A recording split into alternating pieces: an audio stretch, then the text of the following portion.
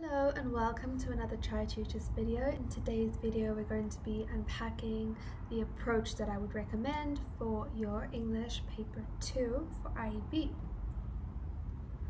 So firstly, understanding the time frame and the mark allocations. We're dealing with a 3-hour paper for 100 marks.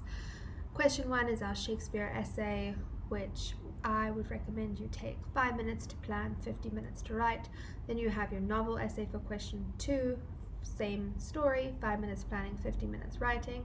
Question 3 is your compulsory transactional writing, 5 minutes planning, 25 minutes writing. Question 4 is your optional transactional writing, 5 minutes planning, 25 minutes writing, and then checking time for 10 minutes. So one of my key tips for this paper is planning, and it is absolutely essential. Even in your reading time, you should be starting to think of how your essay is going to turn out. Please watch my videos on literature essays so that you can understand the process of planning. With IEB, they tend to give you some obscure, enigmatic, puzzling quote, and often the topics themselves are actually quite long-winded, and so people sort of freak out, or they think, oh shoot, I only have 3 hours, let me just start writing straight away. I would highly recommend that you don't do that. Give yourself the time in reading time, give yourself the 5 minutes before you start writing each of those essays to unpack the topic, to understand what the topic is trying to say, what is the question that they're asking. And once you've figured out that question, then it's going to be a lot easier for you to pick out the relevant information from your literature to actually utilize in that essay. So please take the time to plan and practice it before you write the exam, that 5 minutes planning and then 50 minutes to actually write the essay. Because in my experience, when I have the planning next to me, and I always do my planning on my question paper, but you can do it in your answer script as well. Just remember to cross it out afterwards. But if you have your planning, then you literally have a framework, and all you have to do is then go ahead and write in full sentences.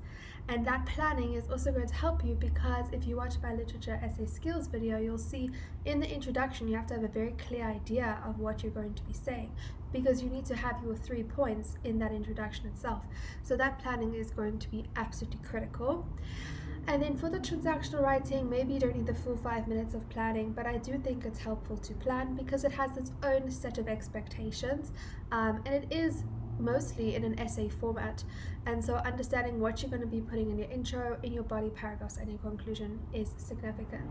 That checking time is crucial because in this paper, all the spelling and the punctuation and the sentence structure, it all counts as part of the rubrics that are used to assess these pieces of writing. So please ensure that you go back, you reread your text very carefully, and you add a comma here, take away a comma there, make sure your spelling's correct, etc. So I've spoken a little bit about it already, but let's talk about literature essays, because you have 2 of those, 30 marks each. So as I said, planning is absolutely critical. Make sure you plan out your different paragraphs so you understand what your argument is. And before even planning out my paragraphs, I would decide what the topic is about, and I would literally write out my argument on my page, on my question paper, so that I understand exactly what I'm writing, what I'm trying to prove. Once again, if it sounds obscure, go check out that other video where I explain what I mean by argument. Make sure your argument is clear in every single paragraph that you're writing. That's significant. And just going back to planning for a second, your quotes, which you've obviously been studying, write those down beforehand. So have them next to you on your question paper. And then as you're writing your paragraph, you will notice where it is suitable to integrate those quotes. What it also does is writing your quotes down, it clears up your brain space so that you're not thinking of remembering those quotes. You have them down on the paper, now you just have to integrate them. Remember your style. You can score big marks with style, or you could lose a lot of marks because of style. So make sure, contractions, don't use contractions, don't use the first person, use formal language, subject, verb, object, use the present tense. Try and integrate your quotes as far as possible. Be confident and assertive in your response. Don't say this may happen, or don't be hypothetical in any way. Make sure you stick to the point, you provide your evidence, you link, you back up everything that you say. Moving on to transactional writing, and here you have two 20-mark questions. I think a lot of people focus on that literature essay and they sort of think the transactional is irrelevant, but it's 40% of this paper, so it is really significant, and it is a lot easier to score better on the transactional, to score well on the transactional than on the literature essays. So really don't discard this. This paper I would definitely go in order for. Do your Shakespeare essay, do your novel essay, and then only look at your transactional writing. So with transactional writing, you need to have a clear shift that happens in your brain from the literature essays to the transactional writing. And that shift is your intention and your purpose of writing these. So a literature essay is very academic. Your intention is to argue a particular point in a very academic, sort of objective manner, and distanced manner. Whereas transactional writing, this is the one time in IEB English where we actually want to hear your own voice. We want to hear your personal voice, your personal opinions on current affairs. We want to see your critical thinking, and we want you to show that it's your thinking. So we want the I, me, my. We want you to be telling us what you think about the world. So it's very different to literature essays. So really make that distinction in your brain as you shift over from the essay to the transactional writing. Remember your 6 formats that you need to know, and then importantly, this is quite similar to summary actually in paper 1, but remember your intention and your audience, because that is critical to understanding the expectation of a transactional writing piece. So if you're writing a speech for your fellow grade 12s, then it's going to be a lot more informal. If, however, you are writing an open letter to the president, then it needs to be very formal, and it needs to be very methodical in how it's laid out. So remember that you're still writing an academic paper, you're still in an English paper, so you can't go too informal, you can't go too crazy with that. But the markers are looking for, has the student really grasped, okay, this is a blog post? Have they grasped that it's supposed to be somewhat informal? Have they grasped the audience that they're catering to? Are they providing decent study tips for a grade 8, or are they providing study tips that are geared towards adult learners? Does it actually make sense but within this particular audience and topic? So keep that in mind. Remember that prompt that they give you, the passage, like it almost like looks like a comprehension text or article. Remember that it's just for inspiration. This is not a reading paper. This is called your writing paper. You do not have to use that. Please do not quote from that. It is just for inspiration. Let's say your topic's on rhino poaching and you don't know anything about it. That little extract is supposed to just give you a taste for what it's about. So it's just supposed to inspire you and get you thinking, and sometimes you have to write in response to that article, but you do not have to quote from it, and you do not have to worry too much about it. Definitely read it, but remember, I want to hear personal voice, so I don't want to just hear what the text is saying. Some general advice is go through some past papers. I know that they change the set works, every couple of years, but go back and see if there are any on the IEB website. You can also look at the supplementary papers. The transactional writing ones, those are really good as well, because you can just see the types of questions that they ask and the topics that you should be aware of. So if you can find your set work, like the Tempest was tested last year, brilliant, go have a look at that, see if you can unpack that. And if you don't have time to write a full essay, just try it in your head, and even on paper, try and plan out that essay. How would you argue it? What would you argue? What quotes would you use to back up your perspective? And also, I'm sure that your teachers gave you some extra essay topics for the new set works that you are studying. Go back to your prelim papers, your June papers, even if you don't have your actual essay, but you have your question papers. Go back, try and plan that, try and see if you're ready, and get into the zone of thinking critically under time conditions. Studying. The general misconception about English is not a studying subject. You need to study your content, you need to study your quotes, you need to be aware of all your characters, all the storylines, all the quotes that you need to be integrating.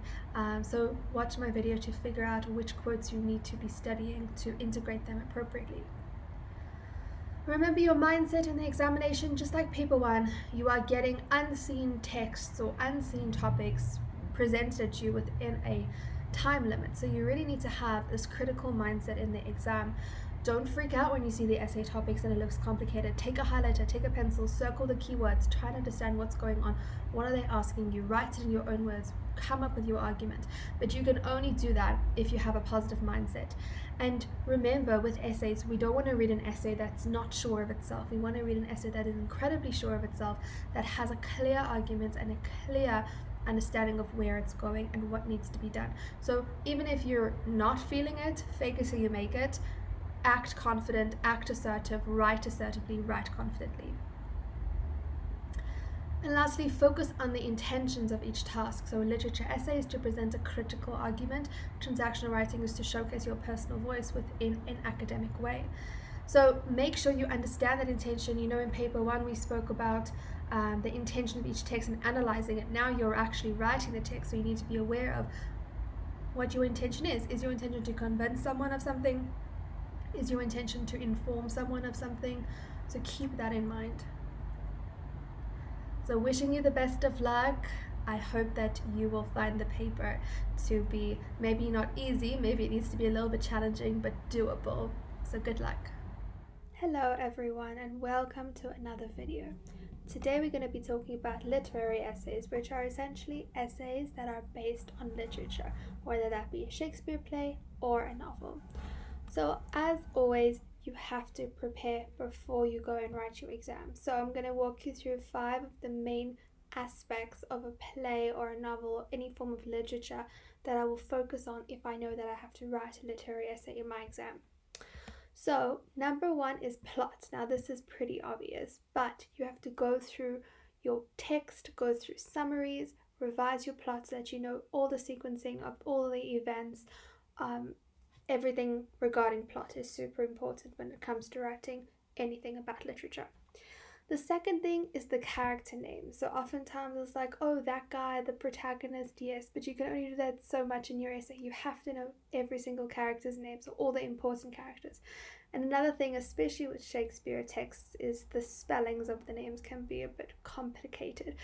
So I implore you to, before your exam, go check the character list at the beginning of the novel or at the beginning of the play and just study those spellings. Also remember, you can't just know the characters' names, you got to know how they relate to the plot. The third thing, which takes a little bit of time, is themes, because this has to do with the analysis of the text. Yes, so you need to go through the text and see what sort of themes crop up. Is it war? Is it love? Is it peace? Is it conflict? All of these different themes you need to analyze and be able to write decent essays on, because it is likely that your literary essay topic will be based on a character or based on a theme. The fourth thing to remember to revise is quotes. So I recommend that you keep a notebook which you fill up with all different meaningful short quotes that you find throughout the text, because it will add so much credibility to your essay if you are able to quote directly from the text. And number 5 is vocabulary, and this is an important thing to have in every single aspect of the English exam, but specifically for literary essays, because you can do so much preparation for them. So go through your text, go through your characters, see, okay, maybe this character is brave. So now go find some synonyms for brave, so that if you ever get an essay question on that specific character, you're not just saying Tom is brave, Tom is very brave. You can say different things using different vocabulary and different synonyms. So now that you've done all that preparation, the day of the exam arrives, and now you need to know what you need to do in order to get those maximum marks. So the first thing that I would highly recommend is planning. Lots of people overlook this. So as soon as they get the exam paper, they just start writing. I would definitely recommend that you plan. So my belief is if you take 5 minutes to plan, it'll actually save you time later on, because what typically happens if you just start writing without a plan is that you forget what you've written before, you forget what facts you've used, you don't have an argument, so then you take loads of time going back and trying to find out what you were actually trying to say. So an important thing here is not to take too much time, yeah? So I would say 5 to 10 minutes maximum you need to take to plan your essay. So once you have the topic, you have to be thinking about it and you have to plan in a specific way. So while you're planning, these are some things that you need to keep in mind. You have to keep in mind the structure, right? So every single literary essay has to have an introduction and it has to have a conclusion. the body needs to comprise of 2 to 3 distinct paragraphs. And when I say distinct, I mean it needs to be based on a specific point. So I don't want you talking about the same thing in every single paragraph. It needs to obviously make sense as one cohesive essay. Yes, so you need to have 3 different points, 1 per paragraph. Then this points back to your preparation, but try and include at least 2 quotes per body paragraph. So sometimes, obviously, it is a bit tricky in an exam to remember all those quotes, but if you continually look at them every single day in the preparation leading up to the exam, then you are sure to remember them. And this is also why I think planning is so important. Get those quotes down on paper. You can just do on the side of your question paper so that you don't have to keep remembering and trying to remember what they were. So just get them down as you get into the exam and you're allowed to start writing. And number 4, this is something that I always have to remind myself, is to only write what the question is asking. So sometimes you do so much preparation for a specific text and you just want to write everything down in 75 pages, all that you know about every single character and every single plot twist. But no, you have to only answer what the topic has asked you to answer. Okay, so now let's get into the actual planning. Now, this is a system that I have used since school and I still use when I write my English essays at university. It is such an amazing system and it is so helpful in planning and in getting your argument across in your essay. And this is the PEEL method. So PEEL stands for Point, Explain, Example, Link. So I'm going to explain that a bit more now. So for every single body paragraph, you need to have a specific point. What are you trying to say? You need to then explain that point in relation to the topic. So why is this point important? Then you need to give an example from the text. And this, I think, is what some people leave out, is they might just get too theoretical. Or alternatively, what people do is they just write about the example. They just tell me the story of the text. And that is not what you need to do in literary essays. So I'm going to show you an example later. But number 4, which is super important, is to link. So some people forget this. You need to be able, at the end of your paragraph, to do a sentence or two that links your whole paragraph to the point of the paragraph, and more importantly, to the point of the entire essay, to the topic itself. So this is how my planning tends to look before I write an essay. Obviously, it's not going to be all neat and tidy in an exam, but if you're going to do this as a preparation task before the exam, writing a practice essay, then definitely try and outline this, right? So you have your introduction, which you don't need a ton of planning for, and your conclusion, but then for every body paragraph, I'll put down my point, my explanation, my example, my link, and then some quotes that I'm going to include. So here's an example. So I've given a very simplistic topic. So this is the topic for the essay. Sarah is an exemplary role model to young girls, right? So the first thing I have to do is I have to come up with my 3 main points that I'm going to put in each of my paragraphs. So why is she an exemplary role model to young girls? Well, she's brave, she's intelligent, and she has good manners, right? So obviously your topics are not going to be as simplistic as this, but this illustrates it well. So now let's say I'm going to focus on the bravery element. Yes, so this is going to be my planning for that specific paragraph. So I'm going to say, okay, my point is that she's brave. Yes. Then I'm going to explain that. So I'm going to say bravery is an important quality for role models to portray, and it is a trait that young girls should aspire to attain. So obviously these are not in full sentences or anything of that sort, because this is just planning. But do you see how I've tried to explain why I'm putting bravery? So it's not just random, okay, I'm talking about Sarah's bravery. No, it's bravery is an important quality for role models to portray, and that is why Sarah is an exemplary role model. So now my example. So this would be straight from the text. So I'm going to say she stands up to her bully and she isn't afraid to use her voice. Yes. So obviously yours is going to be a lot more detailed because you're going to know the text very well. This is just a random made up example. So you're going to give me an example that shows her bravery. And then lastly, you have to link it. So then now I'm linking it to the entire topic as a whole. So I'm saying Sarah's bravery characterizes her or categorizes her as an impeccable role model to young girls. Yes, so I've linked the point of my paragraph and my explanation to the main topic of the essay. So I hope that you paid attention to that, because that is super important, because now we can move on to actually writing the essay. So it's actually quite funny, but when you write a literary essay, for me, so much more effort goes into the planning, into the actual writing. So now I want to talk about the introduction. So there is a sort of formula that you can follow that works perhaps 95% of the time. And so I encourage you to utilize this sort of formula in inverted commas to try and add structure and planning, or not planning, structure and cohesiveness to your essay. So I always like to start off in, and then the author's name, so like in Shakespeare's play, and then give a bit of context that is related to the topic that you have been asked. The next sentence, you have to rephrase the topic. Do not just merely repeat the topic. You got to rephrase it and set out your argument. So if it was like Sarah is an exemplary role model, then I would set out my argument that said Sarah is an amazing role model to young girls. Yes, so I'm going to tell you my point of view from the get-go. Don't leave me in suspense. From reading your introduction, your marker should know exactly what your argument is going to be.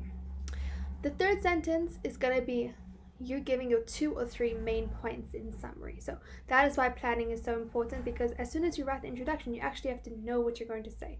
So this would be from our example earlier, like the bravery and the intelligence and the good manners. Yes, so I'm going to summarize that into 1 or 2 sentences so that the reader or the marker knows what is coming.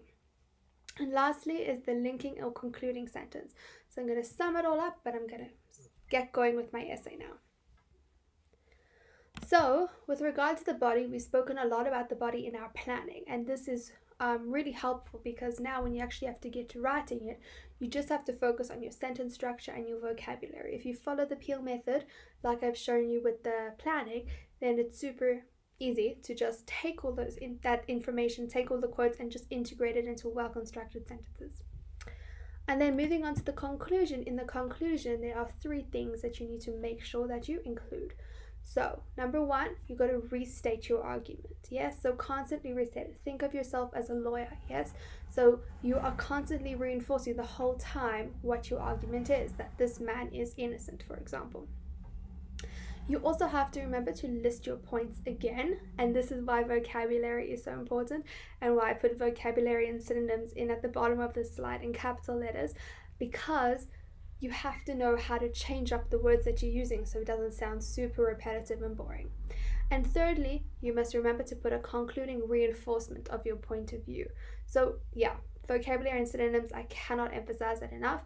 And with regard to literary essays, you can definitely plan for that by making, by using the dictionary in your planning notes, in your summaries, and by researching your characters and finding different words to use to describe them.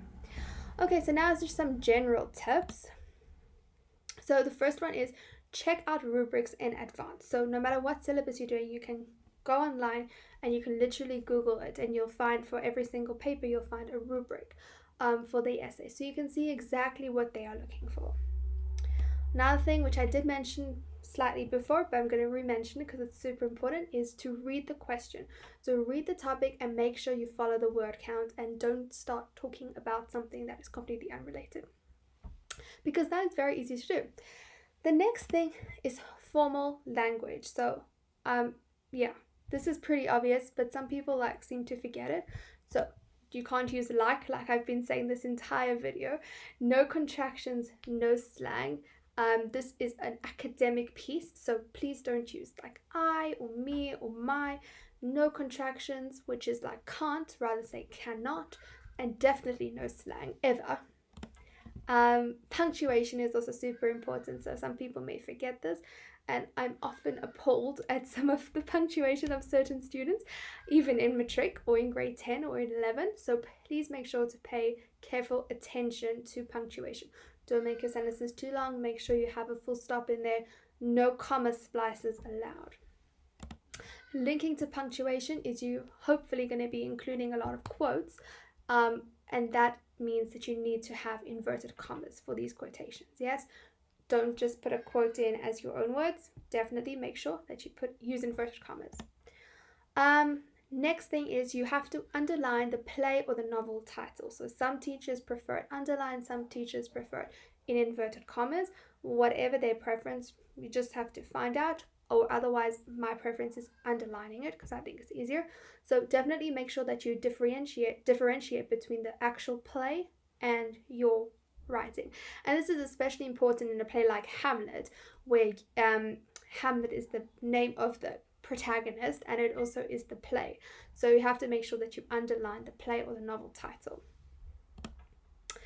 Next thing is to integrate your quotes. So when I say like use quotation, some people will be like, as this character said, dash, and then they do their quotation. No, you must integrate your quotes into your sentences. So for example, Sarah is brave, and I can put brave in inverted commas because that may be an actual direct quote. Yes, obviously yours will be longer.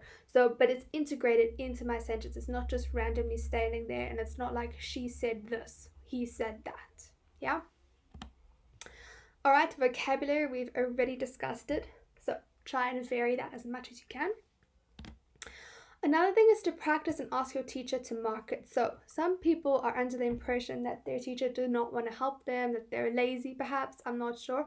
But definitely write essays, send it to your teacher.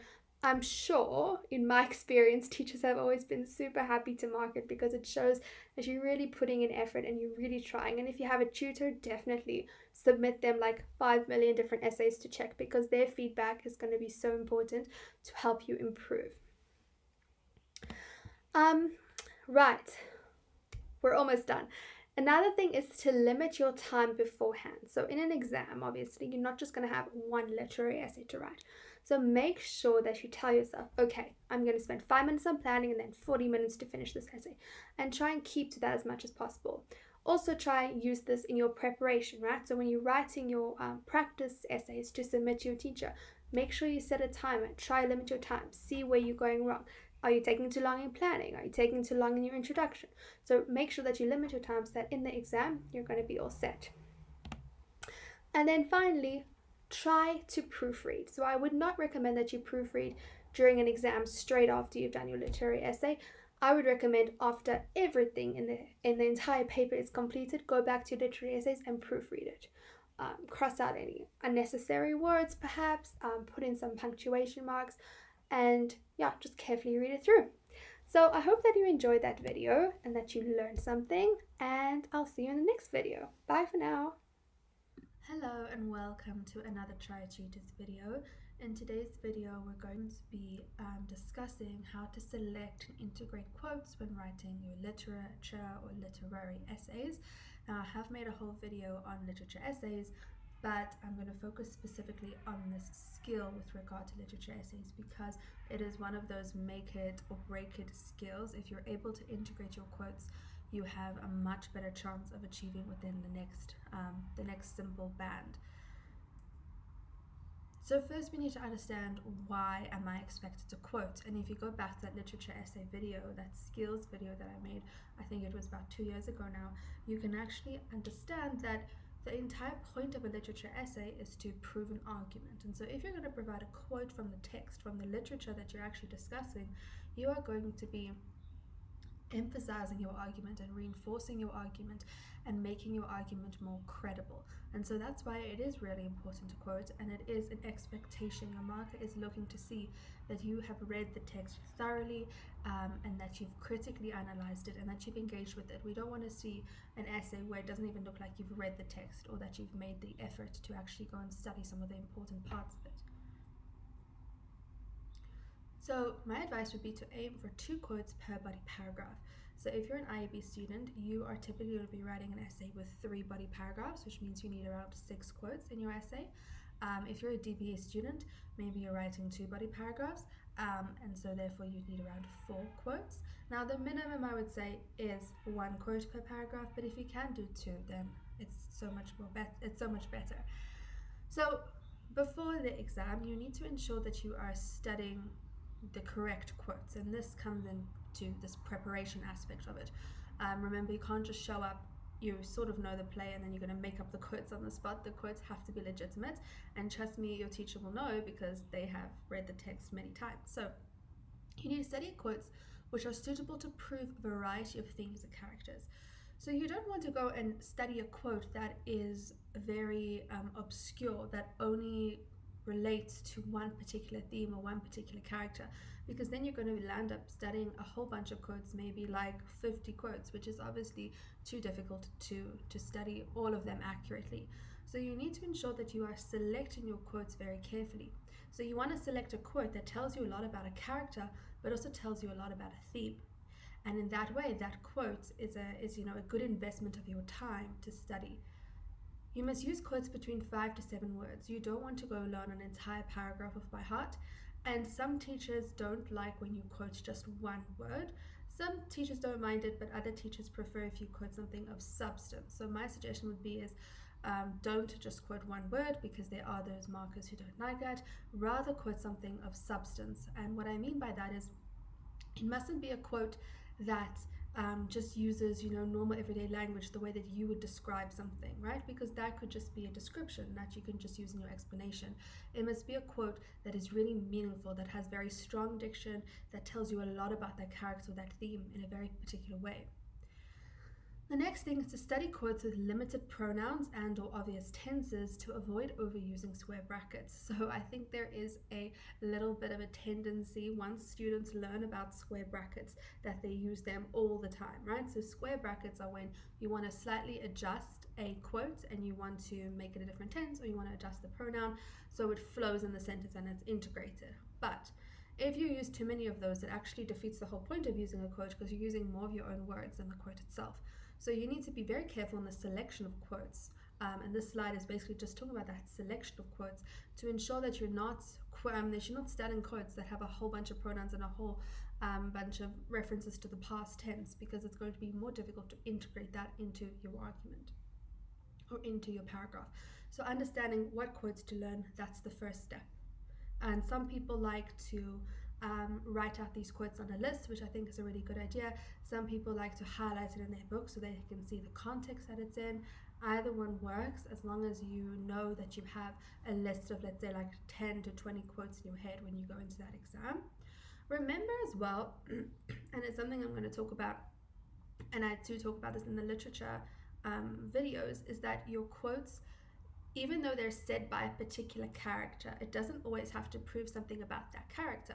So character A can say something about character B, and you can use that quote to elucidate your argument about character B. Also remember that quotes are not necessarily said. Obviously in a play it's all said, it's all dialogue, but in a novel it can just be a description. It doesn't actually have to be the words that someone says. So moving on to actually integrating your quotes. So you need to ensure that this is done really skillfully. You don't want to see in an essay when you're marking it, and you don't want to write it, this quote shows, or I've seen a lot of essays where people just put the quote as a sentence and then they say, this indicates that. No, definitely not. We do not want to see that. We want to see the quotes being a part of that paragraph, a part of what you're saying. So you need to ask yourself, is my selected quote relevant to the point of my paragraph? Is this quote actually doing what it's intended to do in terms of proving my argument, or am I just using a quote for the sake of using a quote? Obviously, we want to ensure that this quote is relevant, that it proves a specific point. And that's why I said you should try and find quotes related to themes and characters and define them in your head. This proves this about this character, this proves this about this theme. Because in the essay topics are usually centered around themes and characters, or themes or characters. So make sure that you select a quote that is really important to relaying that particular point, that it is relevant to what you're saying, and that it's a quote of substance. And then the big question, if I read this sentence aloud, would it be obvious that there was a quote from the play that made an appearance in the sentence? This is an important question regarding the extent to which your quote is integrated. So an integrated quote means that you can read it as part of the sentence, and if I read it aloud to someone, they wouldn't even know it was a quote because they wouldn't be able to see the inverted commas. So make sure that when you are writing your quote in there, that you have integrated it in such a way that you can just read it aloud and it would flow smoothly, right? So it obviously still has to be a quote of substance, and maybe the language would give it away that this is a quote, but the sentence must flow. I don't want to see he said this or this shows that. It must be a part of the sentence. I hope that was helpful. I'll see you in the next video. Hello and welcome to another Tri-Tutors video. In today's video I'm going to be unpacking the section transactional writing with regards to the matric IEB syllabus, so what your expectations are for a transactional piece and how I would approach writing a transactional piece of writing in an exam situation. I would definitely recommend that you watch my video about how to prepare for paper 2 in general, so please have a look at that, and then if you want a more specific guide to transactional writing, then this video is for you. So in your paper 2 for English, question 6, question 7 and question 8 are dedicated to transactional writing. Question 6 is a compulsory question, so you have to answer that question. There's no option. Question 7 and 8 though, you select which one you want to write on, which is quite nice because you get to select the format that suits you better or that you're better at writing. However, they're typically about the same topic or around the same theme or idea. So you get a text and it would be about a theme, and then question 7 maybe is you have to write an editorial, and question 8 would be you have to write a eulogy. So same topic, but you get to select the format that suits you best. It's 20 marks each, which means that it's 40 marks in total, which is 40% of paper 2. So the essays are definitely really important, and you need to start with the essays, but transactional really offers you a great opportunity to up your mark, and it's a whole 40% of the paper, so it is pretty important. And so with each of your transactional pieces, you don't just get, okay, write an editorial on this and this topic. They usually give you a text, which is really wonderful because it allows you to sort of put your mind into that headspace. Often transactional writing questions are based on current affairs or some sort of big issue that we've all sort of encountered and we're all familiar about, but the text offers us a different perspective on that, which leads us into the question. But do keep in mind, this is very different from paper 1.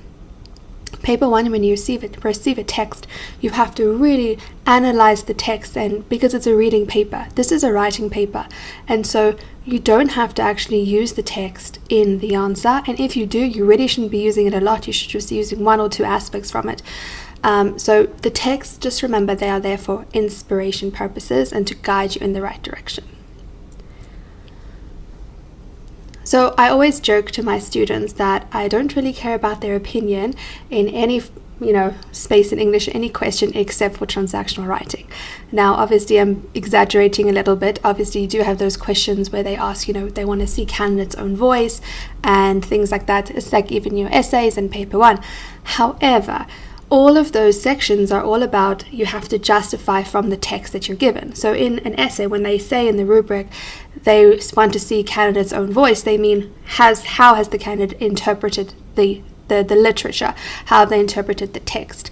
Whereas transactional writing is all about students' personal voice, and it's all about originality. So I actually want to hear from you. I want to hear your personal stories, your personal perspectives. In saying that though, it is still an English paper, and so therefore you need to make sure that you are still justifying and motivating your ideas. So you present your opinions and your thoughts, but it is a formal academic test/examination environment, so you need to make sure that your ideas are insightful and not superficial. Remember that originality is really key in transactional writing, and it's a sort of fun line to balance, because you want to be original in the sense that you want to be authentic and tell a personal story, or not really a story, but have a personal spin to what you're saying. However, you must make sure that it's still relevant to the text. So you need to interpret the topic, you need to be original in terms of what you include. However, you must make sure that it still matches the topic and the task that you have been given. So if you've watched any of my videos, then you know how important I think it is to not just jump into an English question, but to take your time. Obviously, you don't take all your time. You don't have a lot of time in paper 2. But to take a couple of seconds or a couple of minutes to ask yourself some questions, and specifically in paper 2, because theoretically you're only answering 4 questions, right? 2 essays, 2 transactionals. But they obviously are a lot of marks, and it's a lot of time that you're dedicating to that. So take a couple minutes before you start writing to actually plan out what you're going to say and what your transactional piece is going to be about. But in order to plan, you actually have to understand what the marker is looking for firstly, and secondly, what the task is actually asking you of. So there's a couple of components which you're going to get into in the next slides, but just as a sort of preface to that, think about a couple of things as you are studying for transactional, and when you get your transactional task, maybe during reading time, ask yourself these questions. What is the intention or purpose of this piece? Who am I writing to?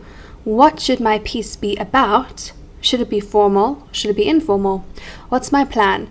And usually for an IEB, the 6 formats that you do have to study, you usually have to follow the structure of an introduction, 2 body paragraphs, and a conclusion. So you need to plan what you're going to put into each of those paragraphs. We're going to get into all of these in more detail, but these are sort of preliminary questions that you need to ask yourself before you just jump in and start writing and it becomes sort of disorganized chaos.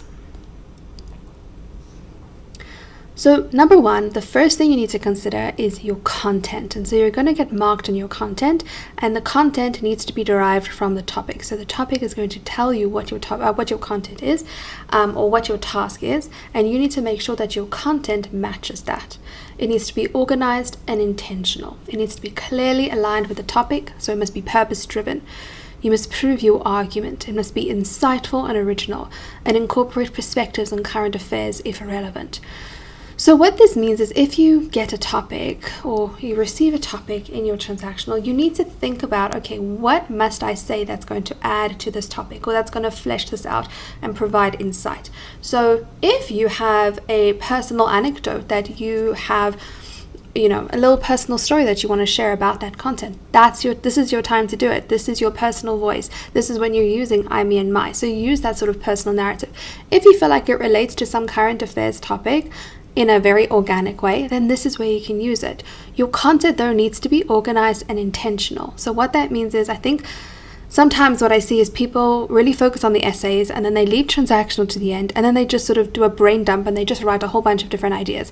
You need to organize what you're going to say. So you need to approach this like a mini essay almost. So you have an argument, meaning you have a task, you have an intention. Once you've figured out your intention, then you can go ahead and you can actually say, all right, so this is going to prove that intention. That's my body paragraph 1. Body paragraph 2, this is how I'm also going to prove that intention. And the conclusion, I say, okay, this is my intention. I hope that I've sort of persuaded you in that way. When we go into the different formats, I'll explain to you more, because every single format has a different sort of intention, and obviously it's going to be linked to different content. The next thing you need to consider, which you don't really have to think about when you're writing an essay, is audience and format, because in an essay, you're writing to your English teacher, you're not allowed to use personal pronouns, you're not allowed to use contractions, you have to be very, very formal. But in a transactional, you are going to get a bunch of different, you have 6 different formats or, styles. And so you need to think to yourself, okay, who am I actually writing to? Because who you're writing to, who your audience is, determines your register and your tone. If you're doing a speech to your peers, then your register needs to be more informal. Yet it must still be proper English. But if you are writing a letter to the editor, your register should be very formal. So you have to figure out your register and your tone for each of the texts, and not even just the text, because you could have a really formal speech or you could have a really informal speech. So it really depends on the content as well, what the task has said. Using the correct formats really leaves your marker with a good impression that you have an organized structure, that you've studied, that you understand what the format is requiring. So So definitely make sure that you study your formats and you put those on the page. I always try and follow the essay structure in transactional writing for IEB, because I feel like it offers the most succinct and sort of clear piece of writing. So using those same essay strategies, but with a twist of you're writing to a different audience now. Perhaps you can be a little bit more informal, you can use some personal anecdotes, things like that.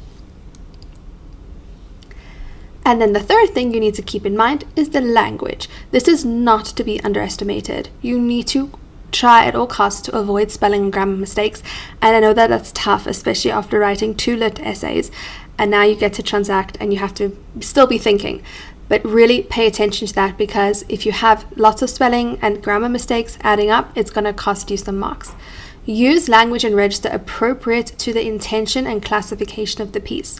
So this links to what we said earlier about audience and about tone and register.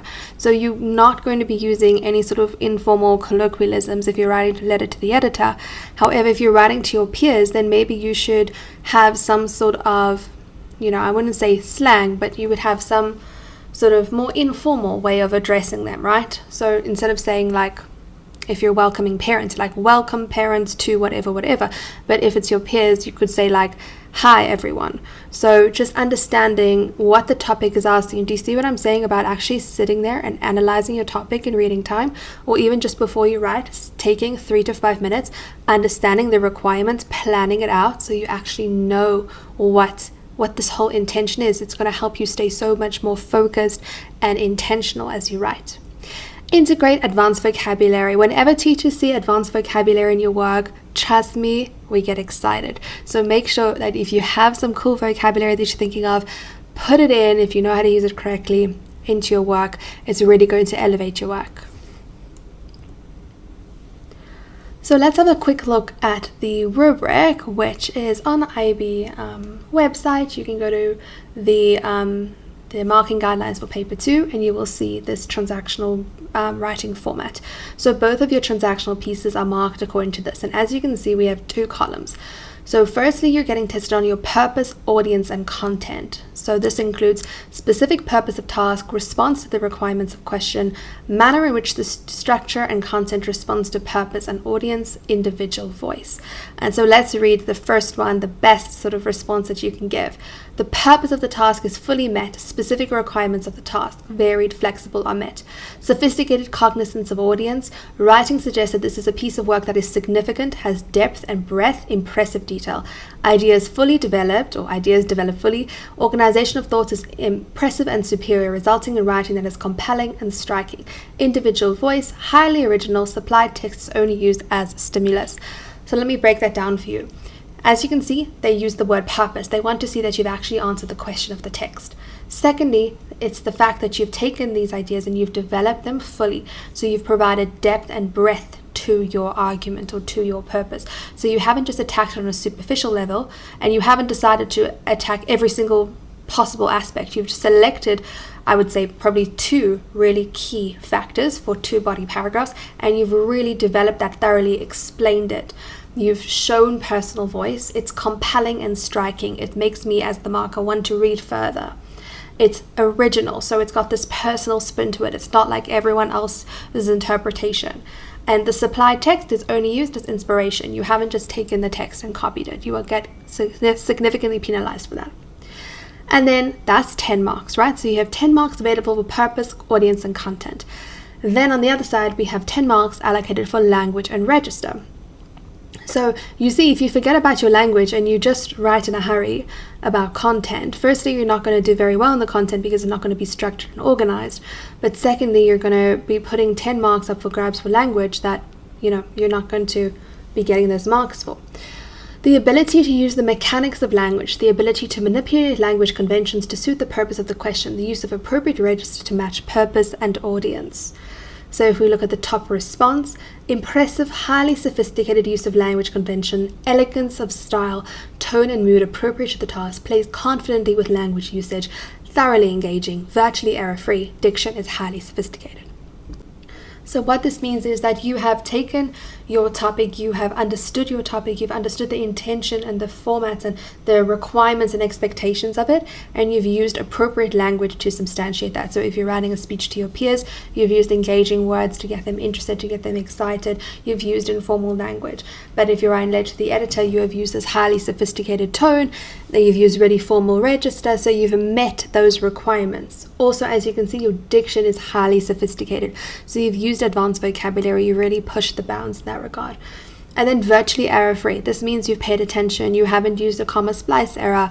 It means you have made sure, capital letters, not writing sentences. I think some students I've seen, they just write one sentence for the whole paragraph. They just use a bunch of commas. No, keep your sentences short, or not short, but of a reasonable length so that it makes sense. And you've it's very, I think with the language, what you should think about is, can my marker easily read this? Because a big thing with language is it often impedes, so it makes it more difficult for your marker to actually understand your content. So sometimes your content can be amazing, but your language is so difficult to read because you have just one sentence as the whole paragraph, or you've overused a certain word when you're repeating yourself a lot. So make sure that your language does not impede your content, that it actually helps your purpose come through. So in terms of sort of the 6 main formats that they typically ask, you have your formal letter or your open letter. So remember, in terms of format here, you need to have your address on the right hand side. Then you have to have the address of who you're writing to on the left hand side. At the bottom of your address, you're also going to have the date. Then you would skip a line and you'd write dear, sir or madam, because a formal letter or an open letter is extremely formal. So you need to make sure you address the person appropriately. They might tell you who you need to address. Then you would skip a line and you would do the heading, which you would underline. So the title of what you're going to say, you would skip a line, and then you'd go into your essay or your mini essay like structure. So I would say introduction, skip a line, body paragraph 1, skip a line, body paragraph 2, skip a line, conclusion, skip a line, and then you'd end off with yours faithfully and your full name to show that this is a really formal letter. And remember, in matric finals, you should not use your own name. You should try and keep it anonymous. So use some sort of common name to end off your letter with. Remember, a formal letter can be a letter to the editor, and any sort of formal letter is directed at a particular person. An open letter is also directed at a particular person. However, an open letter is intended to be read by everyone. So it's something that you could perhaps even post on social media, and you've addressed it to someone specifically. Maybe you've addressed it to the president, but everyone can read it. And so just keep that in mind, the different intentions of a formal letter being directed at a particular person, whereas an open letter still being directed at a particular person, but it is with the intention that everyone's going to read it and sort of understand what you're saying. Remember, the key thing with transactional writing is, and for a formal letter and open letter specifically, is to express your opinions or your ideas in an academic way. So for a formal letter and open letter, I don't want to see any contractions in your language. I want to see very clear stance. In the introduction, I want you to state your purpose for writing this letter. Why are you writing this letter? What is your intention? In your body paragraphs, you need body paragraph 1, you need a distinctive point. Body paragraph 2, you need a distinctive point, and you need to explain that. And so if you want, you could even think of how you would write an essay and use the sort of peel structure. And have your point as the first sentence, and then do your explanations and your elaborations and your examples, and then the last sentence you would link and say, this is why this is significant in this regard. So that's body 1. Body 2, a distinctive point. Don't repeat the same point that you've said, but the point must still match the intention of the piece. And then lastly, the conclusion. In the conclusion, I would, for any sort of piece of transactional writing, obviously you don't want any new information, but you would need to sum up what your intention is, what your purpose is, what your argument is, and if you can, provide some sort of thing for the reader to do afterwards, so to prompt some sort of action. I feel like that's a really nice way to conclude a transactional piece, to really get the person motivated to act upon your request or to act upon what you have asked them to do. So keep that in mind. With regard to the essay-like structure that I keep talking about, I keep saying you need 2 distinctive points. You need body paragraph 1 distinctive point, body paragraph 2 distinctive point, and that is true. Sometimes though, it's a bit difficult to find 2 different points. So then what I would say is try and look at the problem and then the solution. So this is a nice way to view it. So for instance, if you are writing a letter perhaps to your local newspaper, letter to the editor about the impact of load shedding on students.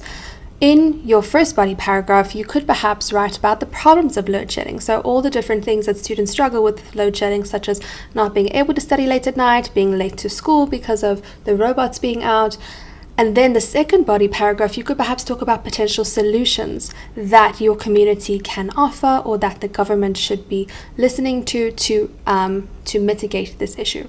So that would be an example of how you could use the problem solution style, still using Peel and still making sure your introduction and conclusion are matching the same expectations as before. Moving on to the email. The email is very similar in intention to a formal letter. Maybe it's a slightly more informal, but it still can be pretty formal. Remember here you have to have 2 you have to have the email address, from, colon, the email address, subject, colon, what your subject, what your heading is. Then you typically skip a line, dear, address whoever, or whomever, skip a line, your intro, body 1, body 2, conclusion, and then you're signing off at the end, your greeting. Email is written to someone specific, so make sure that you make that intention very well known. A speech is a really nice option because there's not too much to remember with the format, but as I said, speech is really variable in terms of being formal or informal. So really have a look at your audience and see who your audience is. So with a speech, it's always nice to give a title to your speech, maybe even say who it's by, and then you do a greeting. In your introduction for a speech, if you can figure out some way to be creative or to catch people's attention, that would be amazing. If you can't, that's okay. Just get straight into the introduction, make it very clear, but you need to try in a speech to make it as engaging as possible. So if you know a cool quote off by heart, or if you want to use some other technique to get people's attention, use that, but don't focus too much on that. Focus more on the writing. I think that's something to remember with transactional writing in general, because this is more writing that we do, that we would sort of do on a daily basis, right? We'd write emails, we'd write speeches like normally, whereas we wouldn't really write essays. We sometimes want to make it more informal, or maybe more like everyday life. But keep in mind, this is still an English test, or it's still an English exam, so it still needs to meet those basic requirements, but it has a little spin of sort of the everyday or realism attached to it. And then you can always end with thank you. A eulogy is a speech that you would say at a funeral or at a memorial service, and typically when the IEB asks eulogy, if you've noticed in recent years, they don't typically ask it for a person, but they'll ask it for an idea, and so it can be a little bit, it's more like, flexible in that regard. So you can really be creative when they give you a eulogy topic that's based on, maybe they're eulogizing an idea or a old piece of technology or something like that. So you can be a little bit more flexible with that and original. So keep in mind that originality is really going to set your transactional pieces apart. A blog is typically informal, and a blog is typically associated, or it's typically directed towards people of your own age. So remember, for a blog, you're going to have a blog name. So come up with a cool name. I always like to use something with alliteration. And then you would actually have the title for this particular blog post. You remember, you need to put a byline, so who it's by, and you can also put the date and time that it was published. And you can end off a blog with a nice little informal thing like "see you in the next post," speaking directly to your readers in that regard. That's also quite nice with transactional writing, is that you're able to speak directly to your audience, whereas in an essay you always have to sort of be sneaky about that, not using any sort of direct pronouns. So it's really quite nice in a transactional writing piece to directly address who you're speaking to. And then an editorial is typically written by the editor of a newspaper or a magazine, and this is about a particular event. It's usually not really an event, more like a sort of current trend or current issue in the media. And remember, the thing with editorials is all these previous ones we've been speaking about, they all use like I, me, and my pronouns. Editorial, you need to use we, because you're talking on behalf of the publication. And so this needs to be extremely formal as well, just like a letter would be, because you are, representing the publication and you're talking about some sort of key, issue. So make sure that this one is extremely formal, just like a formal letter.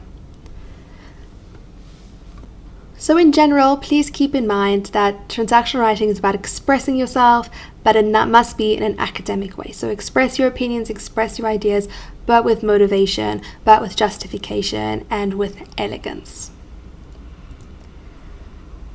Thank you so much for watching. I hope that you found this video helpful. Please remember to like the video and subscribe to the channel, and I'll see you in the next one. Hello and welcome to another Tri-Tutors video. In today's video we're going to be doing an overview of Shakespeare's Othello. So I'm just going to give you a little bit of insight into the characters, the plotline, and the themes involved. So firstly, in terms of our characters, we have Othello, who's our protagonist. He is also the tragic hero in this play. He is married to Desdemona, and he is the Duke's sort of go-to in terms of military general. He is an important general. He is very successful in battle. We then have Iago, and Iago is the antagonist, the villain, in the play, and he is going to attempt to get revenge on Othello. He is a very cunning character, but a very clever character, and he's going to manipulate Othello into ultimately, causing his demise. Rodrigo is Iago's sort of stupid, silly sidekick. He doesn't understand that Iago is manipulating him. Rodrigo is in love with Desdemona, who obviously Othello has married, and so he's going to land up giving all of his wealth away to Iago because Iago has promised to somehow make sure that Desdemona will fall in love with him. He is ultimately betrayed by Iago at the end of the play. Desdemona is Othello's wife. She is Brabantio, there are different versions of this name, daughter.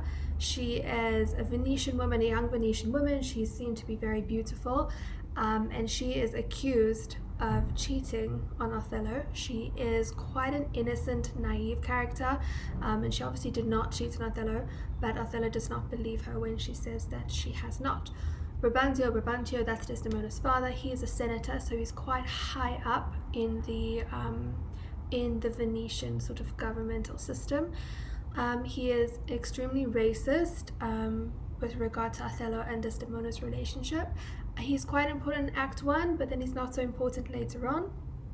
Then we have the Duke, also just important in Act 1 in setting things in motion, because Act 1 takes place in Venice and the rest of the play takes place in Cyprus. So the reason why they go to Cyprus is because the Duke has ordered Othello to go and defend Cyprus against the Turks. Cassio is Othello's lieutenant, so right at the beginning of the play, Othello promotes Cassio over Iago to the position of lieutenant, and this causes Iago to, become jealous and put his plan in motion to destroy Othello. Emilia is Iago's wife. We only really meet her in Act 2.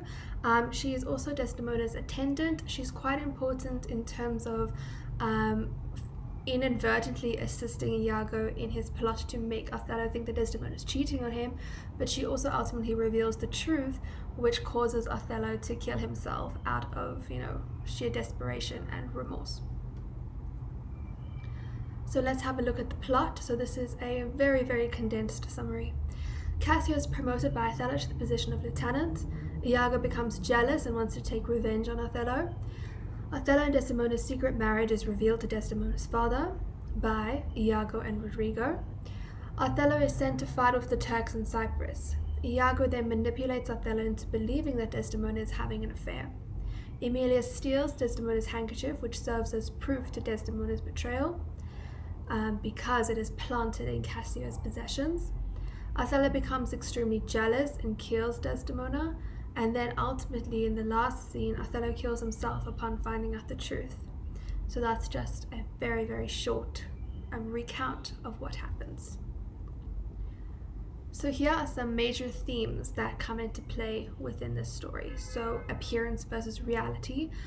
We see this with regard to many of the different characters. How they appear, how they seem is very different to their reality. And the most important one is Iago, because he appears to be on Othello's side. He appears to be a trusted advisor, a trusted friend even.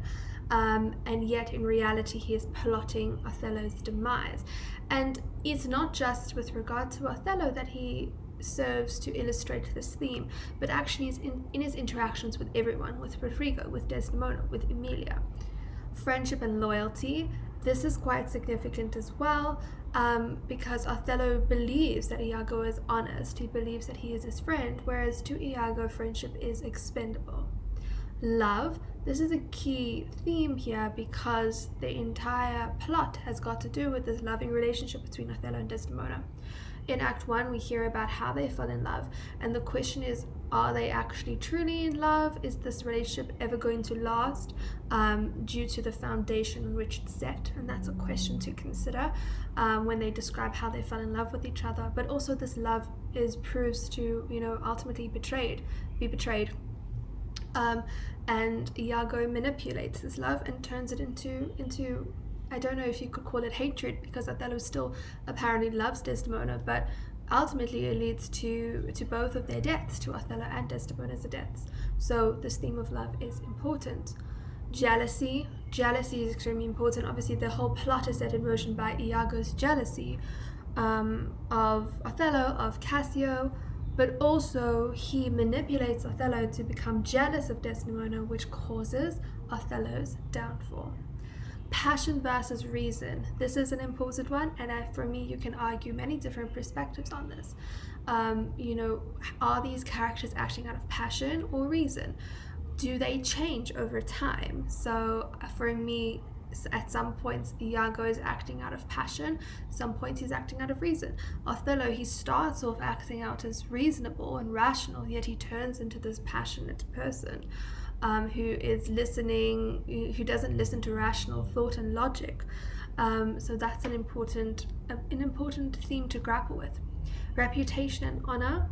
This is incredibly significant with regard to many of the characters. Once again, Cassio has a famous quote where he is absolutely horrified that he's lost his reputation. Iago manipulates the situation and Cassio loses his reputation, and he's absolutely devastated by this.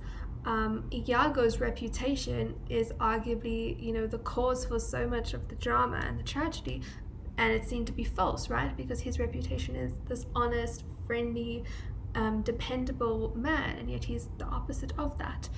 And Othello's ultimate urge to kill Desdemona comes from protecting his own reputation and his own honor, and he can't believe that his own wife would just disregard his honor, his reputation, but also her own by cheating on him. Racial prejudice. Being an outsider, Othello is subjected to racial prejudice in a very alarming way, especially in Act 1 when we have Brabantio's confrontation with Othello, because he's very angry that he has married his daughter, that Othello has married his daughter. Betrayal and trust. This links to that love, the friendship and loyalty, and even appearance versus reality, because it appears that Desdemona has betrayed Othello's trust, but in reality she hasn't, and Othello to an extent betrays her. And then in all Shakespeare's plays we have the theme of fate versus free will. So what happens to a person, or what happens in a storyline, is it because of the character's free will? Have their actions caused this, or is it fate? Was it always destined to be? I hope that video was helpful, and I'll be posting some more detailed videos on Othello in the future. Hello and welcome to another Tri-Tutors video.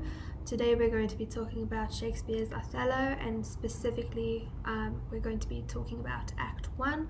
We're going to go through a scene-by-scene plot analysis as well as a themes analysis for this act. Please remember to like and subscribe to the channel so that you can follow along for Act 2, which is coming soon. So Act 1, Scene 1 is set in Venice. Rodrigo and Iago are immersed in a conversation. That's how we start off the scene. Rodrigo is upset as Desdemona is now married, even though he has been paying Iago to secure Desdemona for Rodrigo.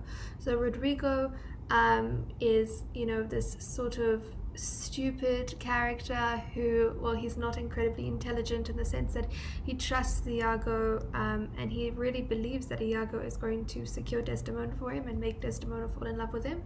I suppose we can't call him too stupid because Othello falls for Iago's manipulations as well, and Iago is merely using Rodrigo's money. Iago is angry though at this stage because he has just found out that Othello has promoted Cassio to the position of lieutenant instead of him. Now, Iago's motivations are going to continue to grow and change throughout the play, so just pay close attention to this, because in every soliloquy that he has, remember a soliloquy is a moment where the character's on stage by him or herself, and we really get an insight as the audience into their thoughts and their feelings, their true thoughts and feelings. And that's quite important for Iago because he doesn't actually reveal his true intentions to any of the characters. He's manipulating everyone at the same time with different narratives and different stories. So pay attention to his soliloquies, and in his soliloquies he's going to keep changing his mind as to why he's doing something. He's a bit of an opportunistic villain. So at this stage it's because of the promotion, later on it's because he thinks that Othello's been sleeping with his wife, later on it's something else. Iago reassures Rodrigo that he hates Othello, And they discuss how Othello the Moor, sorry, there's a spelling error there should be an E for the, has eloped with Desdemona.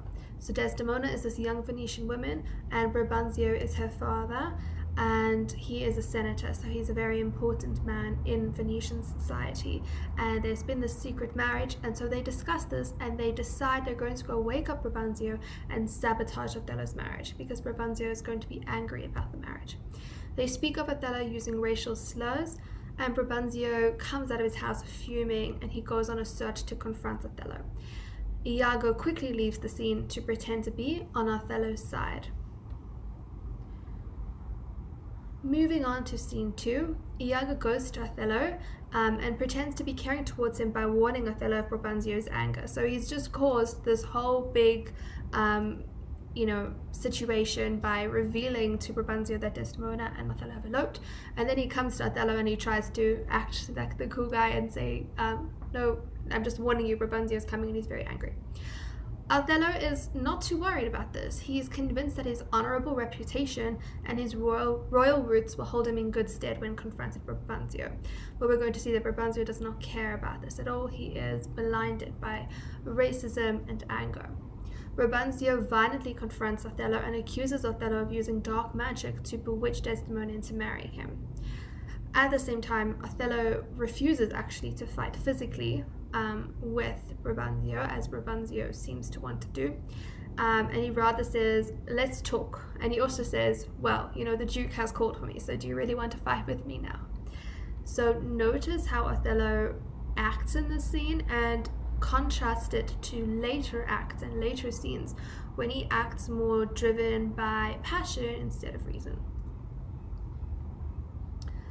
Act 3. So this is where the Duke is now telling Othello what he needs him to do. He tells Othello that a Turkish fleet is threatening Cyprus. The Duke supports Brabantio's anger at first, because Brabantio is a senator and he's very important, so as he walks in angry, the Duke is like, do whatever you need to whoever has offended you in any way. But then he quickly changes his mind when he realizes that Brabantio is angry at Othello because Venice desperately needs Othello's military skills in this battle. Othello makes his defense for marrying Desdemona, and he asks for Desdemona to be brought before her father and the Duke to corroborate the tale of how they fell in love.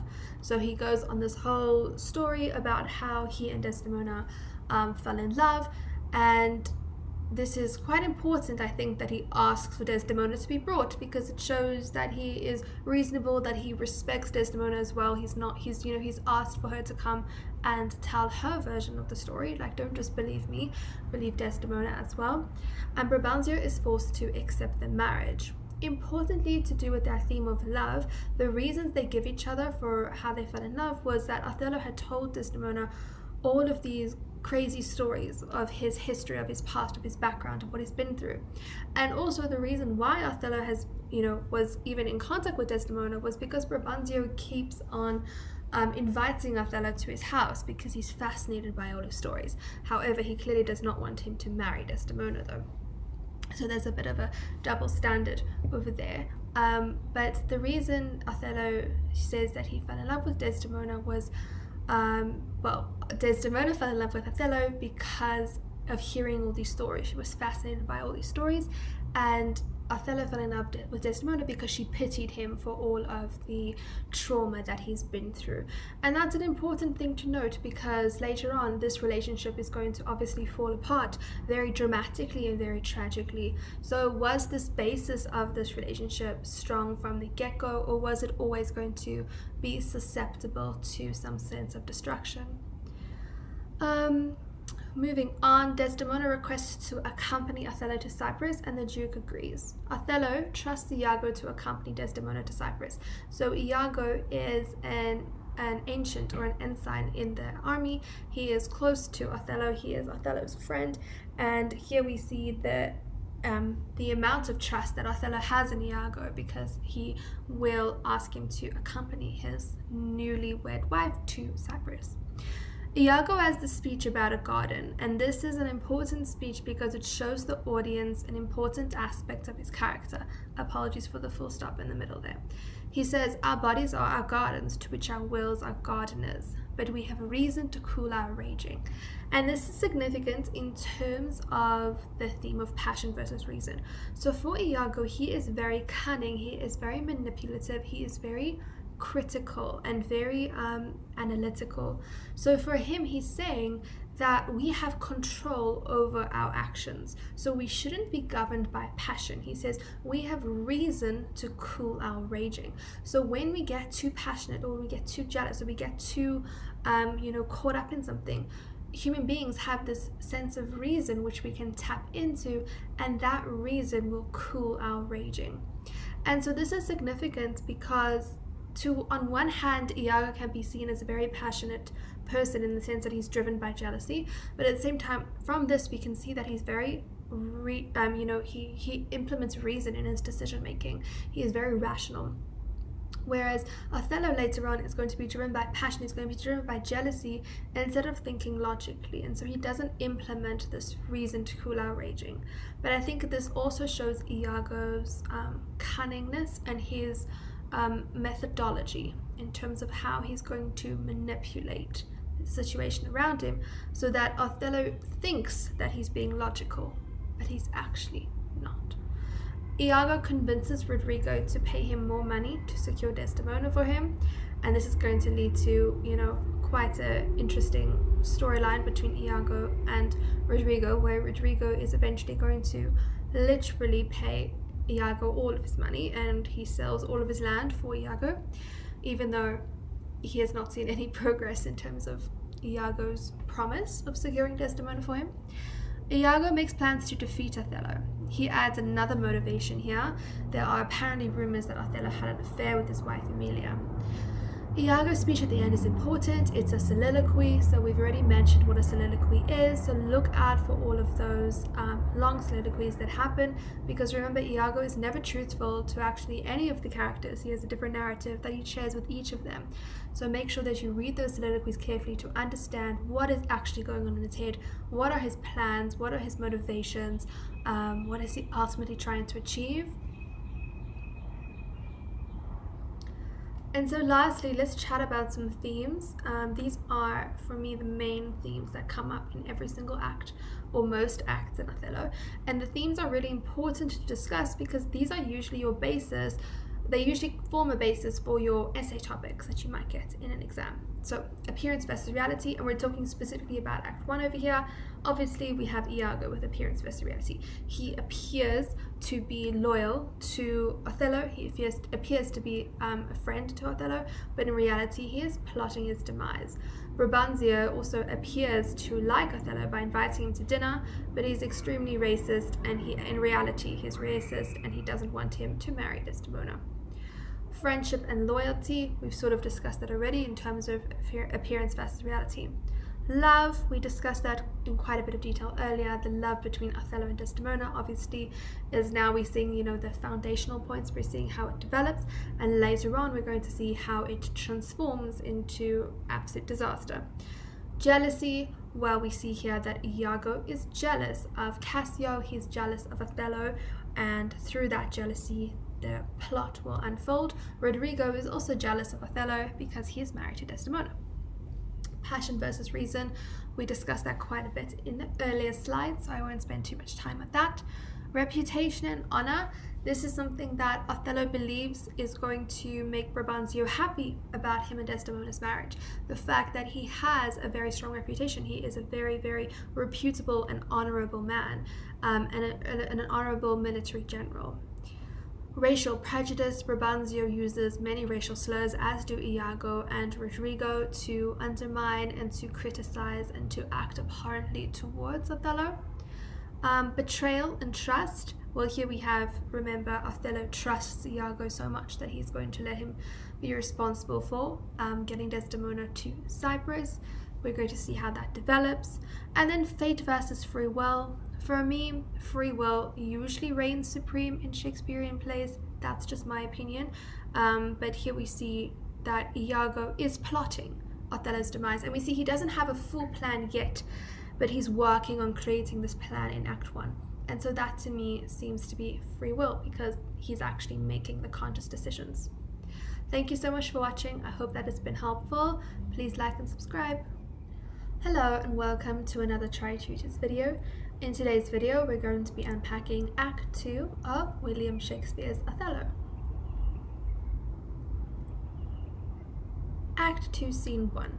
So from this act to the end of the play, we are situated in Cyprus, and this is a marked difference from Act 1, which was set in Venice. Venice is representative of order.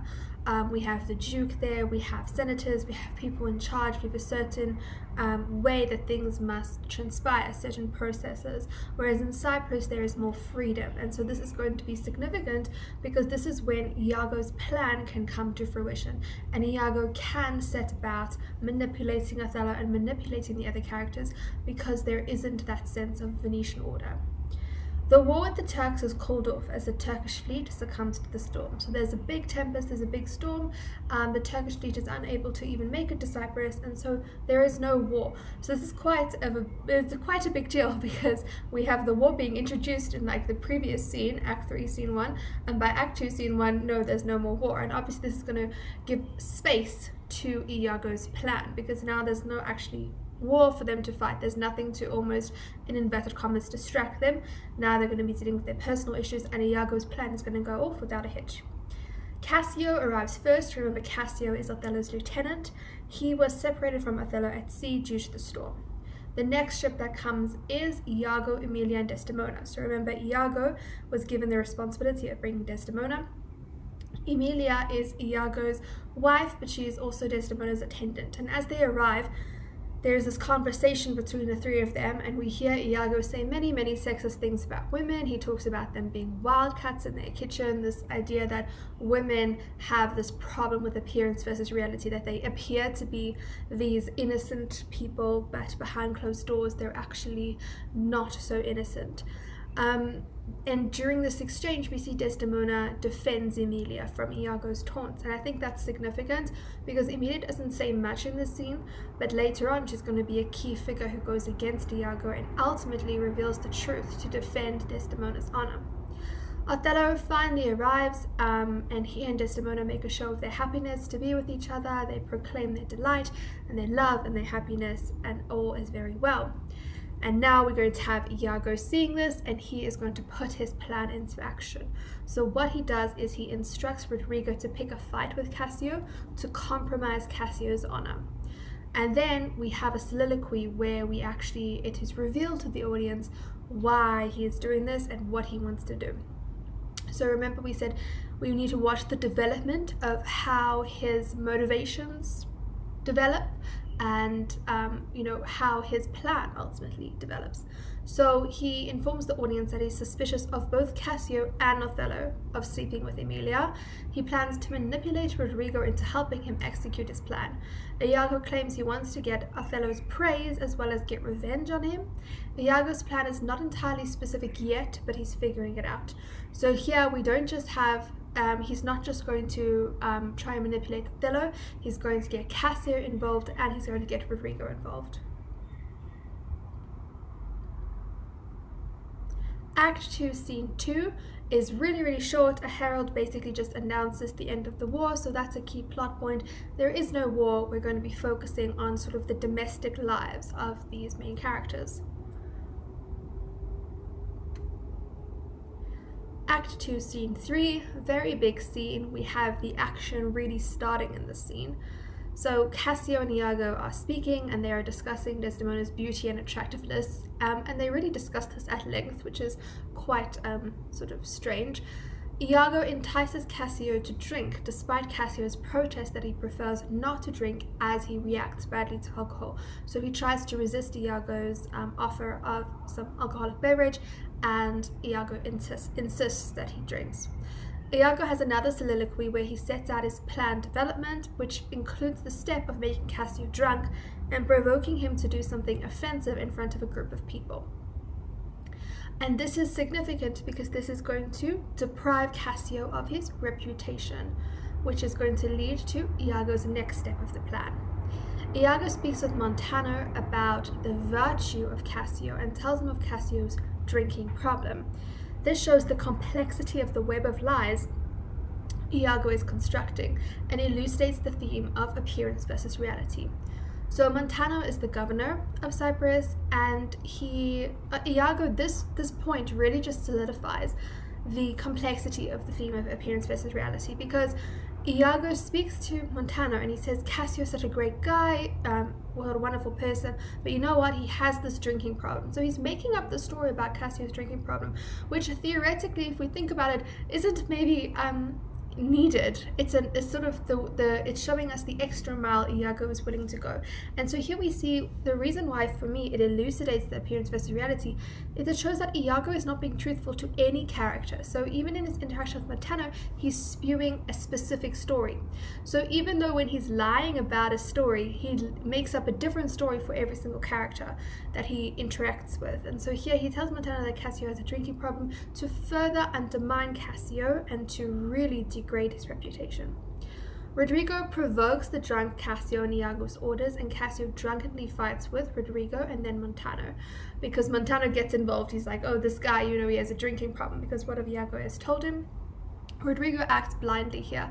He just does what Iago says, and Iago, once Cassio is fighting with Montano, Iago orders Rodrigo to go cry mutiny. So that's a quote from the text. Basically, go and wake up everyone, go tell everyone there's been this fight, there's been this mutiny. And this is all part of Iago's plan to make sure that Cassio's reputation and honor is diminished. Othello arrives and believes Iago's falsified version of events. He trusts Iago to the highest degree. He doesn't ask any questions. Iago tells the story and Othello listens to him blindly. And when you're reading the story of what Iago says, when you're reading this account, just notice how manipulative and how smart he is, the way he does it. He says, I'd rather have my tongue cut out than speak badly about Cassio. And he really, really paints this picture of being this really trustworthy, honorable man who just wants to tell Othello the truth. So he's really, really clever.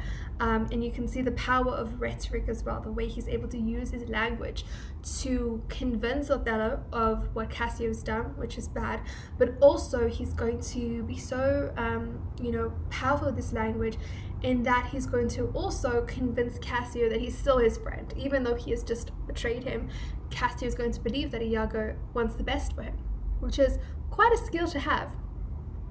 Cassio is demoted and he's devastated at the loss of his reputation. So he is absolutely mortified. He feels like the fact that his reputation has been taken away from him and his job title, that he is, nothing. He has lost an integral aspect of himself. And there's a very good quote for that as well, which I think I put on the very first slide. He says it's like, it's an immortal part of him, and he feels bestial now that he doesn't have his reputation. So this theme of reputation and honor is incredibly significant because he feels like his reputation and honor is what makes him a human being. And so losing this reputation is really devastating.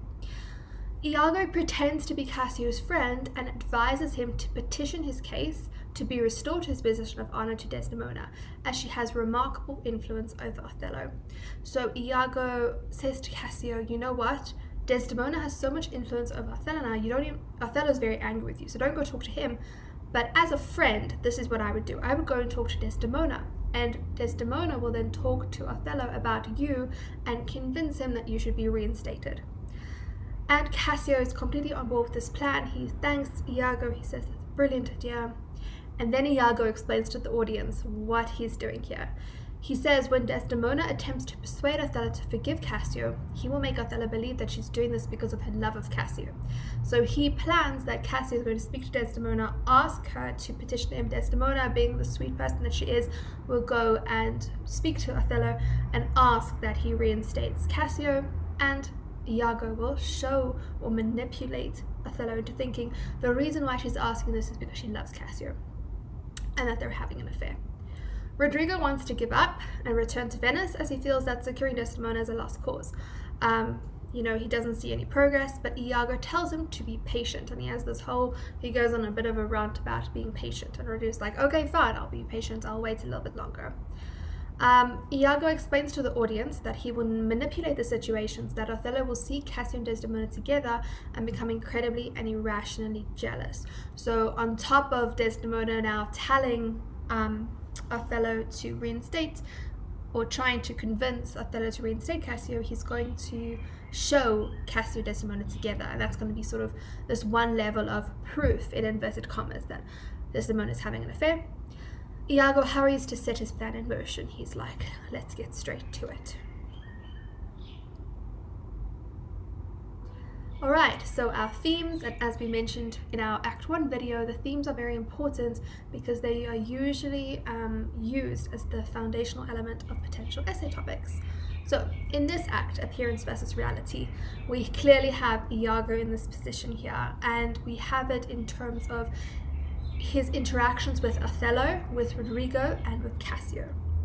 Friendship and loyalty, also really significant and very much linked to appearance versus reality. Othello, undoubtedly and unquestionably believes Iago's tale of events because he believes that he's loyal to him and that he's a friend.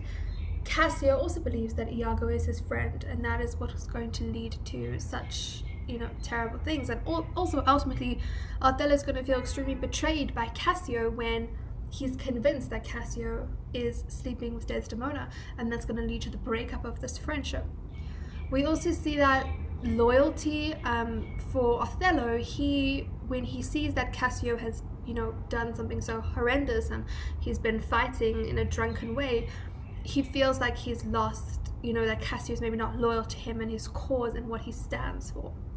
And so therefore he's very strict and harsh in the way that he punishes Cassio. Love, I suppose the love comes in scene 1, but maybe not in scene 3 and the big chunk of Act 2, but we obviously see Desdemona and Othello's love for each other. Jealousy, well, Iago is just driven by jealousy at this point, and his plan is ultimately to make Othello jealous. Passion versus reason, this is really important. In Othello's reaction to Iago's tale about how Cassio drank and how he provoked this fight, I want you to consider whether his reaction was driven by passion, like anger, or if it was driven by reason and rationality. I would say to an extent there is that element of passion there, because he listens to Iago's story. He doesn't ask for Cassio to say anything or to corroborate the story or what actually happened. He listens to what Iago says, and he's very angry. When no one's talking to him, when no one's telling him what happened, he keeps pressing them. And so I think that his reaction is driven by passion in this instance, which is significant because it sort of starts this downward spiral of Othello, the fact that he's feeding into what Iago wants him to do. Reputation and honor, significant with Cassio. Remember, he is horrified that he's lost this integral aspect of himself, but also with Othello, because his reaction to Cassio's betrayal is also deemed to be, related to his reputation and his own honor, because if he's not seen to have punished Cassio for these actions, he's seen to have associated himself with them, which would have ultimately diminished his reputation and honor. So the fact that he acts so viciously or very harshly, and he makes this harsh decree to Cassio, is an act of preservation regarding his reputation and honor. Also, Iago's reputation and honor, because his reputation and his honor is believed. Yeah, it is seen to be, it appears to be the one that should be listened to. And you'll notice throughout the play, everyone calls him Honest Iago, Honest Iago. His reputation precedes him, and he's actually the one who admits that reputation may be false, because his reputation is ultimately false. But for Cassio and Othello, his reputation and honor is such a key aspect of their lives, and this was important in Shakespearean times. It was important, in these old Venetian times as well. Racial prejudice, there's always this underlying racial prejudice when these characters are interacting with Othello, especially when, for Iago and Rodrigo, when they're acting in a they're trying to resist Othello and they hate him. There's always that undercurrent, but the predominant evidence for racial prejudice can be seen in Act 1.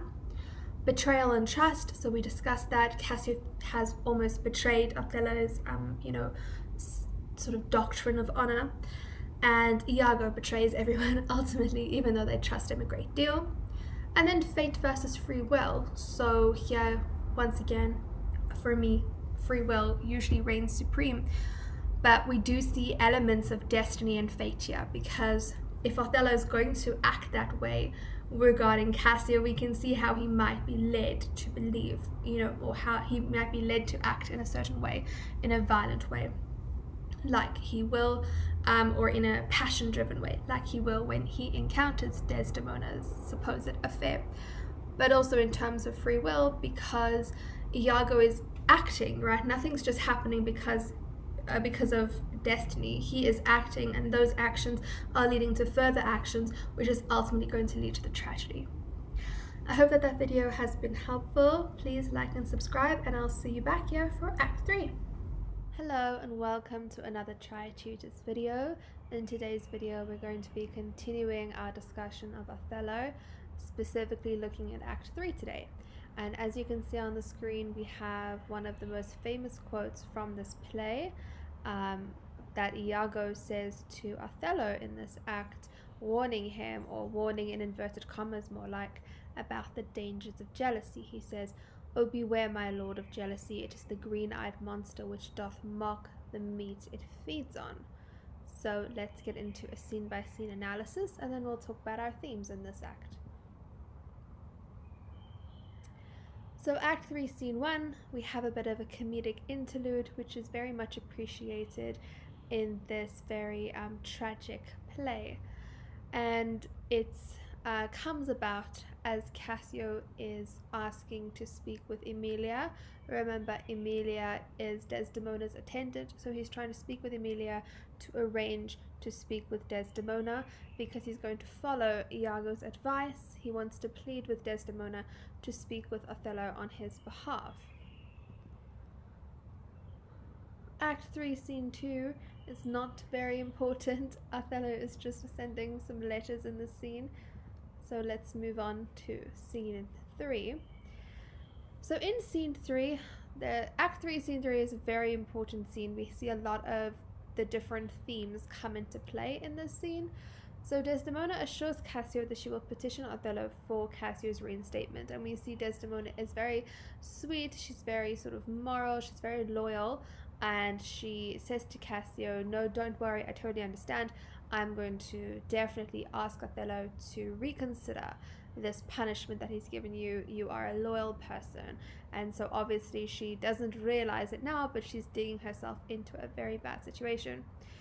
Iago is then talking to Othello, and he draws his attention to the fact that Cassio and Desdemona are conversing alone, which obviously was his plan all along. And as they're walking by, he's like, "Oh, look, Cassio and Desdemona are sitting together."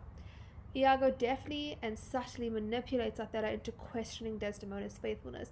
And if you read this part, if you're going to read any part of the play in a lot of detail, I would highly suggest this particular scene, because the way Iago manipulates Othello is so masterful. He doesn't actually say anything. He just says something between the lines, and then he gets Othello to say the actual thing for him. It's absolutely remarkable. It's sort of this masterclass in manipulation, in the power of rhetoric as well. Othello and Iago discuss that appearance should equate to reality, yet it is not so. So there's a lot of, as I said, the discussion of themes here, and not just the themes coming into play, but Iago and Othello literally discuss so many different themes in an overt way. They are literally discussing appearance versus reality, and Othello is sort of wistfully wishing that appearance equated to reality, which we obviously know it does not.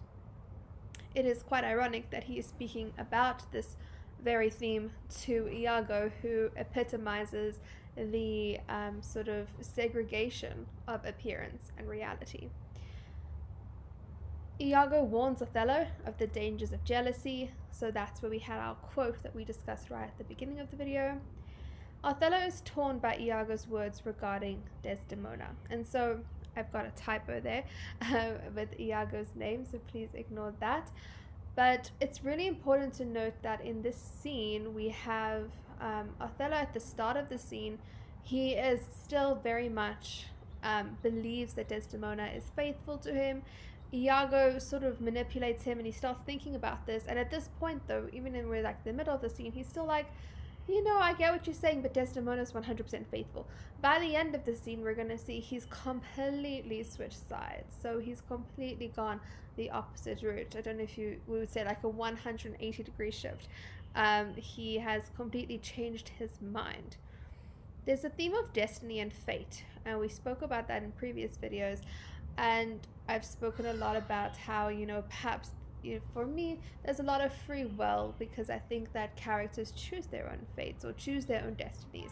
But here we have this theme of destiny and fate because Iago has expressed doubt in Desdemona, and we're going to see that the ending of the play is now predetermined because Othello is not going to be able to get this image out of his head.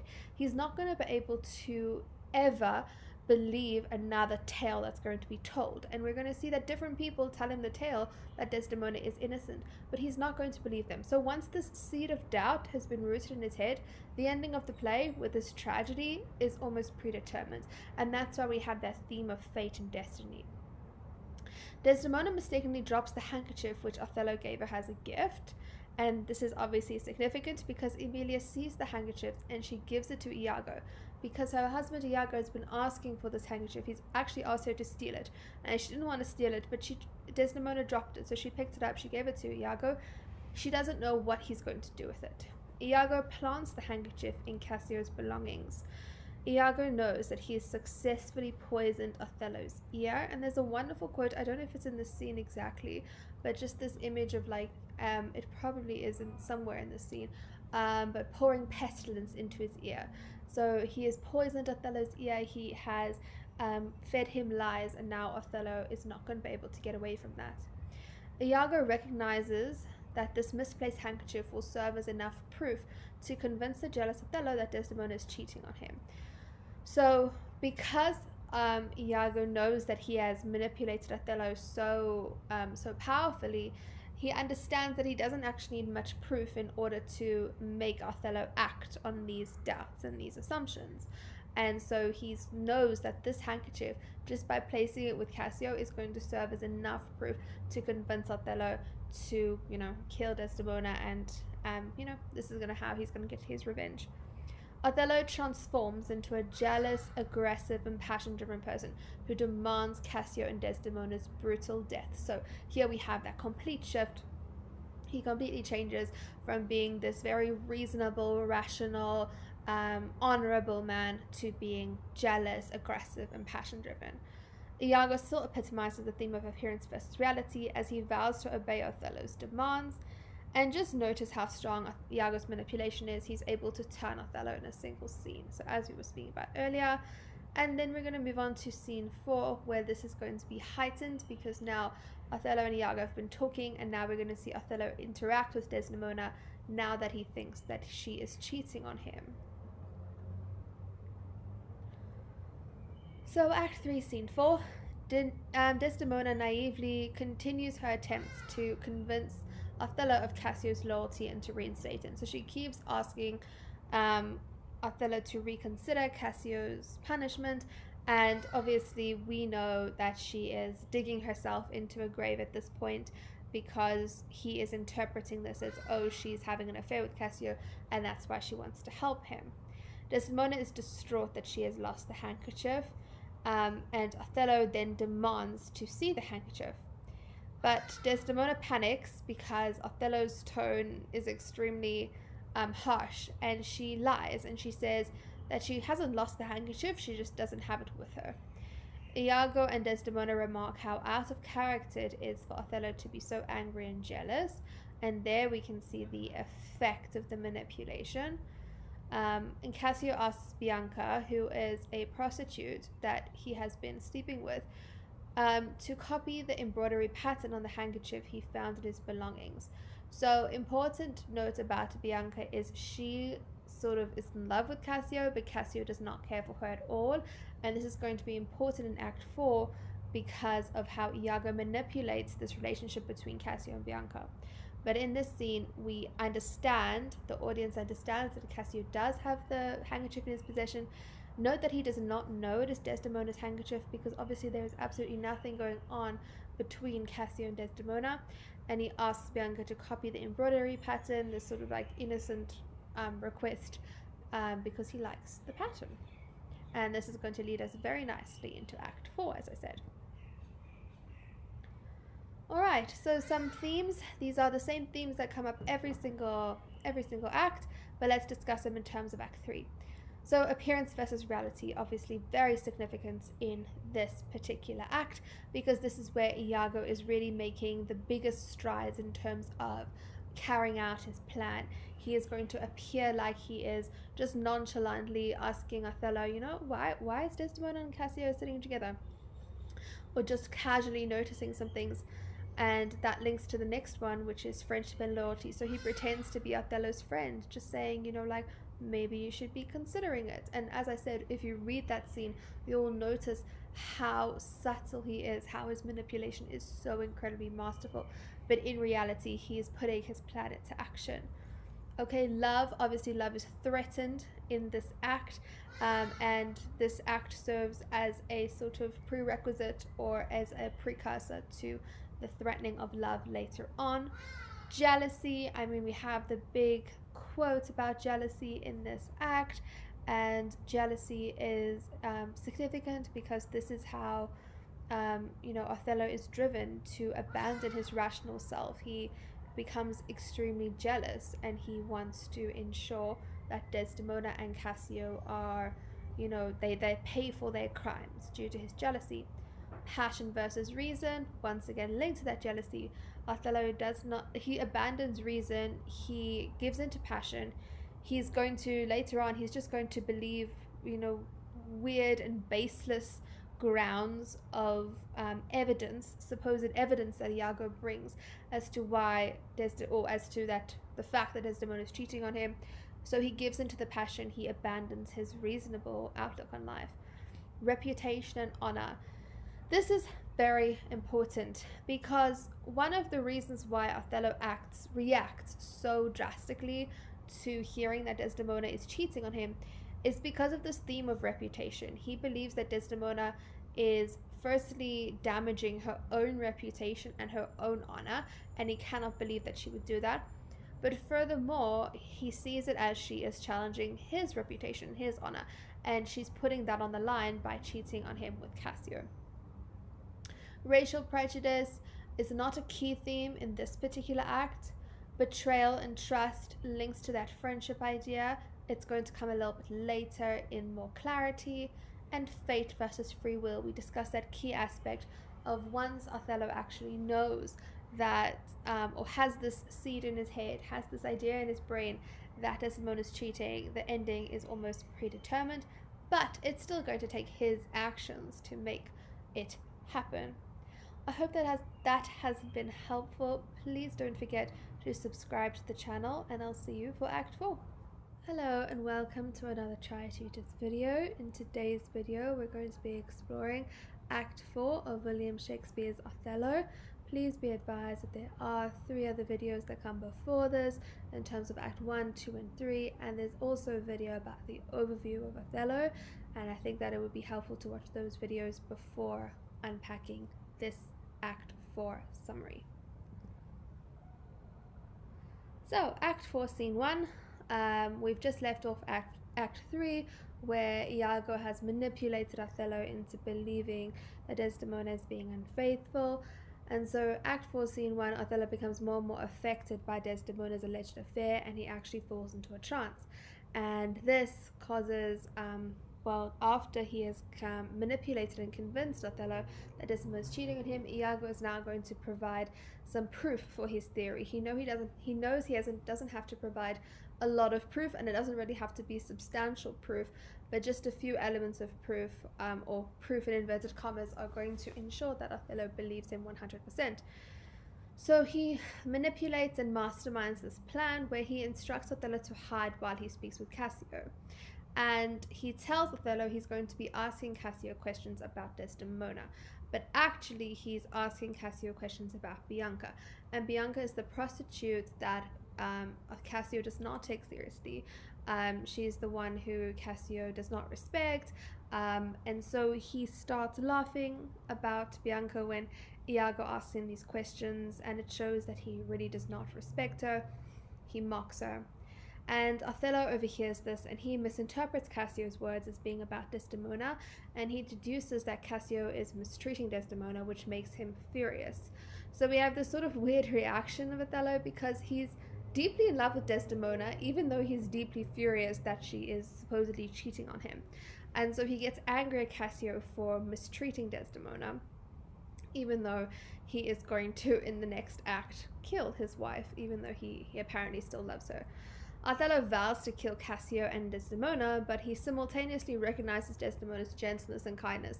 So he definitely is, set on killing Cassio because Cassio is sleeping with his wife apparently, and also is mistreating Desdemona and talking badly about her, not respecting her. And he also wants to kill Desdemona, even though he recognizes that she's so gentle and she's so kind and she shouldn't be mistreated. Iago makes a suggestion that Othello strangles Desdemona instead of killing her with poison. Lodovico arrives from Venice. So remember, if we go back to cast our minds back to Act 1, Scene 1, we started off in Venice there, and in Act 1, Scene 3, Othello is sent to Cyprus to deal with the attack of the Turks, which never actually happened. So they're still in Cyprus, and Lodovico arrives from Venice, and he has instructions from the Duke which says that Cassio is to be made the governor of Cyprus and Othello is to return to Venice. And in this exchange, Desdemona is there, and Othello hits her. He strikes Desdemona. And this is a critical point in terms of the theme of violence, in terms of the theme of passion versus reason, but also in terms of the theme of reputation and honor, because Lodovico has just come from Venice. He hasn't seen Othello's rage sort of unfold. And he questions Othello's reputation, and he says it's nothing like the behavior he would have expected of Othello. He says that actually no one in Venice would believe that Othello would do such a thing to his wife because of his reputation being so stellar. If we move on to Act 4, Scene 2, Othello confronts Emilia, who is Desdemona's attendant, and he inquires about Desdemona's activities. And Emilia passionately confirms that Desdemona is absolutely innocent, that there's no reason to believe that she is being unfaithful in any way, shape, or form. Othello confronts Desdemona, and he demands her to confess all her sins. And Desdemona pleads her innocence, and she says that she has not done anything. But Othello does not listen. He is convinced that she is guilty. And this goes back to that point where we said this theme of fate or destiny, because now that Othello has this inkling that she might be cheating on him, he's going to take that as fact, and he's not going to believe anything. So sort of Desdemona's fate is predetermined. Fate is predetermined in that moment in Act 3. And we see here Emilia is going to say Desdemona is not being unfaithful. She's innocent. Desdemona is going to confess her innocence, but he will not listen. Iago and Emilia comfort Desdemona, who is deeply upset by Othello's accusations and temper. So Othello accuses her, he's very angry, and he storms off, and Emilia and Iago come and they comfort Desdemona. Iago, obviously this shows our appearance versus reality theme very clearly. And as they're talking, Emilia comes to a conclusion that someone must have manipulated Othello into believing this untrue narrative, which of course she has deduced this correctly. This is exactly what's happened. She just doesn't realize that it's Iago at this point, but soon she will. Then we have Rodrigo popping up again. Rodrigo confronts Iago about how he has given Iago all his money, but Iago has failed thus far to secure Desdemona for him. So if we recall, Rodrigo paid Iago a lot of money, and in this scene actually it's somewhat comedic but somewhat sad, where he says, I've sold all my land. He has literally given Iago all of his money because Iago has promised that he hates Othello very much and that he will help Rodrigo to get Desdemona for him, which obviously hasn't happened. And so Rodrigo says to Iago, hold on a second, I feel like I've been taken advantage of. I've given you all my money. I'm going home now. Like, you have betrayed me. You have not helped me in my quest. But Iago is such a master manipulator that he turns it all on Rodrigo, and he somehow convinces Rodrigo to assist him in killing Cassio. He makes up a whole story about how Cassio is standing in the way of him and Desdemona getting together, and so now he must help him in carrying out his plan to kill Cassio. And we obviously know that Iago has no intention of coupling Desdemona and Rodrigo together, but this is his ulterior motive. He needs to get revenge on Cassio. He needs to get revenge on Othello, and in order to do that, he is going to get Rodrigo to assist him in killing Cassio. If we move to Act 4, Scene 3, this is a scene between Emilia and Desdemona, and so the image on the very first slide of this video shows a production of that. Emilia and Desdemona talk about the types of women who cheat on their husbands. So this is almost a little callback to Act 2, where Iago, Emilia, and Desdemona are talking about women, and here Emilia and Desdemona are talking about, have affairs and being unfaithful, and they're talking about the types of women who would cheat on their husbands. And we have a very sort of revealing moment, because Desdemona says that she would never have an affair, like at any point, for any reason, and that's almost this, this crippling tragedy, is that Desdemona's been accused of this, and her personality is that she would never do such a thing. Whereas Emilia says that she might have an affair for certain reasons, and she brings different reasons as to why she might have an affair. And ultimately Desdemona bids Emilia good night, and the next time Emilia will see Desdemona is on her dying, as she is dying, on her bed after Othello has killed her. So if we talk about our themes, some key themes in Act 4, obviously appearance versus reality. Iago is fooling everyone. He's fooling Emilia, he's fooling Desdemona, he's fooling Othello, Lodovico. He is, he has a narrative to tell to every single person, and he appears like he's on Othello's side when in reality he's not. Appearance versus reality, we can also look at Desdemona in this case. So in this instance, to Othello, she appears to be guilty of cheating on him, but in reality she is not. I mean, the proof in inverted commas points to the fact that she is, but she's really not. Friendship and loyalty linking to betrayal and trust, because we can see this with Iago and Rodrigo. Rodrigo believes that Iago is his friend, when in reality he's not. He's just using him, and he is ultimately going to betray him in Act 5, Scene 1.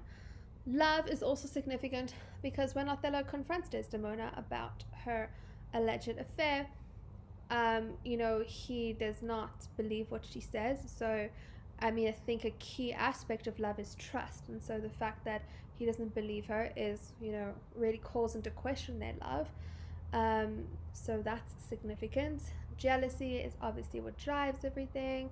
Passion versus reason, that's incredibly significant, because Othello, we see him acting more passionately in defense of his reputation and honor. And then the fate versus free will, that we can point it back to Act 3. Is this fate or is this free will?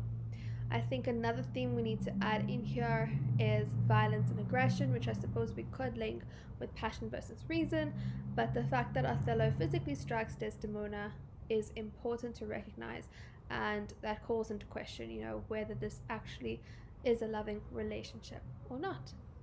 I hope that has been helpful. Please don't forget to subscribe to the channel, and I'll see you for Act 5.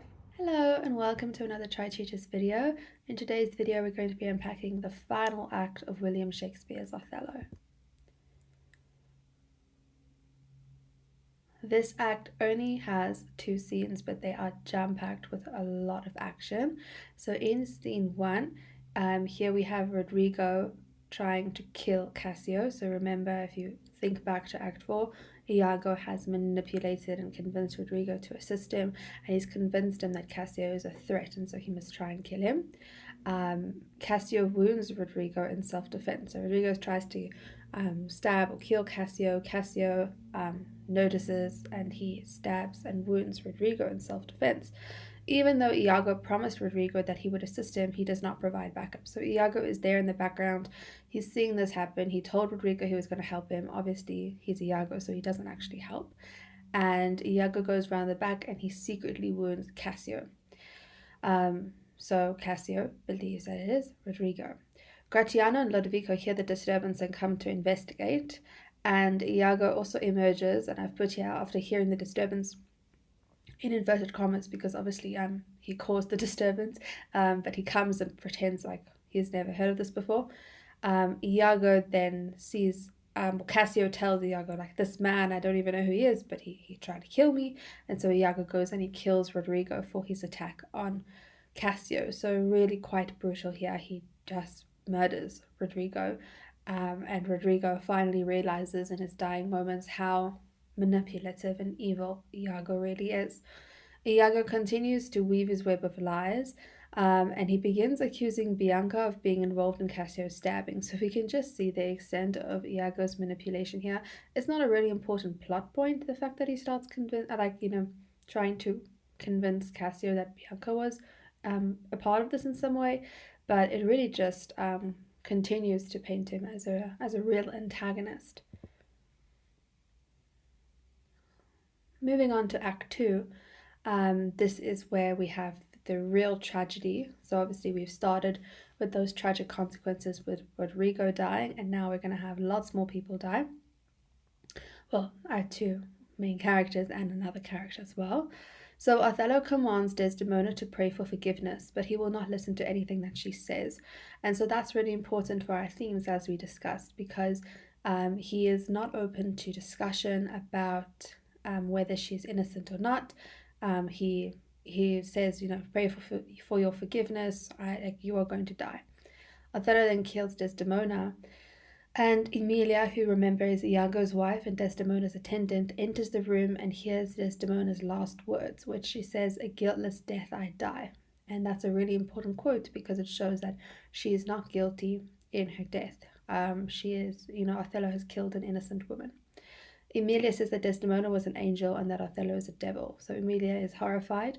Remember that Othello actually came to Emilia earlier and asked him if Desdemona was truthful and, faithful to him, and Emilia said yes. And so she's really devastated by Desdemona's death.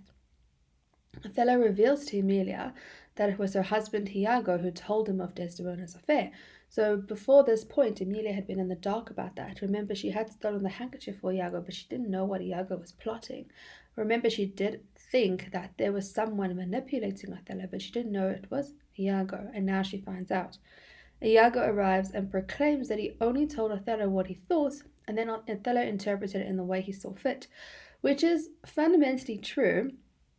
If you think back to, Act 3, Scene 1, where we spoke about Iago being extremely manipulative and very subtle in this manipulation. So he doesn't say to Othello outright, "Look, Desdemona's having an affair," or "I would watch Cassio and Desdemona closely because they're having an affair." He just says, "Observe her well with Cassio." He just says, just my thinking, like it's just for my own thoughts, nothing else. So he's quite true in this regard, in the fact that he tells Othello what he thought, and Othello then took it upon himself to interpret it and to go all crazy and, choose passion over reason. I mean, obviously you can contend that and say that, Iago was intentionally manipulating Othello, which is true, so you can spin it the other way. But I would say, based on the evidence, this is quite a true thing, and Othello has taken it out of proportion. Which Iago knew he would, but Othello still was the one who took on what Iago said. Emilia tells the truth of Iago's plan and how she stole the handkerchief per his request. So she's trying to defend Desdemona here, trying to show Othello what an evil thing he's done, and she starts professing the truth. And Iago tells her to stop speaking. She doesn't. She continues to tell the truth, and Iago then kills Emilia. So that's very dramatic as well. He kills his own wife. The characters then finally recognize Iago's villainies. They finally recognize, after all this time, everyone's calling him honest Iago. Finally, they're like, okay, he's actually not so honest and truthful and good. Othello then tries to stab Iago, but Iago does not die. And while they're standing in this room, Othello calls for Cassio, and he asks Cassio for his forgiveness. Othello then asks to be remembered, which was the quote on the very first slide here. He asks to be remembered in a fond manner, in a favorable manner, because despite what he's done to Desdemona, the rest of his life has been honorable, and then he kills himself. And that is the end of Othello. So just like in any Shakespeare, we need to ask the question, well, not any Shakespeare, but a Shakespearean tragedy, which Othello is definitely a Shakespearean tragedy. We need to ask, is our main character, is our protagonist, is Othello a tragic hero? So a tragic hero is a protagonist who is very honorable, who has a good reputation, who's noble, and yet they have one fatal flaw. They have one form of hamartia, one fatal flaw that leads to their demise. So Othello definitely falls into this category because his one fatal flaw is his jealousy and his easy trust of people, which takes this honorable man and turns him into the shell of his former self, where he is, killing his wife and doing terrible things and having terrible thoughts. So I would definitely argue that Othello is a tragic hero. And with a tragic hero, it's very important, if you get an essay about it, to talk about how Othello was before and contrast it with how he was after. So tell me how before he was noble and reputable, and use all those quotes to back it up, and examples in the sense that he was asked by the Duke to go and lead the army in Cyprus. That's a very honorable man. And then at the end, how he turns out to be incredibly, violent and not wicked, but he goes very violent and aggressive, and he does not represent his honorable personality. He's lost his honor, and he's a desperate plea at the end to protect that honor again. So here are our themes again, the same themes that have cropped up in every single act. So appearance versus reality. Obviously here we have Iago. He appears to be this honest man, but in reality now we finally figure out the rest of the characters finally see in reality he's a villain. Friendship and loyalty. I think we can see this in a positive way with Desdemona and Emilia. They really are loyal to each other. They really have this very strong connection and friendship, and Emilia dies trying to tell of Desdemona's innocence. But then you also have the counter to that, which is Iago and Othello, and also Iago and Rodrigo. I mean, Iago manipulates them both. Iago betrays them both. Love, that goes back to that question that I posed right at the beginning in Act 1 about the ways or the reasons that Desdemona and Othello give for loving each other. Is that really substantial? What does love really mean? Because clearly that love didn't last very long, and clearly it has its limits. Jealousy, obviously Othello's driven by jealousy in his action to kill Desdemona. Passion versus reason, we also spoke about this, in that Othello acts on passion rather than reason. He doesn't think it through, he doesn't think rationally, he just acts out of passion to kill Desdemona, to try and restore his reputation, which ultimately undermines it. Reputation and honor, there we spoke about that again. So here we've seen that Iago's reputation is false, that maybe we should call into question this whole idea of reputation. But we also see how important reputation is, that Othello's final words are, don't remember me as this, remember me as how I used to be. Remember me as this honorable person. And so we can see how important legacy and honor are. Racial prejudice, it's always present by the fact that they keep calling Othello the Moor, as though that is his entire identity. So that's always present throughout the play. Betrayal and trust, we discussed that when we spoke about friendship and loyalty. And then fate versus free will. So that's obviously significant as well.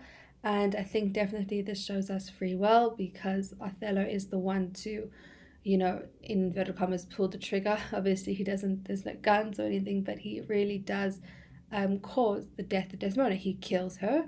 And so that to me shows a sense of free will. And the fact that he wants to preserve his legacy and he commits suicide, that's also a form of free will. He chose to enact those actions and to make those decisions. I hope that this has been helpful. Please subscribe and like the video. Hello and welcome to another Tri-Tutors video. In today's video we're going to be analysing some important quotations from Act 1 of William Shakespeare's Othello. Now the reason why quotations are so important is that we need to be able to select the right quotations, that we can study the right quotations in order to integrate them into our literature essays. Quotes serve the function or serve the purpose to provide evidence for whatever we say. So we need to have quotes in our arsenal for every major theme and every major character, so that whatever we're saying about that character, whatever we're claiming about that character or that theme, can be backed up with evidence. We're going to go through the different quotes now, and you'll see in brackets I've put which character has actually said this quote. Now, that doesn't mean that that quote applies to that character. So Iago may say something, but it could actually work when proving something about Othello or something about Cassio.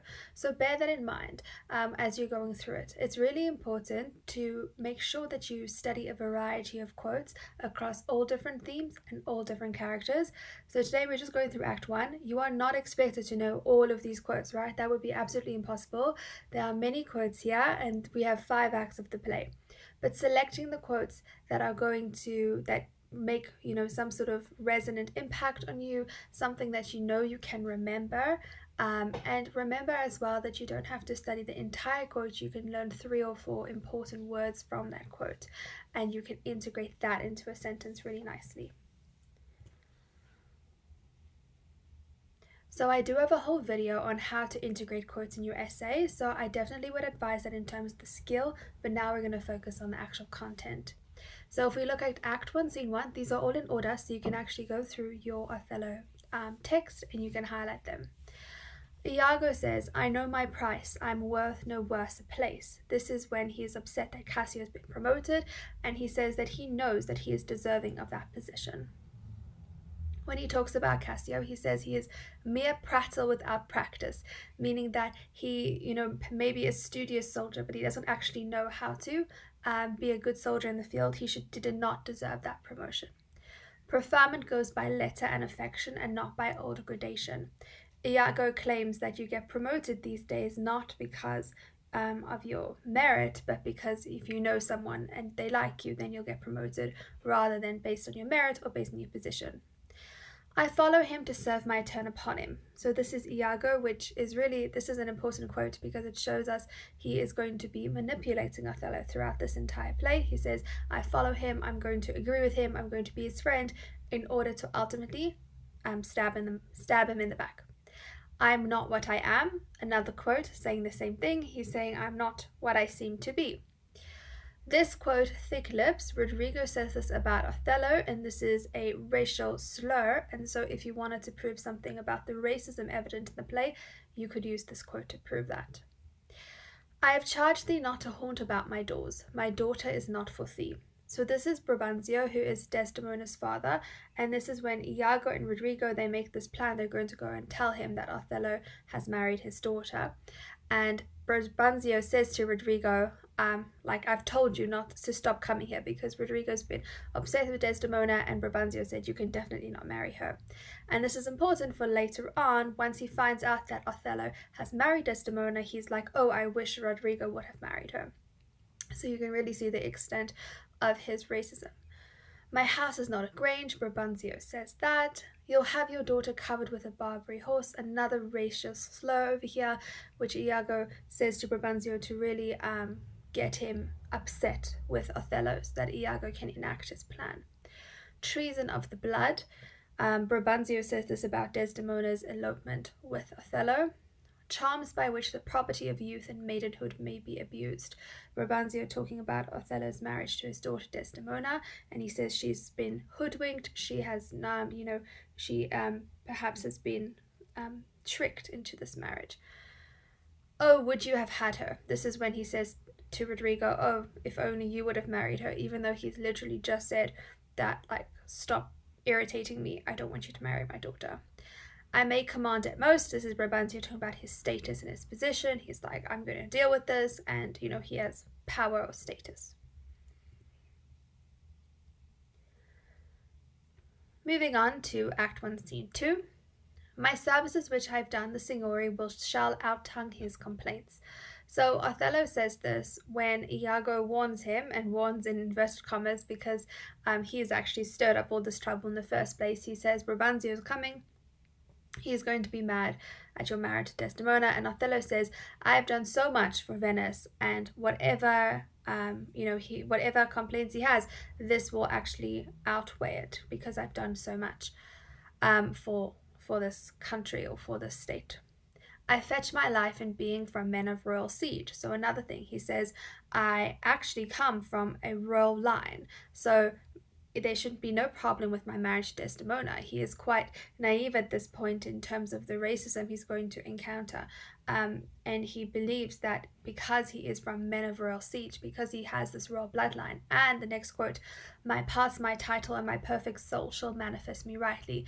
Othello believes that he is actually suitable for Desdemona because of all of the things he's done for Venice, because his roots or his background is is from a royal place, but he doesn't anticipate that Brabantio is not going to care about any of that. By Janus, this Iago says to this Othello, and this is a Roman god who is the god of duality, and so this is a really nice addition by Shakespeare over here, because by referencing the god of duality, it is foreshadowing how Iago is being, this dual character, how he's saying one thing but he's actually meaning another, and how he is pretending to be Othello's friend when he's really not. He comes to bad intent, Iago warning Othello, once again warning in inverted commas.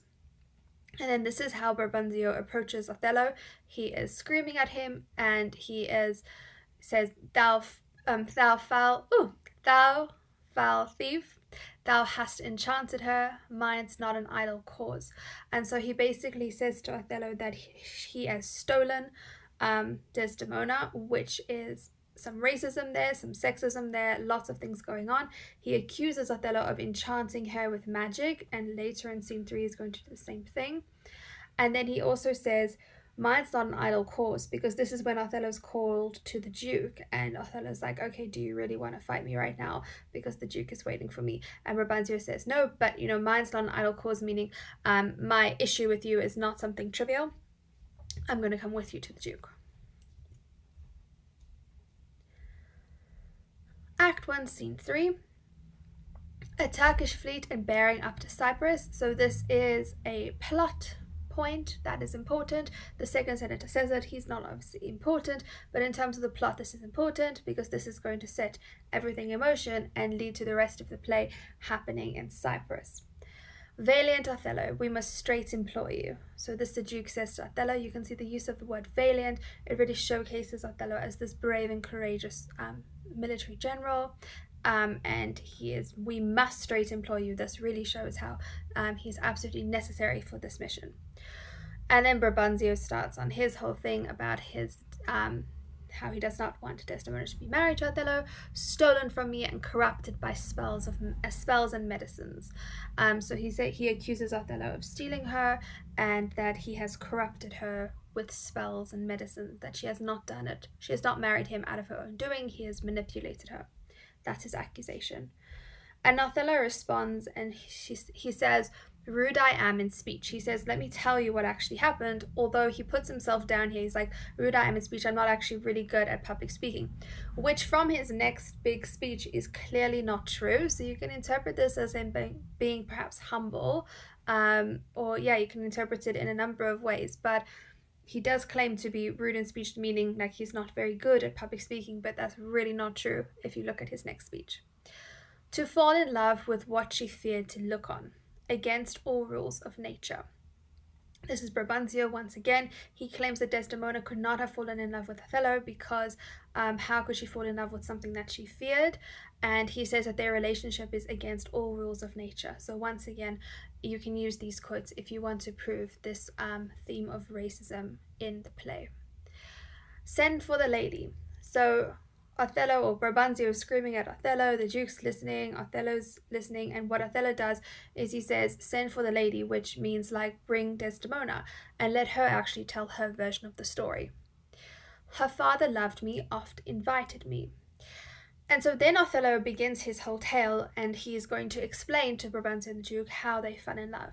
And what's really interesting is you see the sort of double standard that Brabantio has, because the reason why Othello and Desdemona fell in love with each other, or why they even knew each other, was because Brabantio invited Othello often to his house.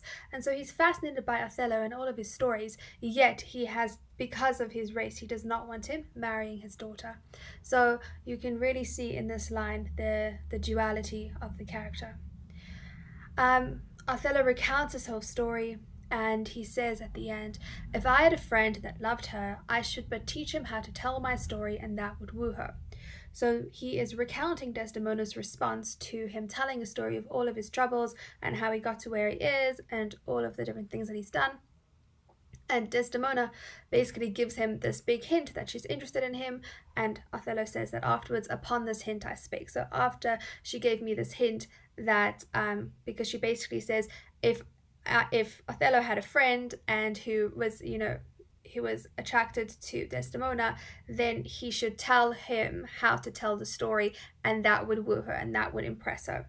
And so upon this hint I spake. So upon hearing this, Desdemona clearly is interested in Othello. Othello acts on it and speaks with her. And then this is a really important line. He says, this is his reasoning for why they fell in love. "She loved me for the dangers I had passed, and I loved her that she did pity them." And so this is important because if you know the rest of the play, then their relationship is going to come under a lot of scrutiny, and it's going to ultimately end up not being very solid. And so to understand the foundation of the relationship and their definition of love is important. So the reason she fell in love with him because of all the things that he's accomplished, all the dangers that he has mitigated in his life, and she fell in love with him because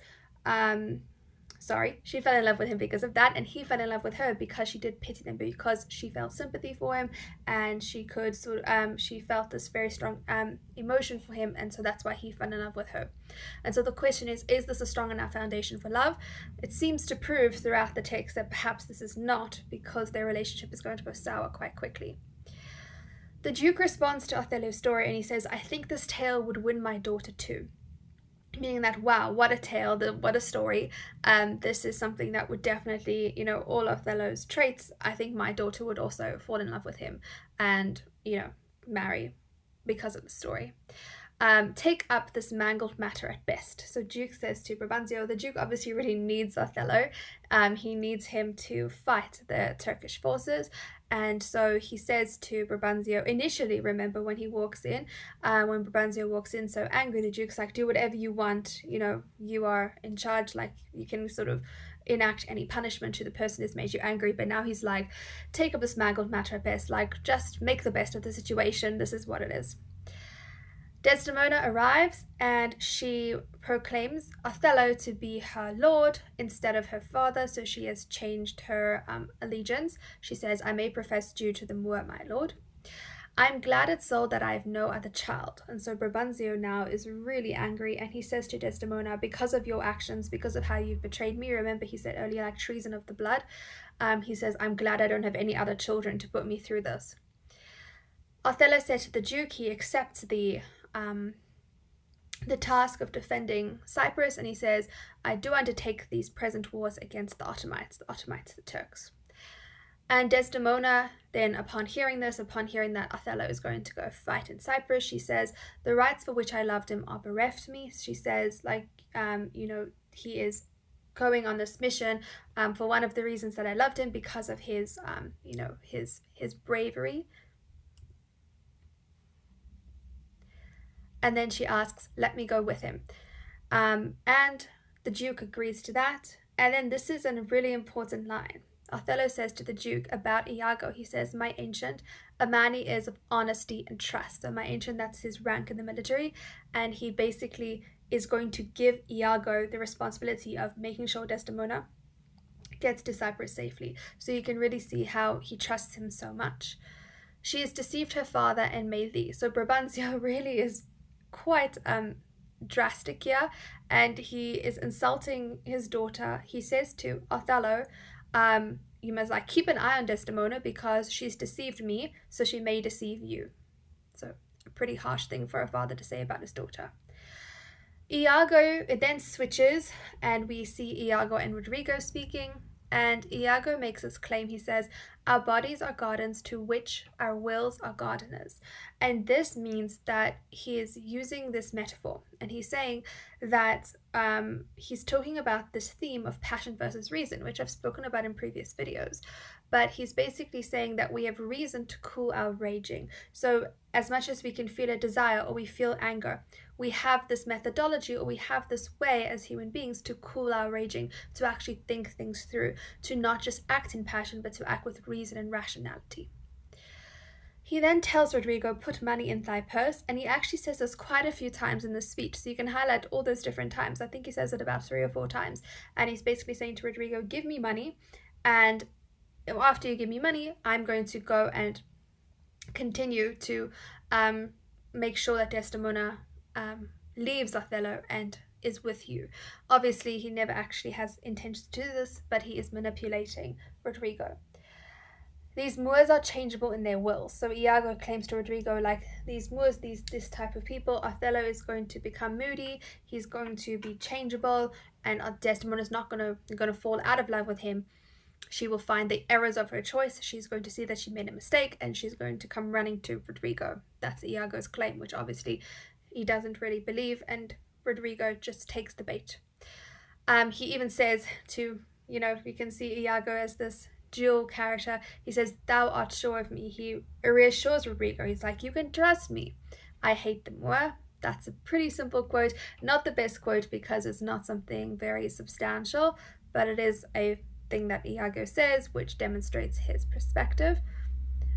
Put money enough in your purse. So Iago once again to Rodrigo, oh, sorry about the spelling error there. He says to him, like, get a lot of money, get a lot of cash so you can give it to me.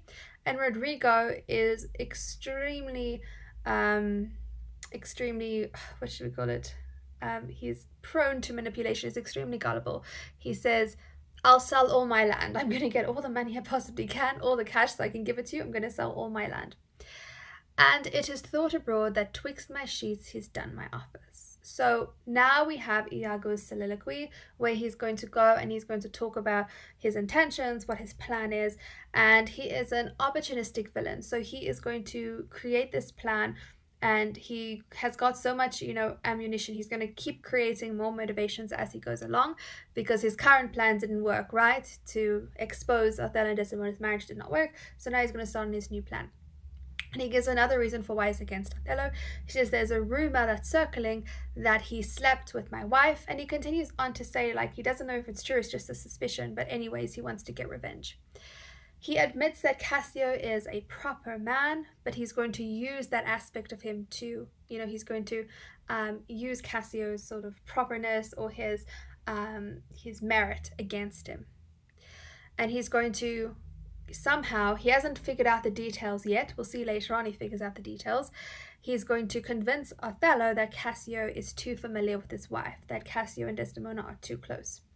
And he says that of Cassio, he hath a person and a smooth disposed to be suspected, framed to make women false. He says that Cassio is the type of person that people would believe would want to seduce women, or that he is a seducer of women. So he seems to be the person, he's handsome enough that he could be a threat to Othello. He then remarks upon Othello, the Moors of a free and open nature that thinks men honest. And this is really important, and it links to what happens later, but also what Othello and Iago talk about later, about how perceptions of people. Othello claims later that he wishes the perceptions of people were actually mirrored as true. And so Iago says that Othello automatically thinks by default people are honest. He has a free and open nature, and so he's going to exploit that. And then Iago's big plan, or sort of message at the end, he has this plan, and he says, Hell and night must bring this monstrous birth to the world's light. He's like, with a little bit of the devil's help, we're going to make this plan succeed, and we're going to bring it into the world. And so you can really see the intentional nature of what he's going to do, and the chaos he's going to create. They don't have quotation marks, these quotes, but these are all quotes. Obviously, the brackets are just explaining to you who said what to who. I hope that this was helpful. Make sure you write down maybe like 10 to 15 of these quotes for Act 1 so that you can study them. Also write next to them anything that I've said about them. For instance, what theme they relate to, which character they relate to, and hopefully you can create a nice quotes list which you can refer back to whenever you need to study in order to write an Othello essay. Thank you, please like and subscribe, and I'll see you in the next video. Hello everyone and welcome to another Tri-Tutors video. In today's video we're going to be discussing some important quotes from Act 2 of William Shakespeare's Othello. Remember that quotes are really important to study so that you can integrate them into your literature essay body paragraphs so that you have a piece of evidence in order to prove the stance that you've taken and the argument you are pursuing. Please make sure that you watch the video on how to integrate quotes. That's a really important one in general on how you need to be selecting quotes, how you need to be integrating them into your essay. And then I've also done a video on Act 1 quotes, so I would definitely recommend that you watch that first. So we're going to go through a whole bunch of different quotes. You obviously do not have to know them all, but I would recommend you choose the ones that you think are going to prove your arguments the most. Remember, the best quote to study is a quote that can be applied to different characters and different scenarios. In brackets, I've always put who says the quote, but remember, that's not necessarily who the quote is about. So always make sure that you remember that, or actually that you take note. If you're going to study a quote, write down the quote in your quotes list and always put in brackets what it's referring to, what character it's referring to, what theme it's referring to, so that you know when to actually use it in your essay. So let's get into the quotes. Act 2, Scene 1. In terms of plot, our wars are done. That's just a simple one. The fact that once they arrive in Cyprus, there's actually no wars to fight because the Turkish fleet have not been able to arrive due to the tempest, due to the storm. The man commands like a full soldier. This is a quote by Montano, but he is talking about Othello here, and he's talking about how Othello's reputation precedes him. A maid that paragons description and wild fame. This is Cassio talking about Desdemona, and he says that she is such a beautiful woman, and basically Othello is really lucky because she's beautiful. You are pictures out of doors, bells in your parlors, wildcats in your kitchen, saints in your injuries, devils being offended. This is one of Iago's lines, and this is when he is just insulting all women altogether. So if you do get an essay about maybe women, about Emilia and Desdemona, this is a quote that shows you sort of what they're up against in this society.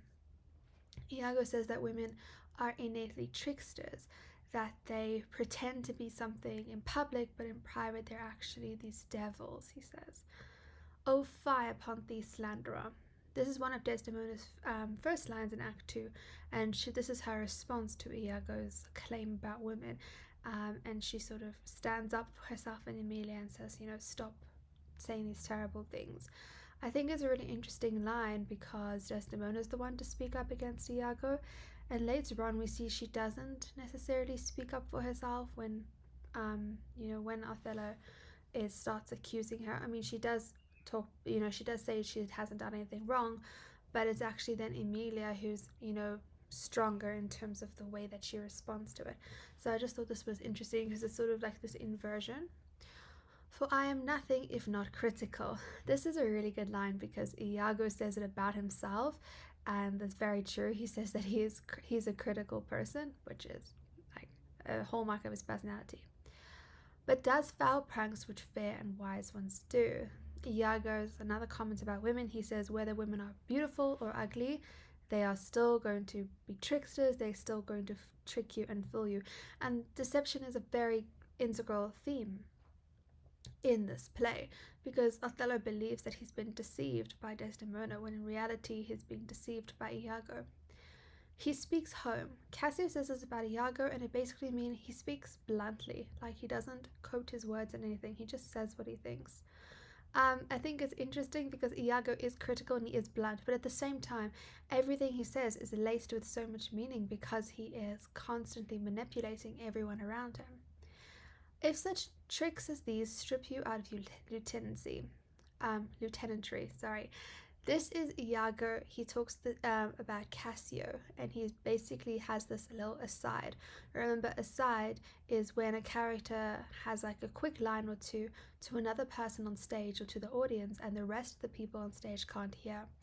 So this is after Cassio has greeted Desdemona and Emilia, and he does this big whole, he's he comes across as a ladies' man, so he does this big sort of gesture, and Iago has this little moment where he whispers, this ladies' man personality trait of yours is going to eventually strip you of your lieutenantry, which is, we know it's going to happen at the end of this act already. If I were now to die, there now to be most happy, for I fear my soul hath her content so absolute. Sorry, I don't know why I put a random apostrophe or inverted comma in the middle of that. But this is Othello. He's so happy to see Desdemona, and he says if he was to die now, he would be happy because his soul is so content. Desdemona is directly in love with him. This is Iago's line, and he's basically saying that Desdemona is absolutely in love with Othello. And it's important that this is recognized by Othello, that this is this two-sided love, and he's still going to mess with it, and he's still going to say to Rodrigo that he will still help him try and break this relationship up. Bragging and telling her fantastical lies. Iago claims this is how Othello managed to get Desdemona to love him, by bragging and telling her all these crazy lies.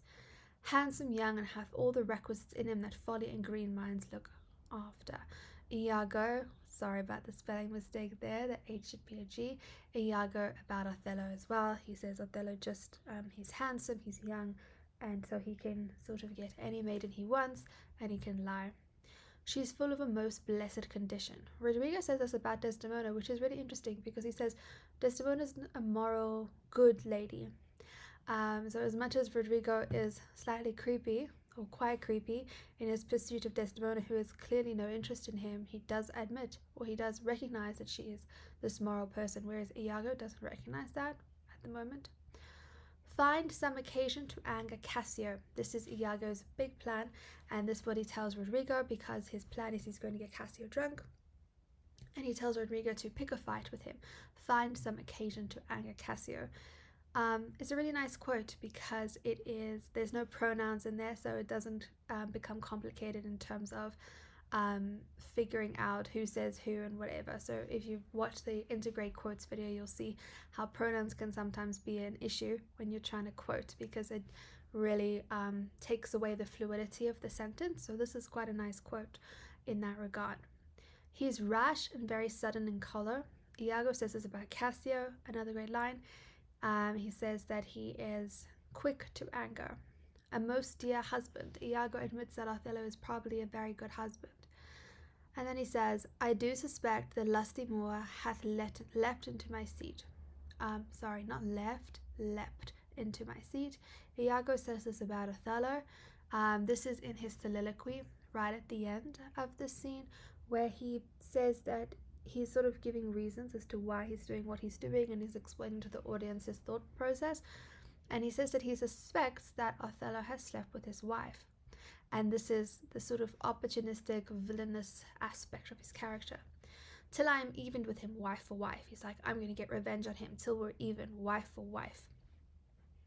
At least into a jealousy so strong that judgment cannot cure. This is Iago's big plan. He's going to make Othello so jealous that his judgment is clouded, which is exactly what ends up happening. He talks about how he's going to get Rodrigo involved, and he calls Rodrigo the poor trash of Venice. That's a very nice quote because it's nice and simple, but it conveys a lot, because it conveys on how Iago sees Rodrigo. He just sees him as a pawn in his games. He doesn't see him as anything honorable. He is using Rodrigo. For I fear Cassio with my nightcap too. And now Iago is further giving himself reasons. He says he fears that Cassio's also slept with his wife. So I don't know what that tells you about Iago's thoughts on his wife, if he believes that Othello has been with her as well as Cassio. Makes the Moor thank me, love me, and reward me. So that's his big plan now. He's going to make the Moor, he's going to make Othello love him and reward him, and then he's going to make him so jealous that judgment is going to fall off the face of the earth. His ability to be rational is going to subside. Act 2, Scene 2, there are no quotes of importance in my opinion. Act 2, Scene 3. Iago is most honest, that's Othello. He's always saying things like that, and that's the theme of appearance versus reality, because Iago appears to be honest to Othello, but in reality he's not. And then we get this very interesting conversation between Iago and Cassio, and they're basically just saying how beautiful Desdemona is. She is sport for Jove, Iago says about Desdemona, like she's good enough for like Jupiter, the king of the gods. She is the most exquisite lady. She is indeed perfection. So they're talking about how amazing Desdemona is, and it sort of gives us this implication how she's very much sought after, and yeah, that sort of anyone would be lucky to marry her. Then this is one of the most used quotes, and it's a really good quote. I have very poor and unhappy brains for drinking. This is Cassio, and he says that he does not want to drink because he does not do well with alcohol. And obviously Iago knows this, and he's still going to convince him, but this is Cassio saying that he doesn't want to drink. He says, I am unfortunate in the infirmity and dare not task my weakness with any more. Cassio again says, no, I'm not going to have something to drink. I've already had a little bit, and I'm not going to task my weakness. I'm not going to test myself. I know that I don't do well with this stuff. And then Iago says he's going to make him full of quarrel and offense. That's his big plan. He obviously doesn't say it to Cassio. And then this is such an interesting conversation, I think, because it's between Iago and Montano. And this really paints this picture of Iago being such a sly, manipulative, clever villain, because he doesn't just have one story that he's telling. He doesn't just have one lie. He's literally telling different lies to different people. And I find that absolutely fascinating. And that's why we really have to have those soliloquies where we can understand what's happening in Iago's head, because he is literally telling a different story to every single person. And so now he's talking about Cassio to Montano, and he says he is a soldier fit to stand by Caesar, meaning he is an amazing soldier. He is honorable. He is so reputable. He is like such an honorable person. He is fit to stand by Caesar. I fear the trust Othello puts him in. Then he's like, I fear that Othello trusts him too much. And then he claims that Cassio is an alcoholic, which is not true. He says, 'tis evermore the prologue to his sleep. He says, every night he drinks himself to sleep. Would so much to cure him of this evil. And then he claims, I would do anything to cure him of this terrible alcoholism.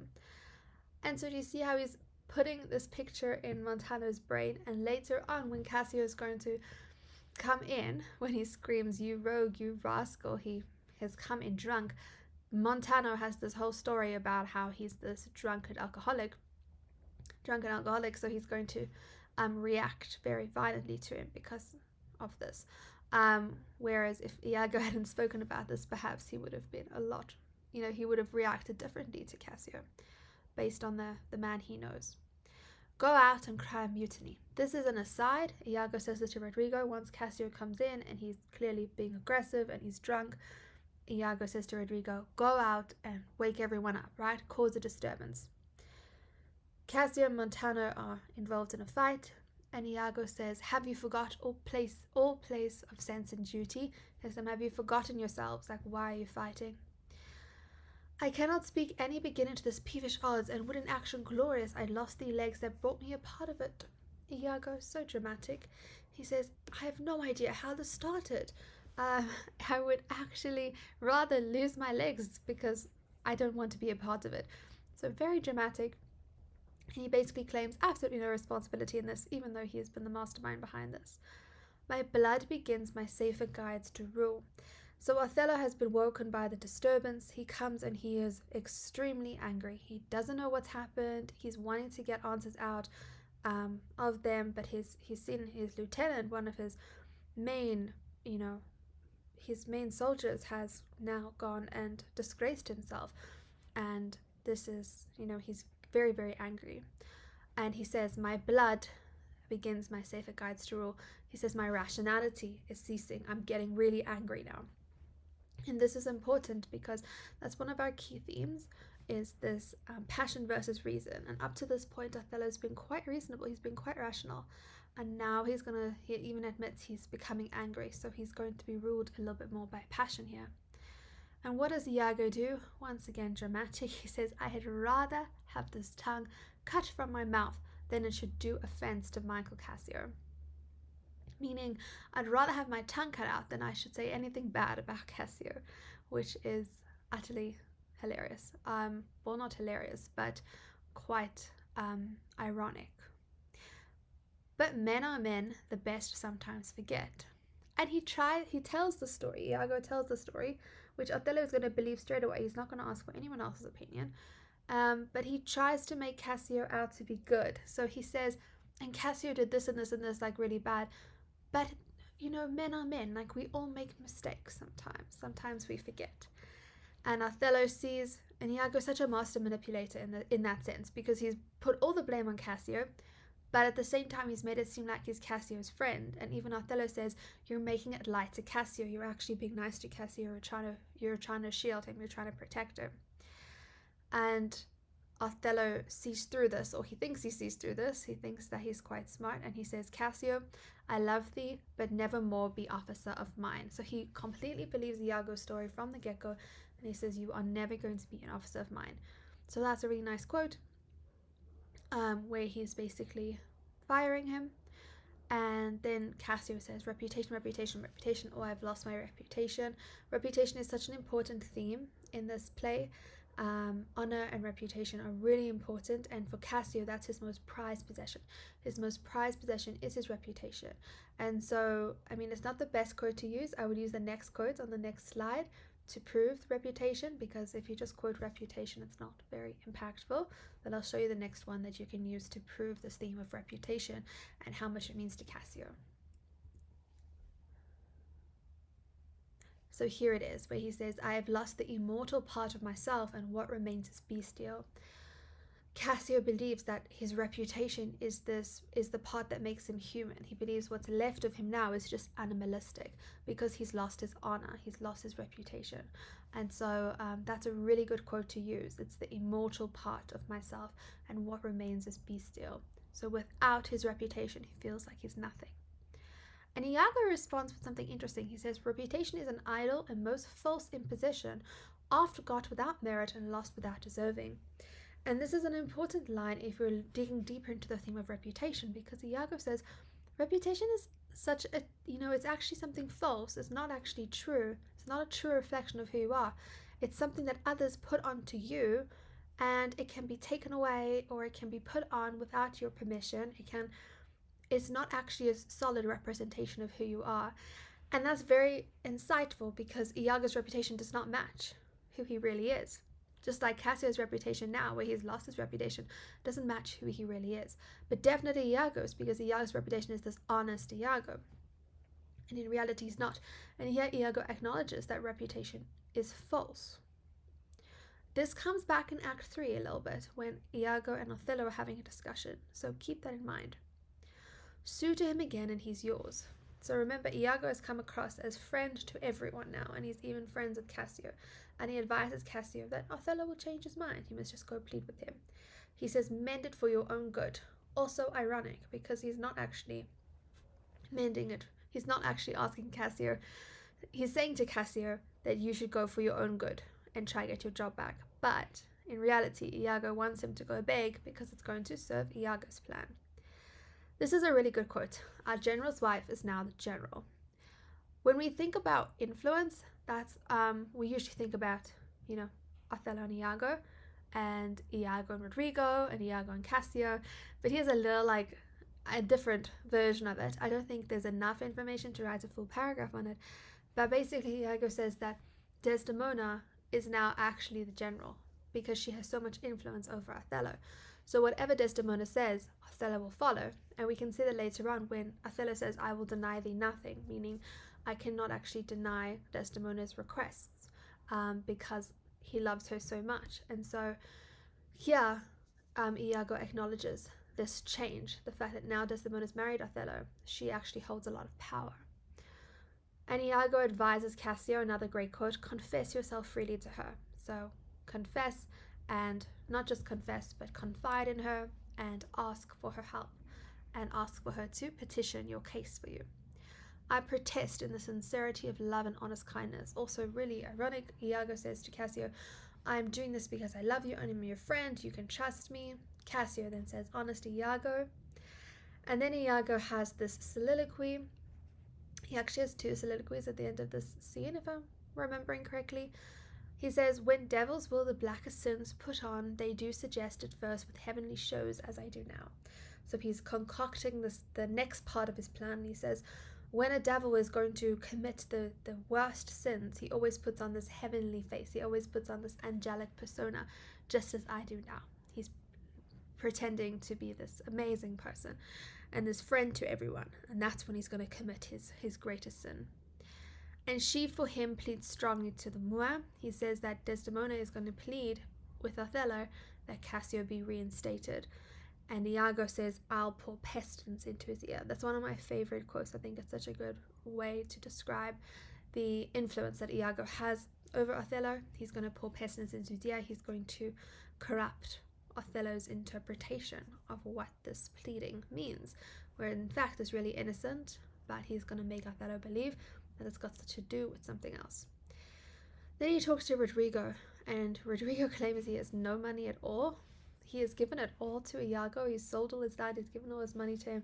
And this is really emphasizes just how manipulative Iago is, because he's really done nothing to help Rodrigo's case or what he's promised Rodrigo. And Rodrigo is very gullible and just gives him all his money. And then Iago says something really interesting, because Rodrigo's like, come on, this is taking too long. I've given you all my money. Why, why is Desdemona not broken up with Othello? Why is she not my wife, sort of thing? Because that's the reason why he's been giving all the money. And Iago says, thou knowest we work by wit and not by witchcraft. He says, we work by intelligence, we work by intellect, we don't just work by magic. And that really gives us an insight into why Iago is so successful as this villain. It's because he's extremely smart. He's extremely clever. He realizes he's not just going to get his revenge in a single click or a single moment. He has to create this entire plot, this entire plan, using wit, using intellect, and then he's going to get what he wants. And Rodrigo doesn't understand that. Rodrigo needs to happen instantaneously. But Iago understands the complexity behind enacting revenge. So that's a really good quote to showcase Iago's sort of the intentional aspect behind his villainous acts. My wife must move for Cassio to her mistress. I'll set her on. This is back to the soliloquy. Iago says he needs his wife to be involved in this because Emilia is Desdemona's attendant, so he's going to need her help. He's going to set her on to this. He's going to make sure that she helps his plan, that she allows Cassio to see Desdemona. And then his plan, he may find Cassio soliciting his wife, and he's going to make Othello see Cassio and Desdemona together, and he's going to make him believe things that are not true. And then he says, dull not device by coldness and delay. He's like, all right, I've got the plan, let's get going. Let's not let speed be the problem here. Let's enact my plan straight away so that I can enact this revenge easily. I hope that was helpful. Please remember to watch the integrating quotes video for it to all make sense. Also, just a note, I haven't put any inverted commas in here, but obviously when you're actually using the quotes, you must use inverted commas to indicate that it is from the text. I hope that was helpful. Please like and subscribe, and I'll see you in the next video. Hello and welcome to another Tri-Tutors video. In today's video we're going to be unpacking some important quotes from Act 3 of the play. Please remember to watch the video on how to integrate your quotes into your literature essays. But without further ado, let's get started. Act 3, Scene 1, and she speaks for you stoutly. Emilia says this to Cassio. And this is as Emilia and Cassio are talking, because Cassio wants to talk to Desdemona, because if we think back to where we left off in Act 2, Cassio's reputation has been diminished. He has lost his position as lieutenant, and Iago has now masterfully, and slyly told him that he needs to go and beg Desdemona to speak on his behalf to Othello. and in that way Othello will revise his decision. And obviously this is part of Iago's big plan to make sure that Othello sees Cassio and Desdemona talking alone together, and that Desdemona seems to be campaigning for Cassio, and that's his whole idea, to make Othello jealous. So Emilia says to Cassio that Desdemona is defending Cassio, and Cassio is so desperate, he says to Emilia, "Give me advantage of some brief discourse with Desdemona alone." He says, "Please, can I speak with Desdemona alone to state my case?" And that's obviously exactly what Iago wants. Scene 2, easy, not much there. Act 3, Scene 3 is a really big scene. There's a lot that goes on here. I will do all my abilities and die by half. This is Desdemona to Cassio. She says, she hears his story and she's like, "I'm going to do everything I can for you, Cassio. I'm going to try and convince Othello to reinstate you as lieutenant and to redeem your reputation. I warrant who grieves my husband as if the cause were his." So remember, Emilia is Iago's husband. She's also Desdemona's attendant, so she's around Desdemona a lot. And she says that this whole issue with Cassio, that her husband, that Iago has been so upset about it, it's as though he was the one that caused the issue. So isn't that ironic? Because obviously he has caused the issue. So it's quite a funny line in terms of dramatic irony. In terms of the audience, we can laugh at that line, whereas the characters in the play don't know anything the better about Iago's true actions. "That's an honest fellow," Desdemona says this about Iago, so we can see that he's always called honest by everyone. "He's never anything but your true servant," Cassio says it to Desdemona. Cassio is a very loyal person. "If I do vow a friendship, I'll perform it to the last article." Desdemona is also extremely loyal. She says, "If I have made you a promise, like I'll go to the ends of the world to make sure that it happens and that I've kept my promise. For thy solicitor shall rather die than give thy cause away." Sorry, there's a typo there. It should be die. Desdemona says to Cassio that she will go to the ends of the world. It's just once again expressing that she's going to go to the end of the world to get this done. She says, "I'd rather die than sort of give up on you and give up on what I've promised you." "I will deny thee nothing." This is a really wonderful quote to use. Sorry, another typo there for 2, Othello to Desdemona, because Desdemona starts to talk about how Othello should reconsider his decision on Cassio, and Othello says to her, like, "You're not really being fair because you know that I will deny you nothing. I cannot say no to you." So he doesn't actually say yes to reinstating Cassio, but this line shows how much Iago has accurately read the situation, in the sense of he knows how Othello cannot say no to Desdemona. "And when I love thee, not chaos is come again."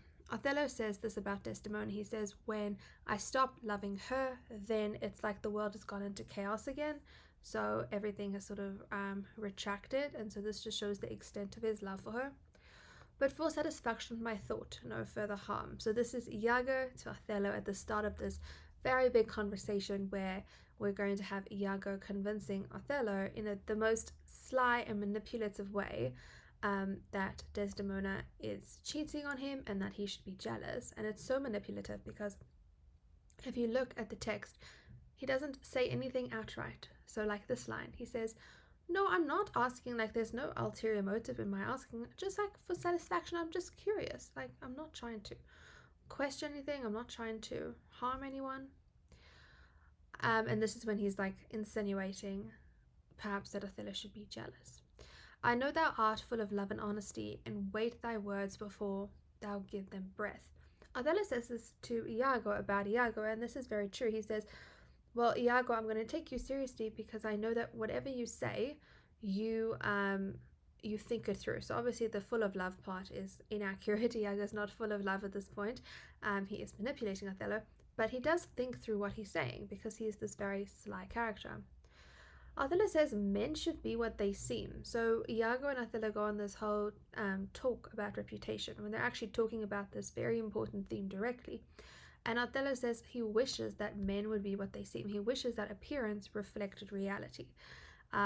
obviously this gives us a little bit of insight because he wants this to be true, so he sees this in Iago when Iago's appearance does not reflect his reality. It is in my nature's plague to spy into abuses, and of my jealousy shapes faults that are not. Iago says this to Othello, and this is like why he's so manipulative. He literally admits, like, I am by nature very critical and suspicious, and sometimes I make mistakes in my judgment because I'm so quick to anger, sort of thing. And Iago literally says this to Othello. He admits this, but we'll see by the end of the act, Othello is already completely taken by Iago's slight insinuation of Desdemona's unfaithfulness. Good name in man and woman, dear my lord, is the immediate jewel of their souls. Iago says this to Othello, so here they're still talking about reputation, and this is really important because it shows that, because later on, Othello is going to be upset that Desdemona is being unfaithful or supposedly unfaithful because he is challenging his reputation, right? If his wife's cheating on him, that doesn't say a lot about him. So this idea that both men and women have this reputation to uphold, and he's like horrified later on because he's like, well, she's ruining my reputation, but she's ruining her own reputation as well. And Iago says to Othello in this line that the reputation, your good name, is the most important thing about you. It's like the most prized possession that a person has. Oh, beware, my lord, of jealousy. It is the green-eyed monster which doth mock the meat it feeds on. So that is the most famous quote for Othello, where he warns him, literally he says, beware, my lord, of jealousy. It is a green-eyed monster that makes fun of the victims it devours. So he says, be wary of becoming so jealous so quickly because it leads to destruction. Poor and content is rich, and rich enough. Iago says this to Othello.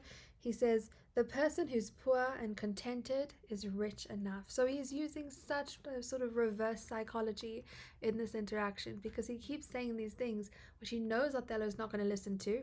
And then after putting all of that out there, he has these little lines where he actually says what he wants to say and insinuates about what he, that Desdemona is cheating on him.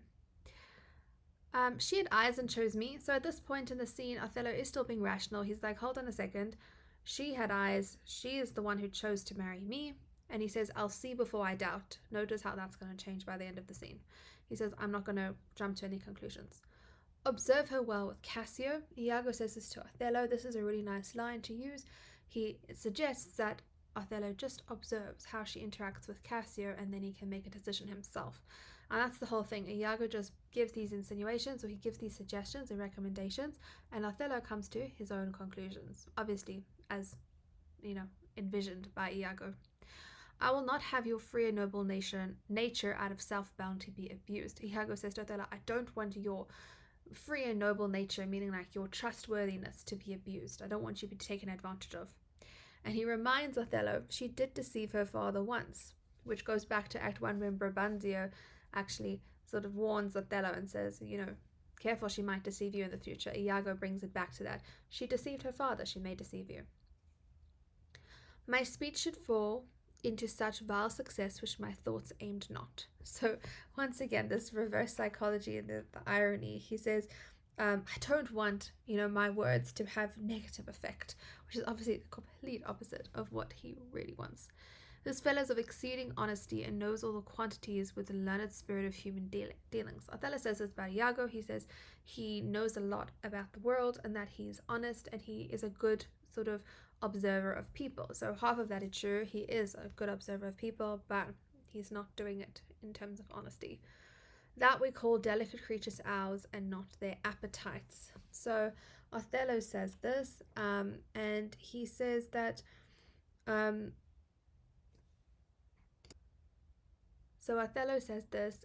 he says that we think that our wives belong to us, but really their desires are free. So now he's starting to become poisoned by Iago's thoughts. He's going to start thinking about it, and he's going to be like, hold on a second, maybe I should be suspicious about Desdemona. This was her first remembrance from the moor. This is Emilia. So this is after Desdemona drops her handkerchief by negligence, by mistake, And Emilia picks it up and she comments on this handkerchief, what it is. This is very important. It's a very sentimental symbol of Othello and Desdemona's relationship. My wayward husband hath 100 times wooed me to steal it. So she relates how Iago has asked her so many times to steal this handkerchief. She let it drop by negligence, so she dropped it by mistake. She'll run mad when she shall lack it. Emilia says to Iago, when Desdemona figures out that she's lost this handkerchief, which Emilia has now stolen and given to Iago, she's going to go crazy. Trifles light as air are to the jealous confirmation strong as proofs of holy writ.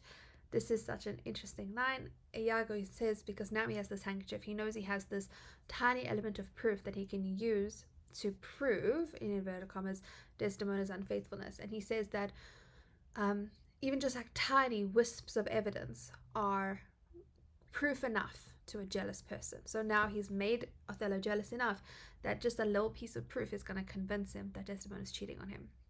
The Moor already changes with my poison, so he's already noticing Othello's change. He's becoming jealous. But with a little act upon the blood burn like the mines of sulfur. So once again, this idea of that through this poisoning of Othello and making him jealous, he's going to be able to easily manipulate him.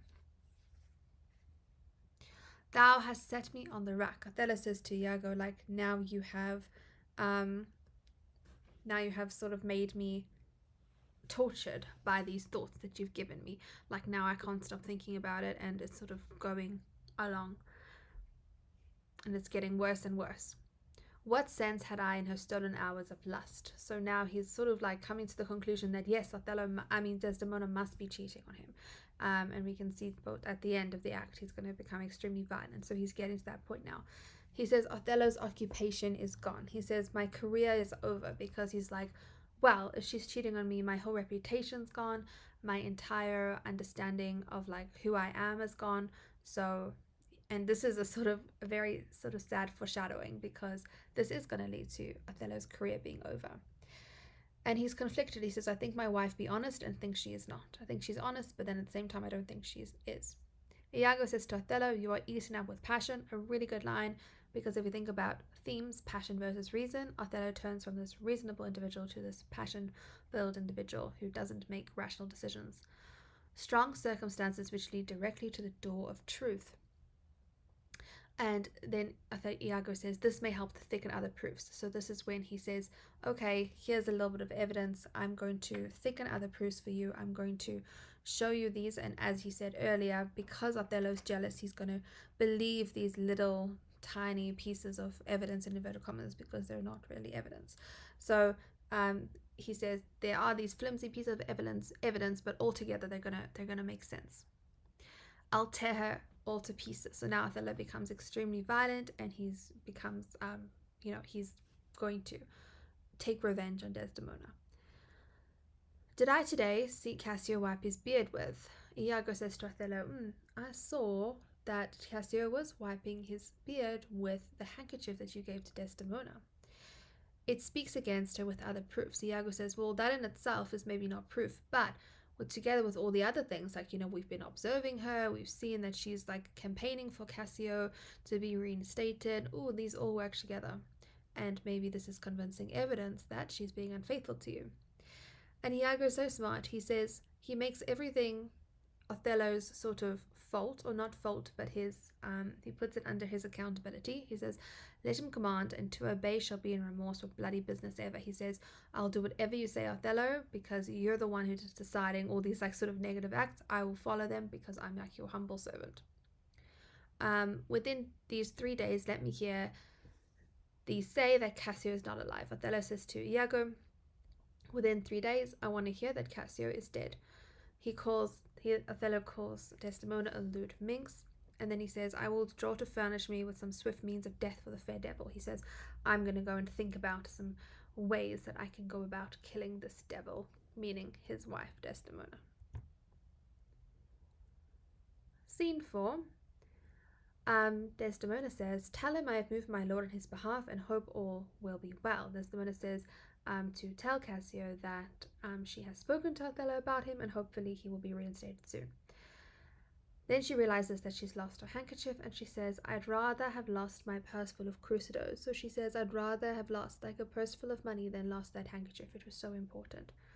No such baseness as jealous creatures are, as if it were enough to put him to ill thinking. And Desdemona says, well, if he was a jealous person, if Othello was jealous, then he would, jump to conclusions. Obviously, she doesn't know yet that he has become this jealous person. When Desdemona and Othello then meet again, Othello asks to see the handkerchief because obviously Iago has told him that he's seen Cassio with it. And Desdemona says, no, she's just misplaced it. It is not lost. So she does lie to Othello because she gets worried by his reaction that she doesn't have it on her. I never saw this before. Desdemona remarks about Othello. She's like, I've never seen him behave in this way. I am most unhappy in the loss of it. She's very upset that she's lost this handkerchief. They are all but stomachs and we all but food. So Emilia says this about men in general. She says they are stomachs and women are sort of food, and they can like eat and spit out and sort of do what they want with women's feelings and emotions, and they can act however they want and get away with it. I do beseech you that by your virtuous means I may again exist. Cassio once again pleads to Desdemona, please talk to Othello on my behalf. Desdemona says, my lord is not my lord, meaning I don't recognize him anymore. He has become this other person that is jealous, or maybe she doesn't know he's jealous yet, but he's angry and she's never seen him this way. Men's nature wrangle with inferior things, though great ones are their object. Desdemona says when men are angry, they usually are upset about little things, but really it's something big that they're truly upset about, that they're truly worried about. They are not ever jealous for the cause, but jealous for their jealous. Emilia says they're not ever jealous because of a reason. Sometimes they're just jealous for the sake of being jealous. Take me this work out. Cassio says this to Bianca, so remember that the handkerchief has been planted in Cassio's belonging, and he talks to Bianca and he says, can you please copy this pattern? I like this pattern on the handkerchief, please copy it. And he admits that he has no idea where it's from. He says, I know not neither, I found it in my chamber. I don't know where it's from, I just found it in my belongings. Please copy this pattern. I hope that was helpful. Remember, you don't have to study all of the quotes, just choose the ones that resonate with you, that are easy enough to remember. And remember that an optimal quote, I would say, is between 5 to 8 words. So you can, cut and choose which words or which parts of the quote you want to study. As I said, I hope it was helpful. Please make sure to like the video and subscribe to the channel, and I'll see you in the next video. Hello and welcome to another Tri-Tutors video. In today's video, we're going to be unpacking some important quotes from Act 4 of William Shakespeare's Othello. Please make sure that you watch the earlier videos on Acts 1 through 3, and also make sure that you have a look at the video on how to integrate quotes into a literature essay. Let's get started. Act 4, Scene 1. So Othello has been poisoned by Iago's thoughts now. He is absolutely sure that Desdemona is cheating on him, and he remarks she is protectress of her honor too. He's like, I don't understand how this could happen, because if she's cheating on me, she's not only challenging my reputation, but she's actually challenging hers as well. She is putting her own reputation on the line. They have it very oft that have it not. Iago says this to Othello, and he basically is remarking on reputation, and he says, well, reputation is not entirely accurate. Some people have a good reputation and they don't deserve it, or some people have a bad reputation and they don't deserve it. First to be hanged and then to confess. Othello says he is so angry, he's like, first we will kill Cassio and then he can confess, which obviously doesn't make any realistic sense, but it just illustrates how angry he is at Cassio and Desdemona. A horned man's a monster and a beast. So Othello says this, and this is once again the theme of honor and reputation. And he says that a man who's been cheated on isn't a real man. He's almost like lost this sense of humanity because he has been cheated on. It's such a terrible thing to happen to a man's reputation. While you were overwhelmed with your grief, a passion most resulting such a man. Iago criticizes Othello here, and he says, you have been so embroiled in your grief, in your passion, that you've become sort of less of a man. This is not a manly thing to do, to showcase your depression or your grief in this way. For I will make him tell the tale anew. Iago says to Othello he's gonna provide even more proof that Cassio is having an affair with Desdemona. And so he says that he was going to call Cassio and ask him to tell the tale anew of how he got involved with Desdemona, and Othello will be listening in.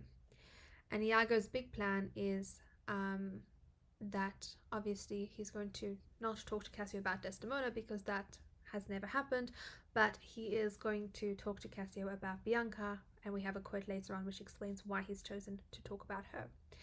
But once again, in terms of the theme of masculinity, Iago says, marry patience, or I shall say you are an all spleen and nothing of a man. He says to Othello, like, calm down, be rational, otherwise I'm going to think less of you as a man. When he hears of her, cannot refrain from the excess of laughter. So Iago says about Cassio because whenever Bianca is brought up in conversation, Cassio cannot act sort of reasonably. He starts laughing, he doesn't take her seriously, and he mocks her. And so by Iago asking Cassio about Bianca and Othello thinking it's Desdemona, he knows this is going to make Othello angry because Othello still does love Desdemona on some level. Unbookish jealousy must construe poor Cassio's smiles, gestures, and light behavior quite in the wrong. Iago says this plan's going to work because Othello is so jealous and so consumed by passion that he's going to misconstrue Cassio's jokes and smiles about Bianca. I would have him 9 years killing. Othello says this to Iago about Cassio. He's so angry. He's like, I wish I could kill him continuously for 9 years. Let her rot and perish and be damned tonight, for she shall not live. Othello says about Desdemona. He says he's going to kill her. She will not live past this night. He says, my heart is turned to stone. He's become completely this different person to the guy we met in Act 1. The world hath not a sweeter creature. So this is sort of the contradiction, is because he's still like, oh my gosh, she's this sweet creature, like she's this beautiful woman who I'm in love with, but he's so angry that he is very much set on killing her. He says, I will chop her into messes. So he sort of goes between, how can Cassio treat her this way? She is like this amazing person and she's this kind and obedient woman, but hold on a second, she cheated on me, I will chop her into messes. And here Iago gives Othello, he gives him like suggestion on how to kill Desdemona. He says, do it not with poison, strangle her in her bed, even the bed she hath contaminated. So Iago says to Othello, don't poison her, rather strangle her in the bed that she has contaminated, meaning like the marital bed where she has compromised their marriage by sleeping with someone else. So this is sort of like a way to assert justice. Desdemona says to Othello, so once they meet up again, Othello strikes Desdemona and hits her, and Desdemona says, I've not deserved this. And this really showcases, I think, her sense of bravery or courage. Like, he's just hit her in front of all these people, and she's like, I have not deserved this. Like, I don't deserve your anger and your jealousy. Lodovico has come in because he's this messenger from Venice, and this is a very important quote in terms of reputation, because he sees Othello strike Desdemona and he says this would not be believed in Venice. He says Othello's reputation precedes him as being this honorable man of reputable character, and if he told everyone what happened in Venice, no one would actually believe him because Othello's reputation is so strong. And so you can see how it calls into a question this theme of reputation and all, should we actually believe in reputation? Because clearly it's false. He says about Desdemona, like, truly an obedient lady, like, what did she ever do to deserve that? Is this the noble Moor whom our full senate calls in all sufficient? Is this the nature whom passion cannot shake? Lodovico says this, he's like, is this the same person who Venice and the Duke and the Senate, who they trust so much to take care of this issue in Cyprus and to come on this army, because it seems like this guy is ruled by passion and not reason. So once again, that theme of reputation called into question. Act 4, Scene 2, Othello now confronts Emilia and asks her what her thoughts are. Has Desdemona been cheating on him? And Emilia stands up for Desdemona and says, I saw no harm. She is honest. For if she be not honest, chaste, and true, there's no man happy. The purest of their wives is foul as slander. If only Othello would listen to Emilia, because Emilia says there's absolutely no way she's cheating on you. If she is not honest, if she is not being faithful, then she says, then no, there's been like no happy marriage ever in the history of time. because that's how honest she is. She would never cheat on you. Desdemona says to Othello, I understand the fury in your words, but not the words. Sorry, it should be not know the words, but not the words. And Desdemona says to Othello, like, I understand that you're angry, but I don't understand why you're angry. I don't understand what you're telling me, because obviously she is innocent and she doesn't understand what why Othello is accusing her of this. Othello demands that she swear thou art honest. And she says, I am honest. And Othello responds, heaven truly knows that thou art false as hell. So he's become this completely different man, impeded by jealousy. O thou weed, who art so lovely, fair, and smells so sweet. Othello says to Desdemona, you're a weed who's pretending to be a flower, because you're coming across as sweet and innocent, but really you're evil. Would thou hadst never been born? And he says, I wish you had actually never been born. And he calls her an impudent strumpet. Desdemona says to Othello, she stands up for herself. She's like, by heaven, you do me wrong. Like, what is this? Like, you're accusing me of something absolutely bizarre. How come this trick upon him? Desdemona is so distraught after this interaction with Othello that she calls Emilia and Iago and asks for their advice. And Iago is so two-faced, and he's like, how can this trick come on him? Like, how did he start to think of this? How could he have believed such a crazy thing? And Emilia says, this is some eternal villain. And she continues with her sort of idea. She's like, there must be this evil guy who's to try and get some office, have not devised this slander, who's trying to get some sort of promotion. So he's devised this sort of plan to slander Desdemona and to try and cause some trouble. The Moor is abused by some most villainous knave. So she says, obviously it's quite ironic because she doesn't know that she's standing in front of him right now. It's her own husband Iago who is being abused, or who has abused Othello and made him, poisoned his ear with all of these lies. I do not find that thou dealt justly with me. So after this happens, Desdemona immediately leaves. Rodrigo comes in, and finally, like at last, long last, he sees that Iago has been manipulating him. Don't get too excited because he's going to fall for Iago's manipulations again. But he's like, I don't think you have been dealing honestly with me. And this is a really nice quote. Your words and performances are no kin together. This is a really good one in terms of the theme of appearance versus reality. He says, what you say versus how you act don't match. I've wasted myself out of my means. Remember, Rodrigo has given Iago all of his money. He has no money left. So he's like, I've given you everything and you've not treated me fairly. You have not actually done what I've paid you to do. Scene 3. This is a conversation between Desdemona and Emilia as Desdemona is getting ready for bed. She says, mine eyes do itch, doth that bode weeping? She says, my eyes are sort of itching. Does that mean that I'm going to be crying later? So this is foreshadowing. Is a great price for a small vice. So now they're talking about having affairs, because obviously that's what Desdemona has been accused of. And Emilia says, well, maybe I would have an affair if it, suited my purposes. Desdemona says, beshrew me if I would do such a wrong for the whole world. She says, I would never ever cheat on my husband. Emilia says, it is their husbands' faults if wives do fall. Let husbands know that their wives have sense like them. She says that if a wife has an affair, or if there's unfaithfulness in a marriage, it's actually husbands' faults if their wives have an affair. And she says husbands should know that their wives are also human beings, that they also have sense like them. And then she has this wonderful quote.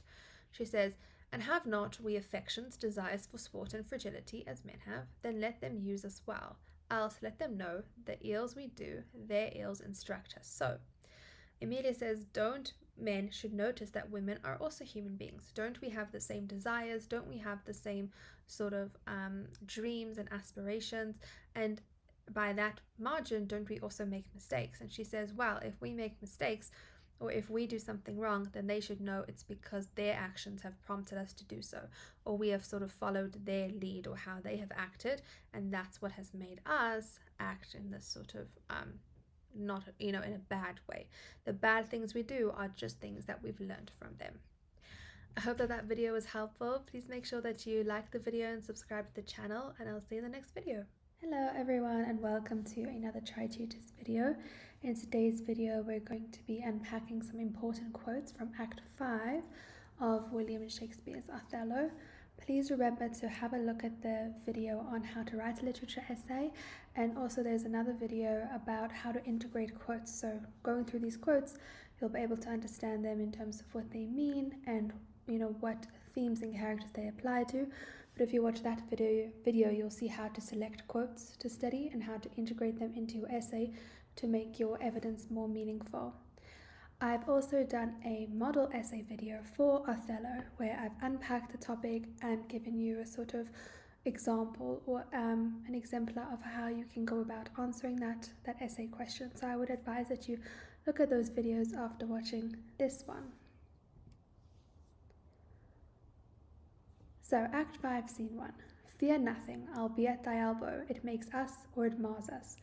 Iago says this to Rodrigo, so if we just cast our minds back, Rodrigo has just confronted Iago and said, what you've promised me has not really matched what's actually happening. When am I going to get Desdemona? I've given you all my money, sort of thing. Have you just betrayed me? And Iago manipulates him again, and he says, no, what we need to do now is we need to go and kill Cassio, and I need your help. And here Iago says to Rodrigo, I'll be at thy elbow, like I'm going to help you. I'll be right here as you try and kill him. I'll be your backup. And he says, it makes us or it mars us. Like this night is a big deal. It's going to determine whether they're successful or whether they're not. But truly, it's actually just Iago. Rodrigo doesn't really have much invested in this, and that leads to the next line. I have no great devotion to the deed, because he's been instructed by Iago to kill Cassio, and Rodrigo's like, I don't really want to kill Cassio. I'm not really devoted to the idea of it, but he's been manipulated so much.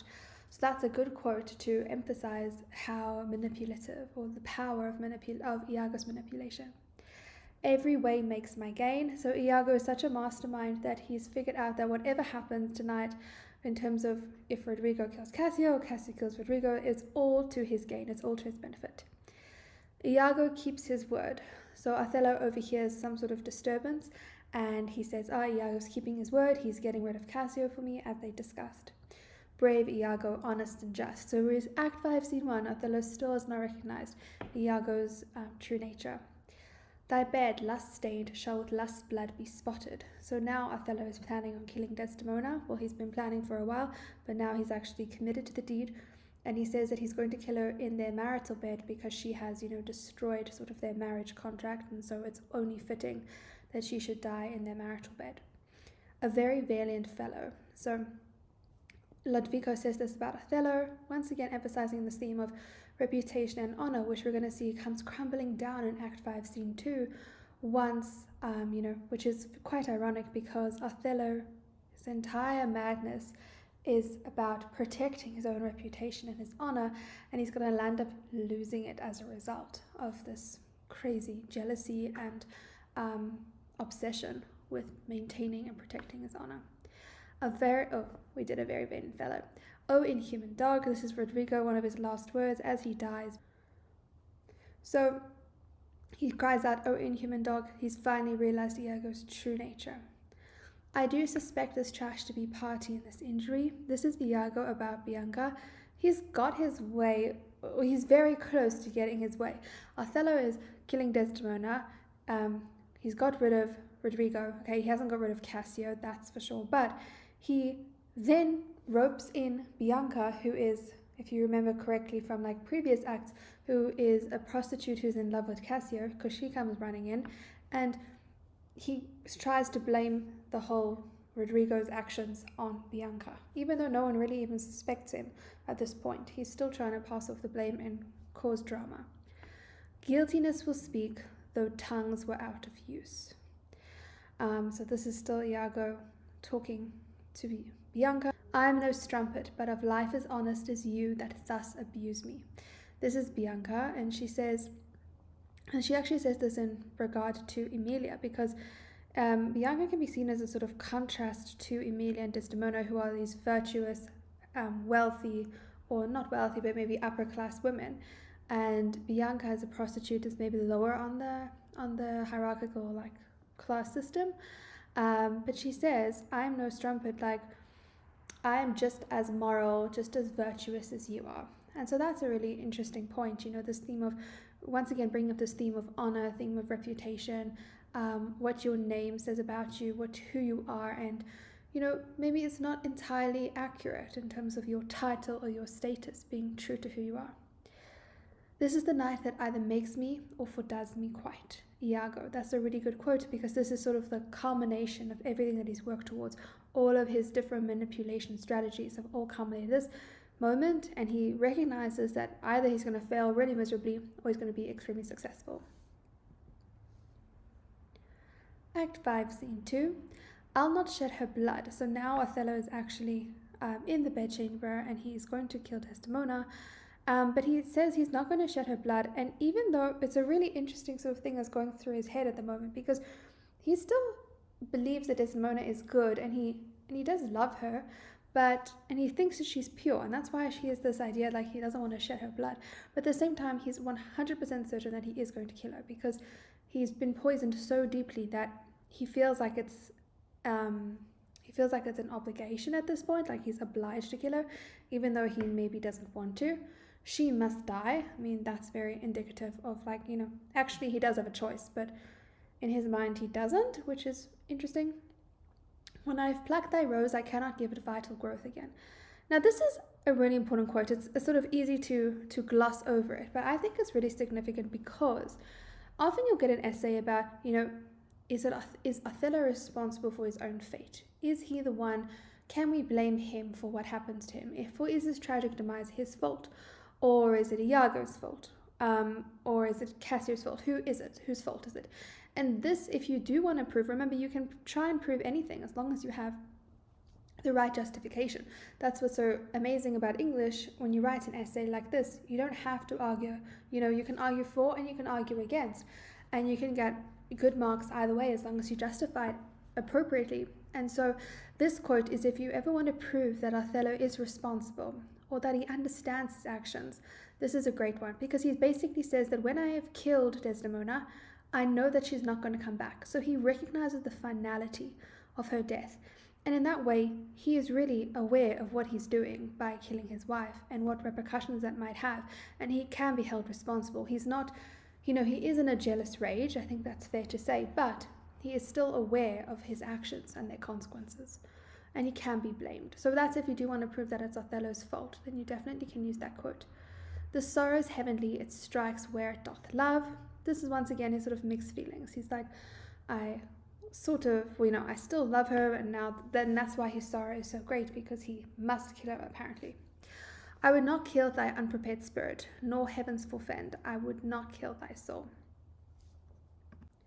Othello says over here that he demands Desdemona that she prays for forgiveness, because at this time and in this sort of religious space, if you were going to die, you don't want to be dying doing something, you want to have atoned for your sins before you die. So he doesn't want to send Desdemona to hell, so he tells her to confess and to ask for forgiveness so that she can die and go to heaven.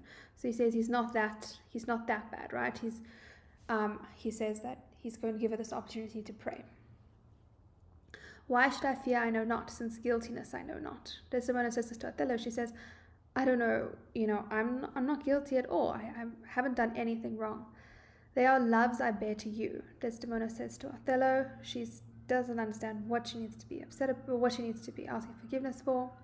Some bloody passion shakes your very frame. This is such a great quote in terms of the theme of passion versus reason, because Othello is not thinking reasonably. He has been driven by passion. Remember at the beginning we saw him being quite a rational, reasonable figure, and then he morphs into this extremely passion-filled, jealous person. And so Desdemona comments on Othello how he's completely consumed and engulfed by passion. For to deny each article with oath cannot remove nor choke the strong conception that I do grain withal. Thou art to die. Othello says that to Desdemona.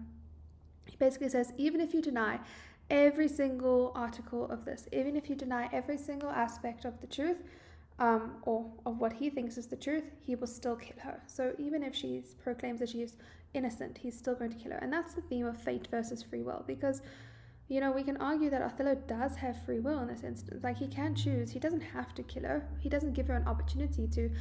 even say, that she didn't do it. He's not going to listen to her. He's not going to give her that opportunity. And then it's perhaps this theme of fate, in the sense that once Iago has put it into his head that she is cheating on him, he can't let go of that. He's just consumed by this jealousy. It's Desdemona's fateful ending. O perjured woman, thou dost stone my heart. And so here Othello says to Desdemona, and this is really a nice quote, because it shows his transformation as a character. And he's basically saying that she has turned his heart to stone, that he has become maybe more cynical, and now he's so ready to kill her. And he sort of blames it on her, it seems like, in this quote, which is pretty insane. Then he actually kills Desdemona, and then he remarks, I have no wife. So he comes to the realization that he has killed his wife. O heavy hour, methinks it should now be a huge eclipse of sun and moon, and that the affrighted globe should yawn at alteration. So Othello says this after he has this whole statement, or this part where he talks after he's killed Desdemona, and he says, and this just really shows his mixed feelings, because he's like, I feel like there should be a huge eclipse of the sun and the moon, like something major should happen in the world to commemorate or just to signify the death of this amazing woman, Desdemona. So it's a bit ironic, because he has just killed her and that's why she's dead, but he thinks that something exceptional should be happening because this amazing woman has just died. Oh, falsely murdered, a guiltless death I die. So Desdemona says these words as she is dying, and she says that she has been falsely murdered. She's been murdered for no reason. She dies a guiltless death. She's innocent. And then Emilia is overhearing this because she's come into the room, and she says, and Desdemona then proclaims, nobody, I myself, when she's asked, who did this to you and who is to blame, and she says, no one's to blame, I myself am to blame. And so she goes to her death saying that she's the one responsible for her death, even though she's definitely not, and she's been falsely murdered. And Othello's reaction to that is not like, oh my gosh, I actually killed her and now she's dying and it's my fault and terrible. He says, she's like a liar gone to burning hell. 'Twas I that killed her. So he says, she's lying as she's going to hell. I was the one who killed her, and she's now telling you that it's her fault.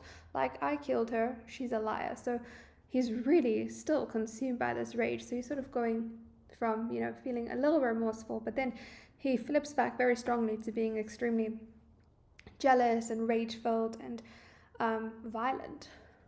Thou art rash as fire to say that she was false, Emilia says to Othello. And now we see a really different side to Emilia. She's really going to stand up for Desdemona, and she is going to criticize Othello. And she says, you are crazy if you think that she did not love you and that she was false and that she was cheating on you. Othello says to Desdemona, thy husband knew it all, that it was your husband who told me this, Iago. And Othello continues to talk, and he says, an honest man he is, and hates the slime that sticks in filthy deeds, which is obviously not true, but Othello says to Emilia about Iago that he's this good man who doesn't like any sort of bad deeds. Villainy hath made mocks with love. Emilia says to Othello, she recognizes what's happened. And this is a really great quote, because it just basically summarizes the plot line in terms of a villain has made a mockery of your love, has taken your love and, completely destroyed it. May his pernicious soul rot half a grain a day. He lies to the heart. Emilia says, Iago is lying if he says that Desdemona is cheating on you. He's lying through his teeth, sort of thing. Continuing on, I care not for your sword, I'll make thee known. And here we see Emilia as a really brave and courageous woman. She says to Othello, I'm not afraid of your sword, I'm not afraid if you kill me, I'm going to make it known that you killed your innocent wife. The Moor hath killed my mistress, and she screams out that he has killed Desdemona. I told him what I thought, and told no more than what he found himself was apt and true. And this is, once again, one of my favorite quotes, because Iago comes into the room and he's obviously confronted by Emilia, and he says, I didn't tell Othello I didn't tell him to kill his wife. I just told him what I thought, and he then embellished what I thought, or embellished my few comments, and he found what he thought himself to be true. And it's such an interesting quote because obviously, we can't argue, we cannot not argue that Iago is the villain. But if we look at how he manipulates, he doesn't, he's not audaciously commanding Othello to do bad actions. He subtly manipulates him, and ultimately it's Othello's decision. It's Othello's understanding of what Iago has said, and it's Othello's insecurities and weaknesses that drive him to act as he is. So I definitely think an essay about the fault can really be a mixed response in terms of a paragraph on Othello and how he's responsible for his own demise, and a paragraph on Iago as well, or maybe flipping them around. Iago first, because that's the sort of obvious or overt way in which Othello's downfall is reached, but then a second paragraph about how Othello is the one who actually acts on Iago's interpretation. I will not charm my tongue. Emilia now is like on a roll. She's saying all the truth, and she says, I will not be silent. I'm going to tell the truth. Your reports have set the murder on. She says to Iago, your words and your interactions and your involvement has made this murder happen. I'll kill myself for grief. She is absolutely heartbroken. Thou hast killed the sweetest innocent that ever did lift up eye. Emilia says to Othello, she is angry, she is vulnerable, or maybe not vulnerable, but she's being incredibly sincere at this point, and incredibly brave as well to be talking to these people like this. She says, you have killed like the sweetest and most innocent person ever. Thy match was mortal to him. Gratiano is in the room, and this is just a quote about a plotline that Brabantio has died, that Othello and Desdemona's marriage really was the tipping point for him, and he's actually died. I found by fortune and did it give my husband. So Emilia says that she found the handkerchief by luck. She gave it to Iago. He begged of me to steal it because he has been begging. Iago then screams at his wife and says, villainous whore. And now Othello finally realizes that Iago is evil, and he says, are there no stones in heaven but would serve for the thunder? He says, is there nothing that's going to strike from heaven to kill Iago? Because now he's really angry. He's finally understood what's going on. And in this commotion, as Emilia is trying to speak, Iago kills his own wife, Emilia. He hath killed his wife. Montano sees this and he says, notorious villain. He calls Iago notorious villain. So that's a sort of nice sort of contrast from the beginning, honest Iago, and he becomes this notorious villain. So if you want to talk about, transformation of reputation, or how reputation is flexible, we can talk about Iago, how he goes from honest Iago to notorious villain. I speak true, one of Emilia's last words. She says, I speak the truth. And then we have the value of the truth over lies or over manipulations. That's another great theme to think about. And Emilia is definitely a symbol of the truth. That was Othello. Othello recognizes that what he has done has completely taken away all of his honor, all of his self-worth, all of his reputation, everything that he has. And he even says that here was Othello, like he's no longer the same person anymore. The Othello that he was, who had all these, who had this amazing reputation, who had all this honor, who had all this success, it's a past life for him. He has now done something so insane and so villainous that he can never recover. For naught I didn't hate, but all in honor. And this is a really interesting quote as well, because Othello recognizes what he's done and how terrible he has acted, how terribly he's acted. But he then comments that I did nothing in hate, but all in honor. And that is true. As much as Othello has done terrible things, he's killed Desdemona, he has, caused havoc, all because of his jealousy. He says he did it all in honor. He wanted to protect his honor. He wanted to protect his reputation.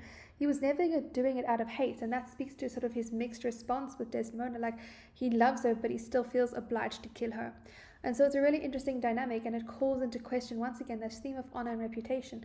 How much value or how much worth should we put into that theme?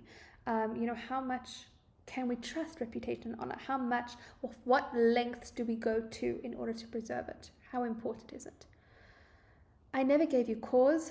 Othello asks for Cassio to be brought in, and he apologizes to Cassio. He says, I do believe it, and I ask your pardon. And Cassio says, I never gave you cause, meaning I never gave you a reason to hate me, which is very true. It's all been in Othello's head all this time.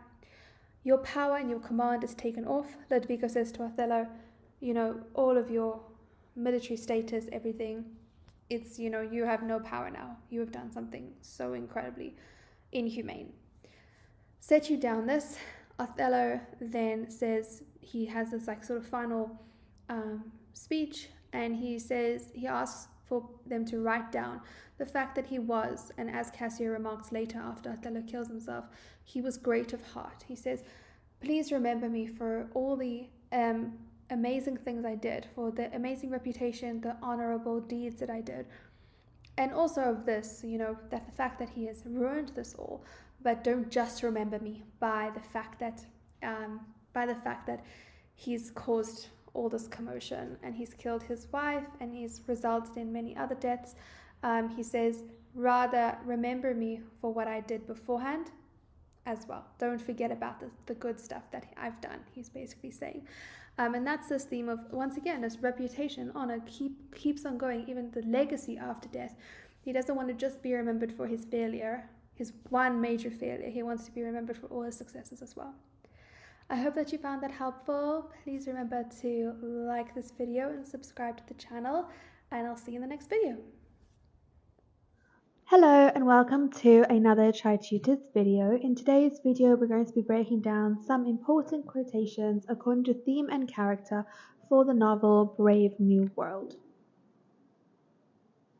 So before we get into the actual quotations and how they link to theme and character, just a small note on what an ideal quote to use with regards to writing your essay. So remember, an ideal quote to use is, I would say, between 5 to 8 words. Now this is not like a rule or anything, but this would be my advice, because that is a sufficient amount of information that you're showing your marker that you've studied, but also it has enough there for you to actually say something distinctive, say something credible, and say something that's going to add to the argument that you're trying to present in your essay. So when you are thinking about memorizing quotations, try and find quotations that link to multiple characters or multiple themes that can be used in a variety of scenarios, because obviously you don't know what your essay topic is going to be beforehand. Some of the quotes that we're going to use in this video are quite long, and my suggestion is to highlight a short quote within that long quote. And then I would definitely suggest as well that you have a look at my video on how to integrate quotations.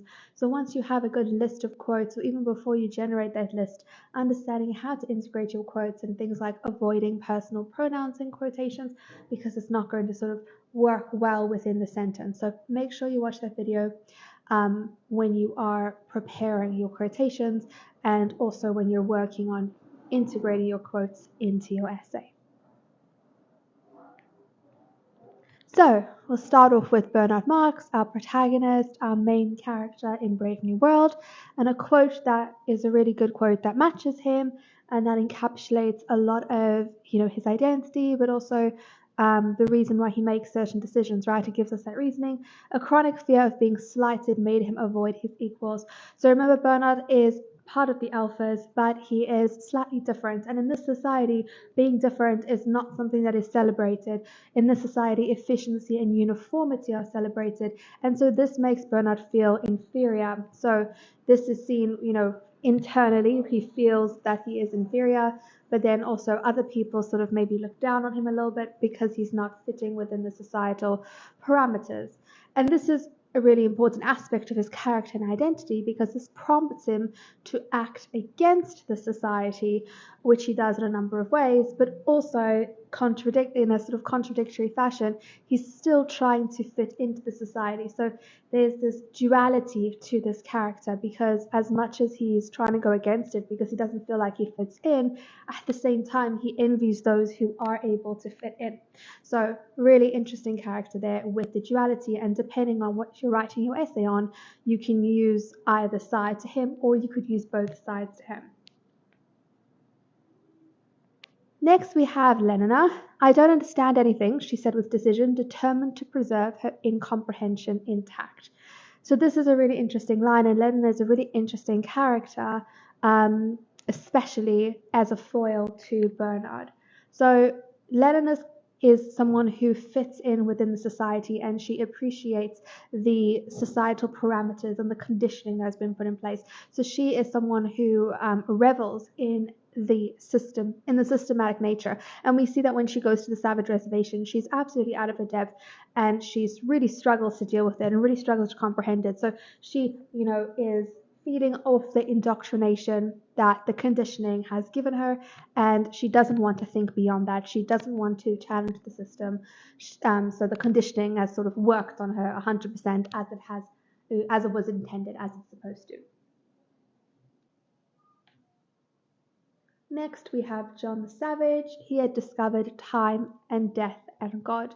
Now, this is the character that to me is the most interesting character of them all in Brave New World, because of just the irony of his name, the John the Savage. So the idea here is that he is different from the civilized society, growing up on the savage reservation, that he is, different, that he's sort of less human, right? Because when we typically use these words, savage or civilized, and they have so many negative connotations associated with that if we think of it historically.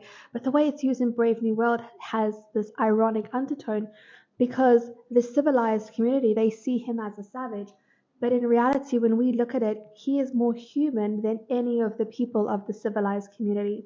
And so the fact that he has discovered time and death and God, and he notes this as a really important moment in his life of discovering these concepts and these ideas, it's sort of the opposite of what we'd expect, or what you'd assume, or what you'd define a savage to be. And it's something that civilized society has not discovered. They have, conditioned their people to avoid them from discovering these concepts and from embracing, abstract things and depth. So John is actually the character who thinks the most deeply, perhaps. And we see that with Shakespeare, how he can adapt different lines to different situations, and how he thinks just way more and way more broadly than any of the civilized characters. Next we have Helmholtz, a feeling that I've got something important to say and the power to say it, only I don't know what it is and I can't. Really interesting line over here. You can really feel Helmholtz's frustration. So obviously he's an academic, and he seems to have this mental excess that the society sort of looks down on, right? It's this ability to sort of think beyond, and he has these thoughts, or he has this feeling that there is this thought that he wants to think, that he wants to write, but he can't quite channel it, because in the society there's been this conditioning, there's been this indoctrination not to think beyond what the society has conditioned you to believe in. So Helmholtz is really interesting, because obviously we've got Helmholtz, John, and Bernard as the three figures who resist the society, or don't fit into the civilized society in sort of the right way, or as the society deems appropriate. So it's interesting to note they're different forms of rebellion, or not even a intentional form of rebellion. For Helmholtz, it's more of an unintentional rebellion, because he just feels like he has this something to say, but he can't find the words for it, because the society hasn't allowed those thoughts to be realized, hasn't put in place a methodology or a strategy for those thoughts to be heard, in an effort to preserve the conditioning and to preserve what the system is all about. Next we have Mustafa Mond. So science is dangerous. We have to keep it most carefully chained and muzzled. So as the world controller, this line is obviously said by him, and it makes a lot of sense that it would be said by him if we think about the genre of the novel being dystopia, right? A characteristic of a dystopian novel, or the dystopian genre, is a sense of control, and there's typically an element of science as well. When here science being controlled is significant, because in an effort to create a society where everyone is happy and pleasure is sort of central to making everyone happy, then we need to make sure, or the world controllers are going to have to make sure, they restrict access to certain things like science, because that would allow people to think for themselves, and that would undermine this approach to creating a civilization which is ultimately superficial, but its central component is pleasure. So while science is used in this society, right, to sleep condition, science is absolutely important. And we know that in the society, manufacturing and efficiency are also highly regarded. So science is used in that capacity, but it has to be kept away, it has to be muzzled, it has to be carefully chained when it comes to advancing human thought, or in their sort of version of it, in the world controllers version, science needs to be kept away in order to preserve the happiness of the people. Next we have Linda, and so remember Linda is John's mother, and she comes from the civilized society, but she gives birth to John and lives for a period of time in the savage reservation. In spite of his mother's senility and the extreme repulsiveness of her appearance, the savage frequently goes to see her and appears to be much attached to her. So, interesting thing about Linda is that she is constantly referred to by her appearance, and everyone is in the civilized society is really shocked and disgusted at her appearance, because in the society they've sort of eradicated the effects of old age. So people look youthful, and so Linda does not look youthful. She sort of looks her age, having been on the savage reservation for a long time.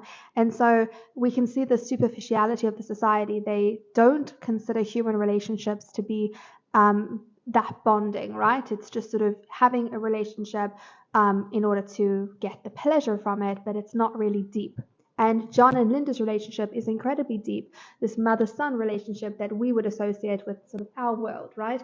And so no matter how she looks and no matter how, far gone she is, because she's been struggling so much and she's close to death at this point, Bernard and the civilized society are absolutely sort of taken with how John keeps going to see her and really cares about her and has this real connection to her. So once again, the irony over there of civilized society supposedly not having these deep human connections and this sort of savage understanding of what these human relationships are, and that caring for someone despite their appearance and not just seeing someone as a superficial way to get pleasure is something that's seen as being uncivilized. The next character we have is the director. So that is the secret of happiness and virtue, liking what you've got to do. All conditioning aims at that, making people like their unescapable social destiny. So when giving the tour of the hatchery as early as chapter 1, already this theme of fate versus free will is introduced into the novel. So the way that the civilization creates or produces its citizens and its people is in a very uniform way, a very sort of inhumane way, very scientific approach.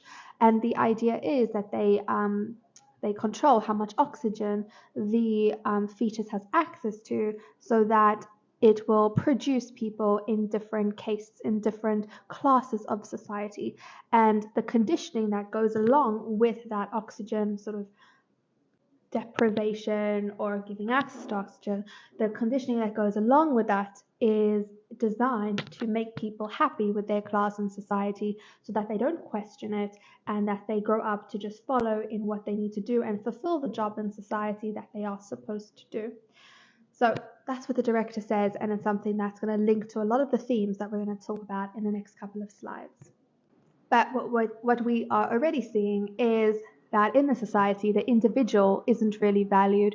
It's more about the community. It's all about how the individual contributes to the society instead of the importance of the individual, because we can see here that each individual has an unescapable social destiny, which I think if we contrast to our modern world, or what we really treasure is the fact that we as individuals have this understanding, or have hopefully this ability to create our own destiny and to shape our own future.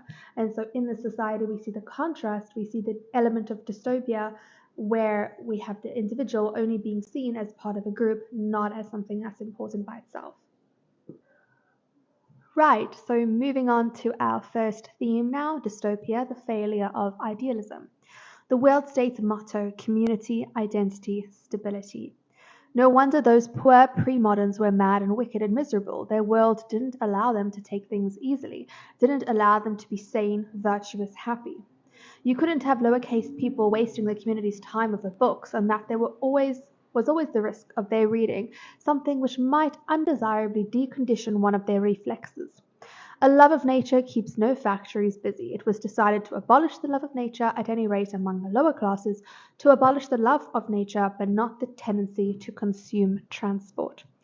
So remember, the whole idea of the genre of dystopia is that there is this grand idea, and it is going to take away all the problems of current society, and it's going to streamline everything and make everyone happy. But then that creates supposedly this utopia, but we know that utopias don't really last. Idealism is not realistic, and so there's a flaw in that plan or in that creation of the society that ultimately leads to an element of humanity, a very integral and important element of what makes us human, what we consider to be important in regards to humanity, is taken away. So there are many different aspects of dystopia in Brave New World. One of the ones that really comes to the forefront for me when I'm reading this novel and when I'm analyzing it is, like we were talking about earlier, this idea of the individual being inconsequential within the understanding of the community being absolutely important. So we can see over here the world state's motto, this new society's motto: community, identity, stability. So they are finding their identity within the community and within what they can contribute. Their identity is fundamentally based on their caste, not on their individuality. It's based on what they can provide for the community, and ultimately it's all about keeping that stability. But if you think about in keeping that stability, there's going to be some things that are going to be lost.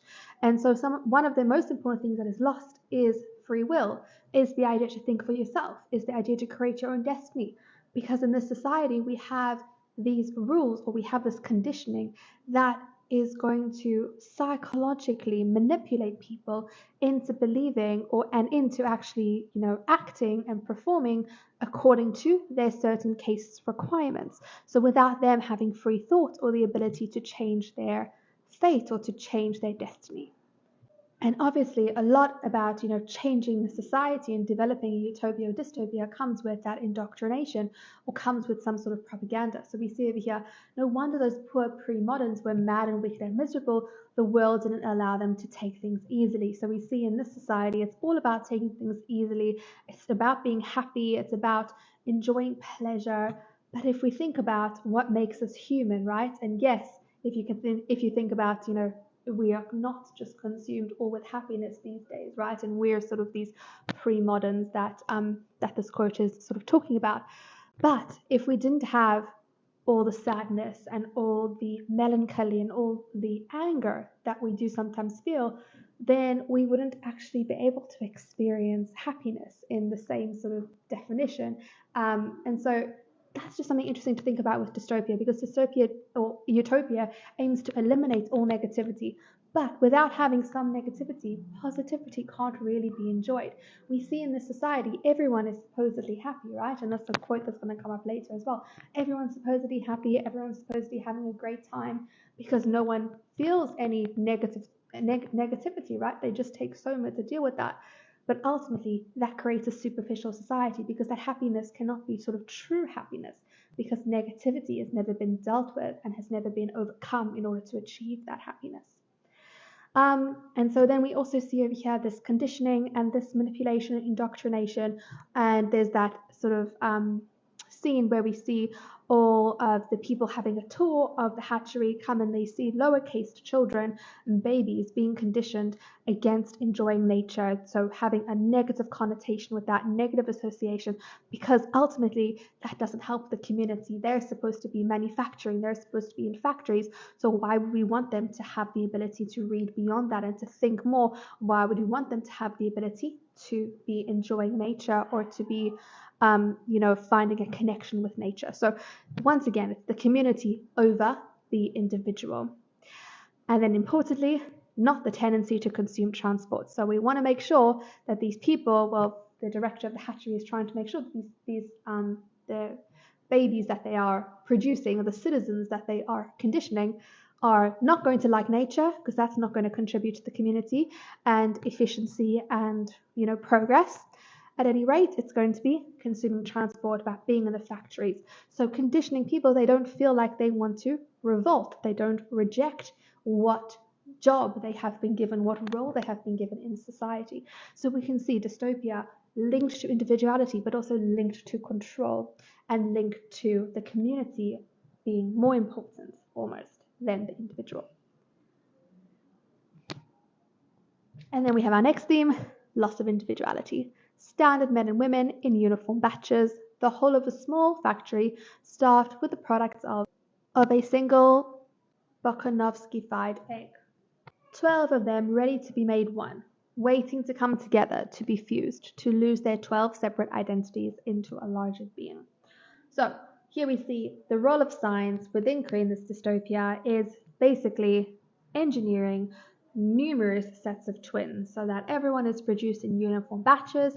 And if we think about back to Bernard, that's why we see that inferiority complex coming into his character, because he's not uniform like everyone else. So everyone else is made to look the same, depending on your case, obviously, but there's this uniformity which leads to efficiency, but also leads to a lack of individuality because the individual is not recognized or is not appreciated, is not held in high esteem in the society. And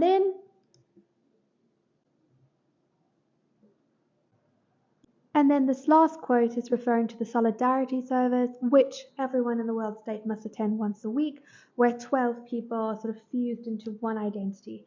And so that's once again showing us that individuality is not something that is important within the society. It's actually something that they are trying to stamp out. They are trying to rather focus on the larger community as a whole, and that's their method, one of their methods of maintaining control and ultimately embodying or ultimately indoctrinating people into this lifestyle of pleasure and happiness. But as we know, that's a sort of superficial version of that. Next, we have the cost of happiness. That is the secret of happiness and virtue, liking what you've got to do. All conditioning aims at that, making people like their unescapable social destiny. There is always soma, delicious soma. Christianity without tears, that's what soma is. So this is quite an important theme. What is the cost of the happiness in the society? So the world state has made happiness its central component, right? Its central feature. But in getting to that point, there are things that have had to be sacrificed. For example, free will, right? So conditioning comes into place to ensure that everyone is always going to be happy and always going to be, always going to just everything's going to be fine. There's going to be no negativity, but there's going to sacrifice that free will. And we're going to have conditioning being a central tenet of producing citizens in this society. Soma is a way to escape, right? It's a way to actually, whenever you're experiencing something slightly negative, that's the only way these people know how to deal with it, is taking these drugs to make sure they don't feel that way. And then I really like this quote over here, Christianity without tears, that's what Soma is. Because ultimately, Soma allows people not to feel accountable for their emotions, right? In the society, people cannot deal with negative emotions. They just have to take Soma to deal with that. So it's this idea of without tears, of just pacifying people, just feeding them Soma. They don't have to actually feel anything real, feel anything negative, feel anything different. That goes against their conditioning, or that goes against the central tenet of happiness. Industrialization, consumerism, consumption, and materialism. So making 96 human beings grow where only one grew before. The principle of mass production at last applied to biology. The conscription of consumption. Westminster Abbey Cabaret. Ending is better than mending. So ultimately, this society is based on the ideas of mass production, right? We constantly hear Ford. We know that the year is measured by after Ford. So this links to the real life story of how mass production started, or the assembly line started with Ford cars. And that is, a cornerstone of our current society, and how production and manufacturing runs, but also of this society. But in this dystopia, obviously our author has taken it sort of further than what it has in current society. So imagine a world where we have mass production linked to biology. So not just to manufacturing things, but to manufacturing people. So we can see how that quote also links to that theme of dystopia. So in the society, consumerism and consumption are absolutely key, because that is how the society keeps on generating, because it is an industrial society. So the idea of ending is better than mending, instead of trying to fix something that's broken, the idea in the society and the world state is trying to condition its people, its citizens, is to rather throw it out and to get something new, to really revel in materialism and in consumption, because in consuming, that is how the society generates, because it is fixated on industrialization and consumption and consumerism. And then I really like this really small detail, but Westminster Abbey cabaret. And this really shows the deterioration of the morality in this supposedly civilized world in this dystopian future, because Westminster Abbey obviously is associated with Christianity, with holiness, with morality, and now it's turned into a cabaret, which has sort of the opposite connotations, all about entertainment and pleasure. And so having these, Westminster Abbey cabaret, it's almost like an oxymoron, it's a contradiction. But we see how this society has descended. They don't have morality anymore. They don't have, they don't value things or even value individuals. It's all about industrialization and materialism and consumerism. And so we can see it linked to dystopia in the way that the author is perhaps trying to warn us of what can happen if we are just fixated on pleasure and being in the moment and being in the present, as opposed to thinking about the past, thinking about the future, thinking about morality and about individuality and about what it really truly means to be human. Science and ethics, sleep teaching. Al Ford's first tea model was put on the market. Here the director made a sign of the tea on his stomach, and all the students reverently followed suit. Truth's a menace. Science is a public danger.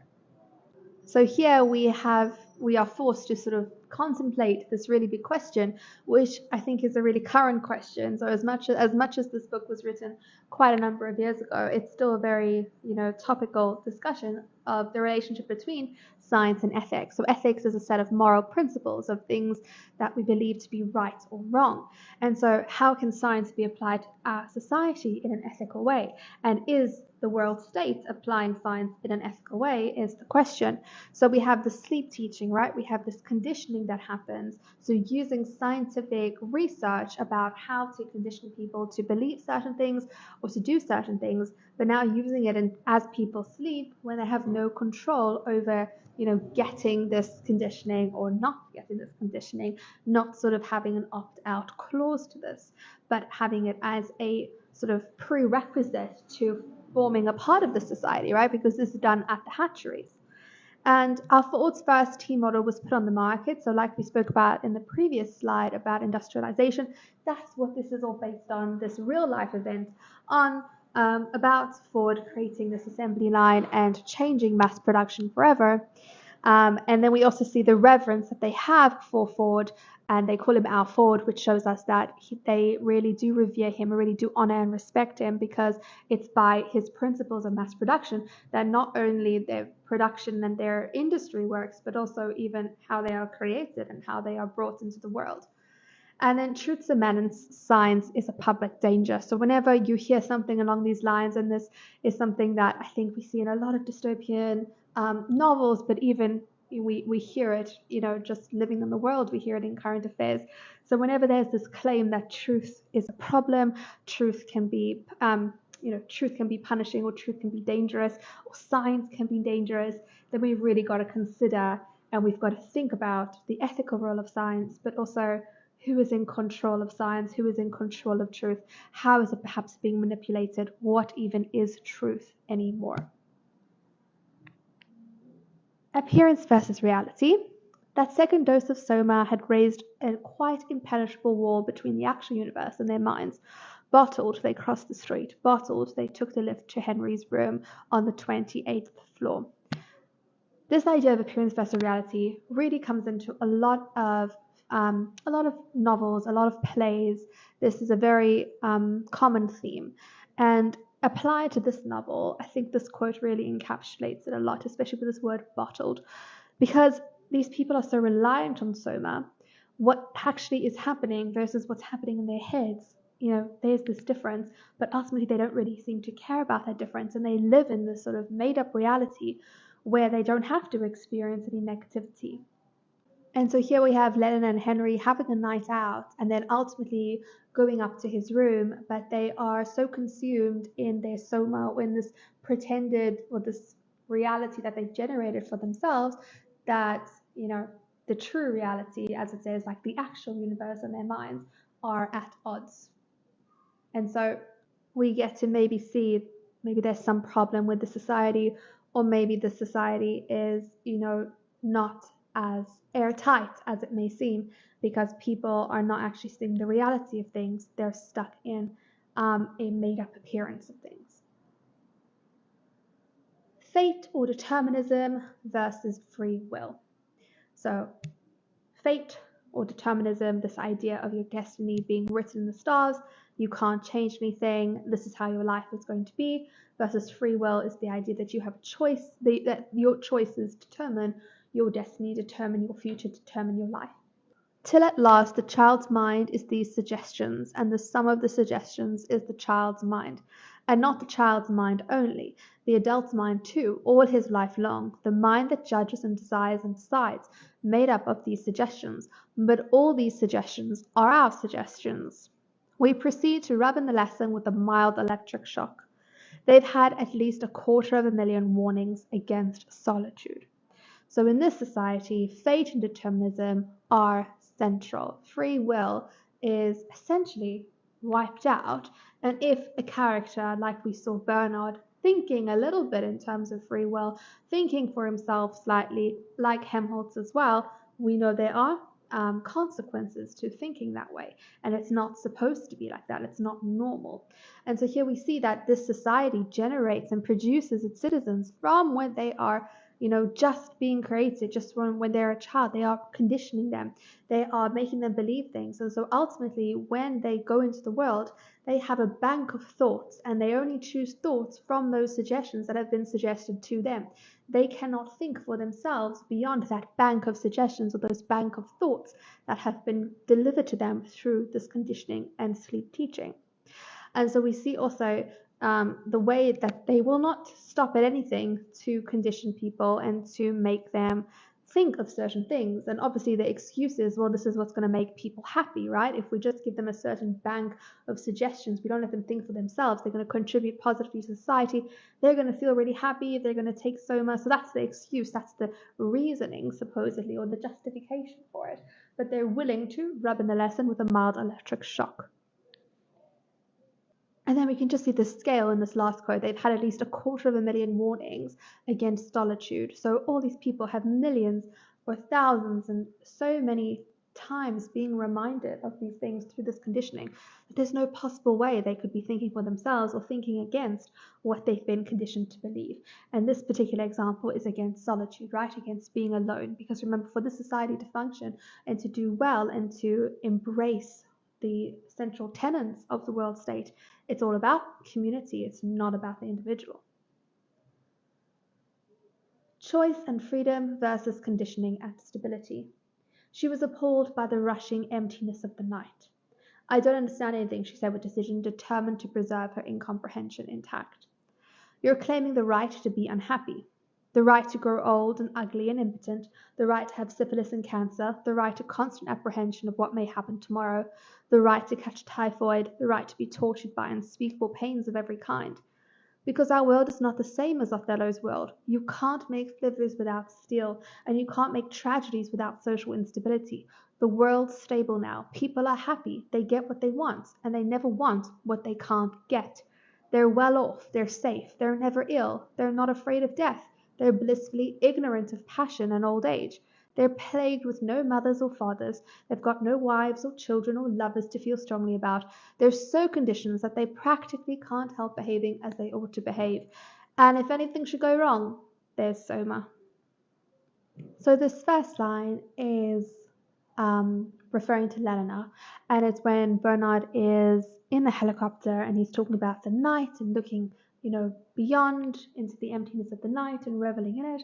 And she's absolutely appalled by the fact that this night is so empty, and she feels really uncomfortable by this. And so we can see here the significance of conditioning and how Bernard is trying to sort of think out of the box, and he's trying to oppose his conditioning and reject it. But Lenina is stuck in her conditioning, and she doesn't see anything good about this. She doesn't see anything relaxing or calming or even beautiful about the emptiness of the night, because she's been conditioned to believe that this is not something to seek out, that rather you need to seek out being with other people, being, surrounded by others, being surrounded by pleasure, not by the emptiness of the night, and not by finding perhaps beauty in nature. I don't understand anything. She said, with decision determined to preserve and comprehension intact. This was actually, we had this quote already in a previous slide, but this is Lenina's sort of predisposition to her conditioning and her desire to keep that intact and not wanting to think beyond that. The next three quotes come into play when the world controller Mustafa Mond is talking with John the Savage towards the end of the book, and they're talking about, all things that what makes us human, what makes a civilized society versus a savage reservation, what are the central tenets of life that are important to hold on to. As they're having this conversation, and so Mustafa says to him, "You're claiming the right to be unhappy." Because John has been complaining and struggling to come to terms with how this civilized society is governed and how it's run and how these people are so superficial and how they are just permanently sort of in the state of there's one feeling of being happy, and they just take soma. And so Mustafa is trying to put in a different way for him, different words for him, and says, "You're claiming the right to be unhappy," which sounds like a ridiculous question, but we can say that is essentially what John is saying. He does want to have the right to be unhappy, because without that, if you are conditioned and if you're just living in this stable life and you're always happy, you're not having any sort of choice, any sort of insight, any sort of ability to think or to believe. You don't have that freedom of choice. And so then he takes to the next level and he talks about all the negative things that this society has cancelled out. This society has made sure that their community that does not have to suffer. Their citizens do not ever grow old and ugly. They are not going to have syphilis and cancer. They're not going to have apprehension of what's going to happen tomorrow. Apprehension is like this sort of mixture between nervousness and excitement. They're not going to catch typhoid. They're not going to be tortured, and they're not going to have any unspeakable pains. They're not going to experience pain or suffering in any way, shape, or form. And so John is saying, hold on, he actually appreciates having the right to do all these things, even though there's something negative about them, even though they're the worst aspects of humanity, right? The worst things, the things that we fear. Not having the ability to have the freedom of choice or the freedom to actually experience these things, and just being conditioned to experience one thing is something that he's really struggling with, he's fighting against. So in the society, we see that conditioning and stability have been prioritized over choice and freedom. And then we get into this comparison with Othello. And we're obviously, the story of Othello because it's actually, if you're doing this book and you're an IEB student, then Othello is your Shakespeare this year as well. So I think it's interesting to bring in this quote about Othello because you are aware of what Othello is all about. But it's not really that much about Othello, but it's about the real world. So Othello is set in sort of a real world context, right? Where there are good people, there are bad people, there's manipulation, there is jealousy, there are all these negative aspects of humanity. But what Mustafa Mond is saying is that you cannot compare Othello with the world state. You cannot compare the real world, or the world that we live in now, to the world state, because in our world and in Othello's world, there is instability. And because of instability, all these other things can manifest. But the world state claims to be stable now. So people are always happy. There is never going to be an uprising. There's never going to be someone disagreeing with someone else. There's always going to be safety. There's not going to be sickness. So instability has been eradicated. And therefore, all of those emotions and all of those beliefs and all of those choices that we have, or that in Othello's world they have. They don't have it in the world state. They don't have all those problems because they have this ultimate stability. And like it says in the second part of the quote, they've got no wives or children or lovers to feel strongly about. They have no mothers or fathers. So in a world of instability, like our world or Othello's world, there is going to be jealousy. There is going to be manipulation. There is going to be, some negative things because we have something that we feel really strongly about, right? If you think about our world, we care about the people around us, our friends, our family. And so then, yes, we are going to feel sad sometimes. We are going to feel really depressed when they're going through something that's rough. We are going to feel protective over them when we feel like they're in danger or feel like someone else is taking them away from us. We are going to feel these sort of negative things, these things that we don't like to feel. But the reason why we feel that is because we really care about them and we really feel strongly about them and we really love them. So we can see there's sort of two sides to the coin over here of if you are going to have these beautiful things like love and have these strong connections in human relationships, it also comes with the negativity.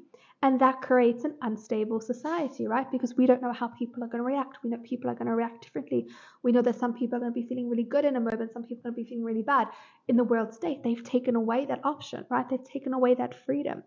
So we don't have people that we feel really strongly about. There's no such things as mothers and fathers.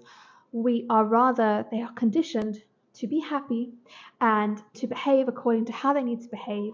They don't have strong connections, strong individual connections to anyone.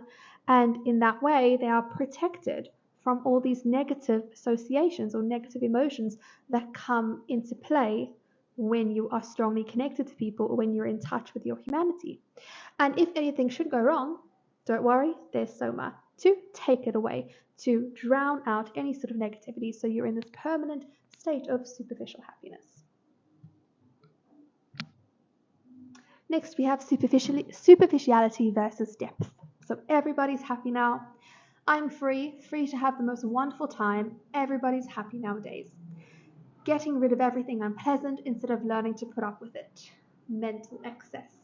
So everybody's happy now and I'm free to have the most wonderful time. Everybody's happy nowadays. This is the conditioning coming into play.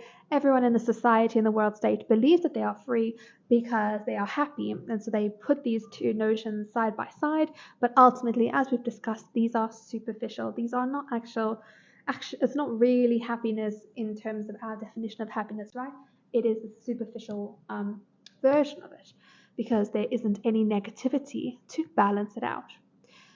And in the society, like we've said, they've got rid of everything unpleasant. Instead of learning to put up with it, instead of learning to deal with it or to overcome it, as John reflects, they've just got rid of it all. So there's only happiness, there's only positivity.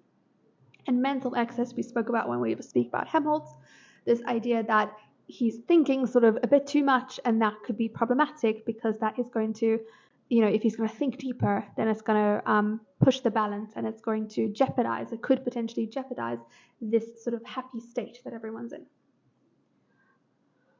Humanity, the notion of civilization and dehumanization.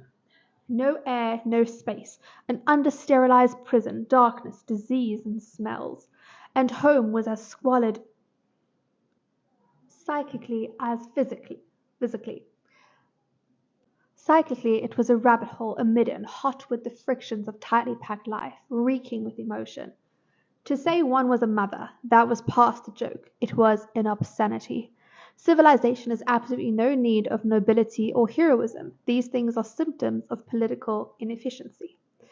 So in the society, we've spoken about humanity versus this process of dehumanization, because when you have this notion of civilization that is introducing something superficial or a superficial version of what reality needs to be, then we are seeing that what we hold to be central tenets of humanity, and that obviously is going to differ for every person, right? What they feel like is a central tenet. But in our modern society, what we have, if we think about what humanity means to us, it's having all these emotions, it's having nobility, having heroism, having emotions. And then in this society, we see there's a process of dehumanization in order to retain stability. So these first two quotations are describing the home and home life. And so it's a really interesting way to describe it. Obviously, there's a lot of really negative words here, really negative diction. I mean, comparing it to an under-sterilized prison, darkness, disease, and smells, to a midden, which is sort of a rubbish dump. And this is talking about this outdated version in terms of the world state of what a home is. So I know to me, a home has a very different connotation, right? I would think of home as being really warm, really comforting, like a sanctuary filled with the people that I love. But in the world state, the propaganda and the conditioning has made people believe in this pre-modern era, the home was something absolutely disgusting because it was filled with all these human relationships. And that's something that in this society, human relationships are not seen as something that's full of depth, right? Not seen as something like that, but rather seen as superficial, just to get pleasure out of that relationship and then be on your way and move on. So moving to the third quote, to say that one was a mother, that was past the joke, it was an obscenity. In the society, they've completely done away with those connections to people, and that what we find or what we think is true sense of humanity, of having a mother, or having a connection, or having a mother figure. And so those deeply rooted connections within our society that we really put on a high level, we put on a high pedestal.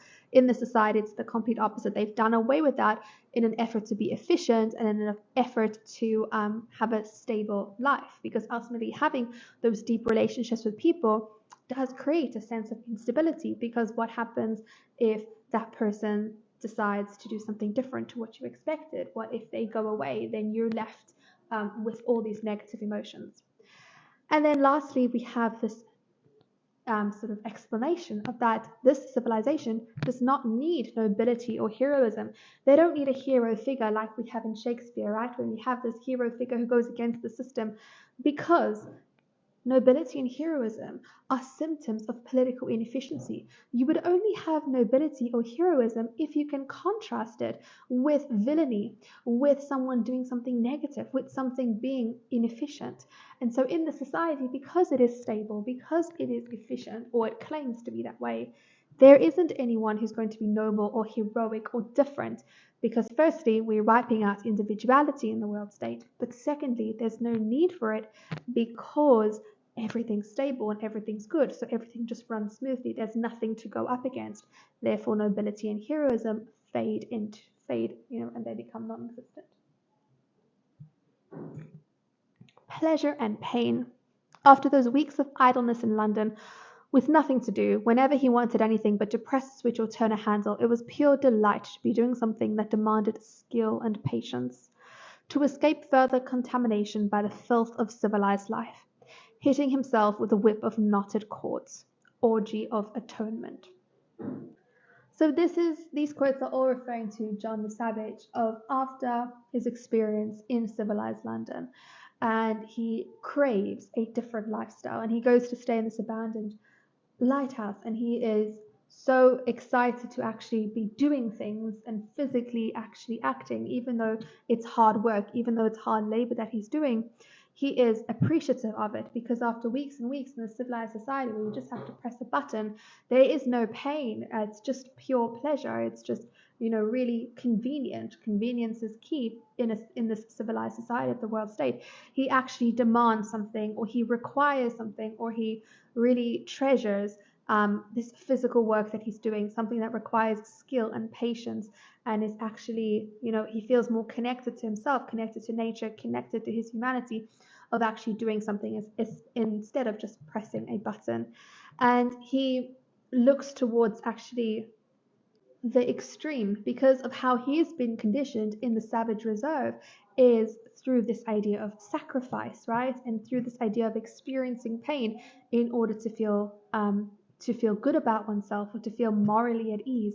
So to escape this filth of civilized life, he starts hitting himself with this whip of knotted cords in order to try and atone for all the pleasure that he's sort of reveled in, well, not entirely reveled in, but that he's been exposed to and has been sort of brainwashed by after his time in London.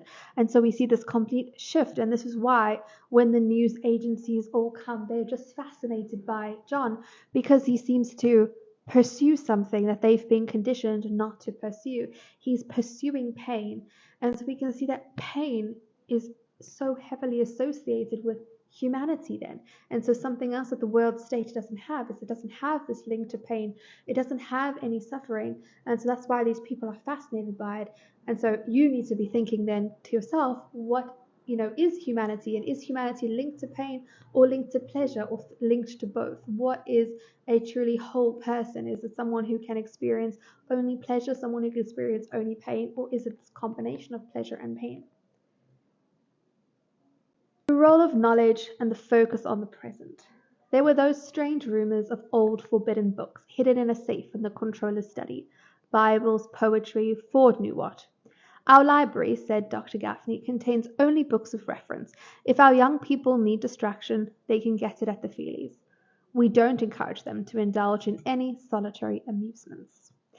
So the role of knowledge in the society, similar to our discussion of science, is it has its place, and knowledge and science are used in order to manufacture people, in order to create efficiency and stability within the society, but no excess of knowledge needs to be exposed to the people. So there are old forbidden books that are locked up. When books become something that needs to be locked up, we really recognize this as a tenet of dystopian fiction, because it's the idea that books hold this knowledge that can make people think for themselves, and that could be dangerous to the world state and could threaten this stability that they've worked so hard to ensure. And the focus on the present, we can see it over here, is why would they want people thinking back to history? Why would they want people studying the past? Why would they want people focusing even on the future? You would only, in the world state, they would want people to only focus on the present because they are, conditioning them to pursue superficial pleasures that are going to be enjoyed in the present, that are not necessarily going to be remembered.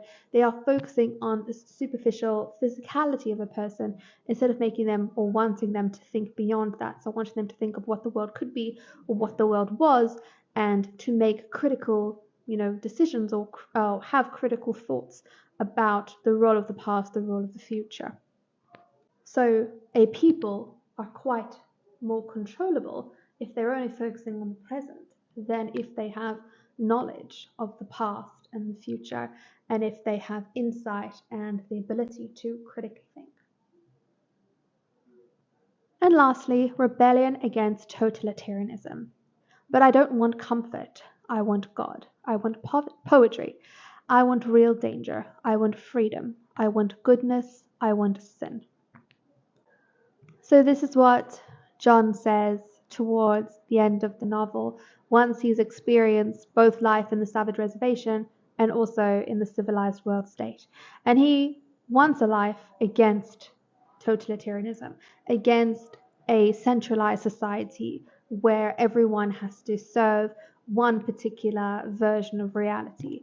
And he rebels by saying that he wants to feel things that are negative. He wants a God. He wants someone to believe in. He wants poetry. He wants beauty, but he also wants danger. He wants freedom. He wants goodness. He wants sin. He wants to be in control of how he lives his life, of what his destiny is going to be, even if that encompasses negativity. This is what he strives to live. This is what he finds after his experiences to be what the ideal is for him, the life that he truly wants to live. So here we can see his rebellion against totalitarianism is that he rejects this idea of this sterile, superficial world.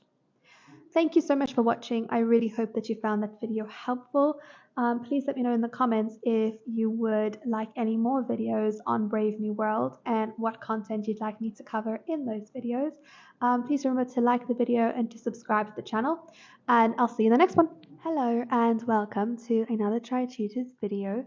In today's video, we are going to be looking at some important quotations according to theme and character for the novel The White Tiger.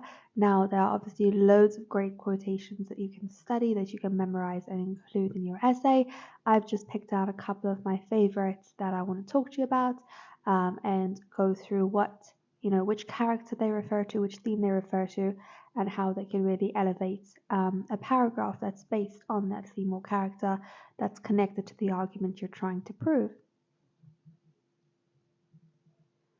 So before we get into some of these different quotations from The White Tiger, let's just quickly discuss what an ideal quote is to study and to include in your essay.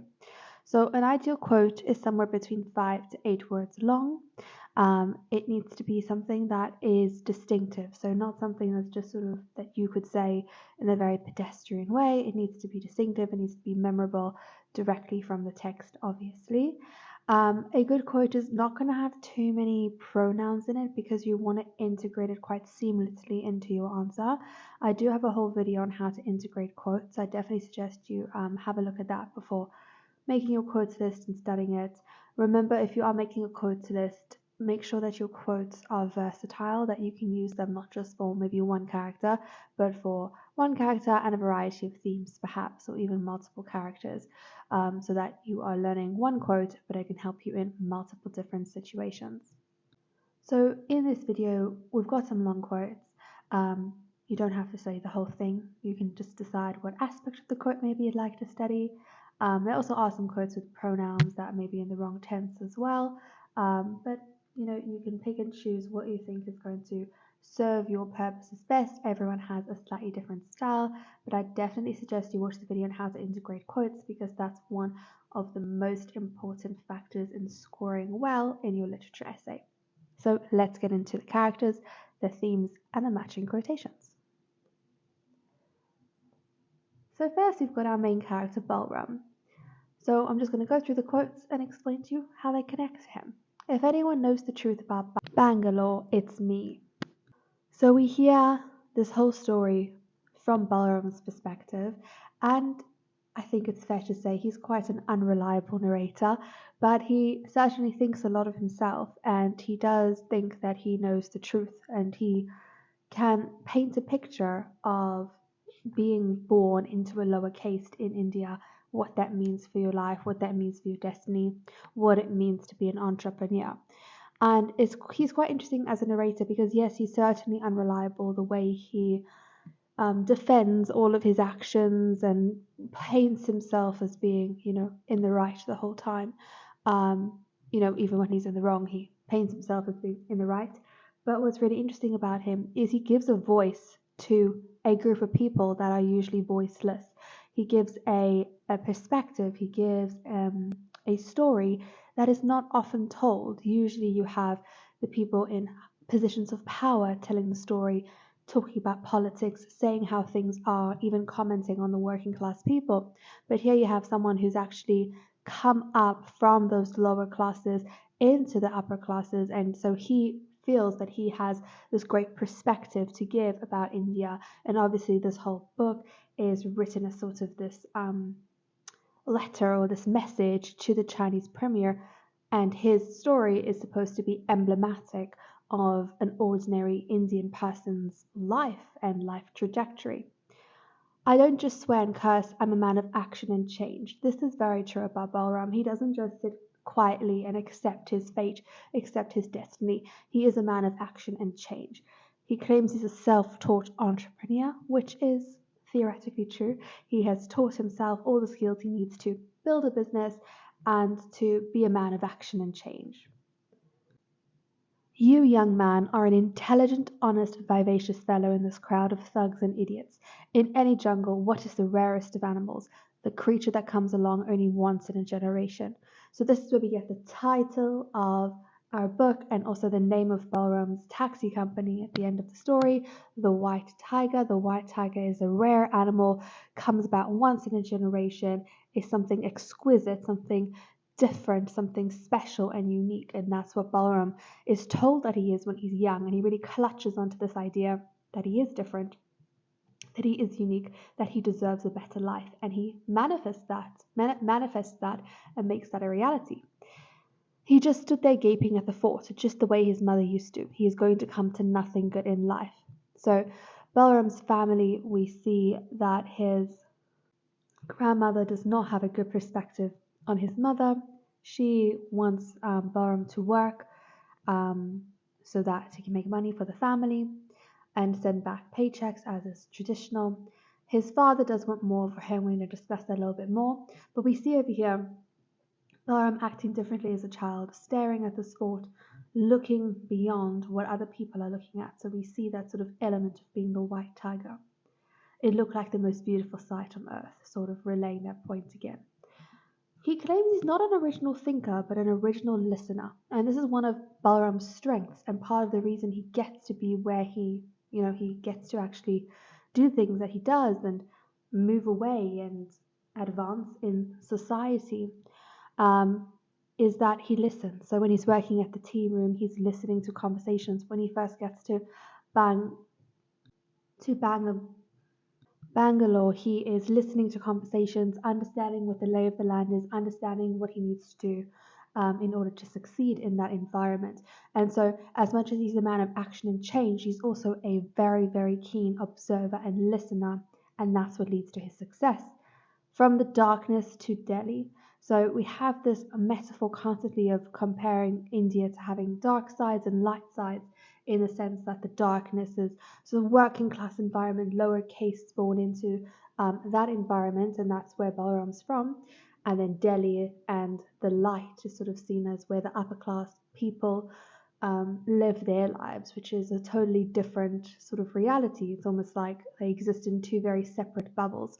And Balram has this opportunity to go into Delhi when he's working as a driver, and he gets to be within that different bubble within the light for a little bit, and eventually he makes the light his reality. He makes himself into this entrepreneur who gets to sit under a chandelier and run a company. So Balaram thinks of himself and he reflects on his journey as coming from the darkness to Delhi and later, different places, but from the darkness to the light. That's how he perceives his journey. And we see that in this quote where he says, "You are listening to the story of a social entrepreneur." So social entrepreneur, that's a really interesting phrasing, because entrepreneur, obviously someone who creates a business, but social entrepreneur, he has become socially mobile in the sense that he is changed his class within his lifetime, which some people, well, for most people, they don't tend to change their class. They're not able to do that. But Bahram's able to lift himself out of this poverty and servitude into a life where he is the boss and he is running things. My life had been written away. I was to go to jail for a killing I had not done. I was in terror, and yet not once did the thought of running away cross my mind. Not once did the thought, "I'll tell the judge the truth," cross my mind. I was trapped in the rooster coop. So this is a very good example to show this idea of class in this society that Balaram is living within. He is forced sort of to take on the responsibility of killing this person on the street, when in reality it was his boss who rode over this person. And Balram is going to sort of take responsibility for this. And what he's saying over here is using the metaphor of the rooster coop, of how people of this certain class in India, it's not even crossing their minds that they need to go against the upper classes. In this case, he is being blamed for something that's not his fault. He doesn't even think of running away. So it's almost like this class disparity and the expectations of servants has been indoctrinated within the society for generations, and there's not even a thought in people's minds to change that, even though it's totally unreasonable and totally crazy to think about sort of going to jail, giving your life away for your master, not even, your family or something, but for your master. So it's talking about this level of indoctrination and the level of just tradition that has kept 99.9% of people in the society responsible or controlled by the 0.1%. I was looking for the keys for years, but the door was always open. So obviously, this is from Bahram's perspective, and the story, he's reflecting on his life, he's reflecting on his past, so he's thinking a lot. But one of his strengths is he doesn't stop thinking. So even when he's doing sort of mindless jobs, even when he's being told what is expected of him, not even just being told, but understanding what his caste signifies, what he's allowed to do in the society, all those verbal and non-verbal sort of instructions, he's still is thinking, and he's still scheming, and he's still wondering why it has to be that way. Is there another way that he can live? And so here, he's commenting that actually there is this opportunity. He's always finding opportunities. So a strength of Balram is he's not prone to hopelessness. He's rather opportunistic. He's going to find an opportunity, find a glimmer of hope that he's going to chase. A white tiger keeps no friends. It's too dangerous. So he doesn't have too many friends, and we can see that sort of in the literal sense, but also beyond that is that he works by himself, and he is self-interested, individualistic, and he's worried about his own trajectory in life.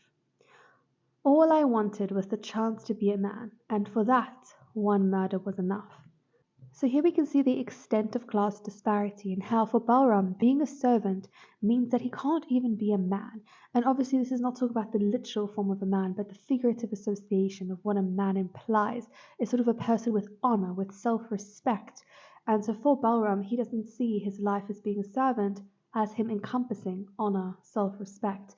And so for him, the price of murdering his boss is actually going to be okay. So this is how he's sort of going to justify it in his mind, but it also shows us the extent of the class disparity and how Balram is a product of that and how he's trying to fight against it. Is that the right way to go against it? Perhaps not. But we can see sort of his mindset, how he thinks about things, how he thinks about the world. So this quote gives us a great insight into the character of Balram and what's going on in his mind.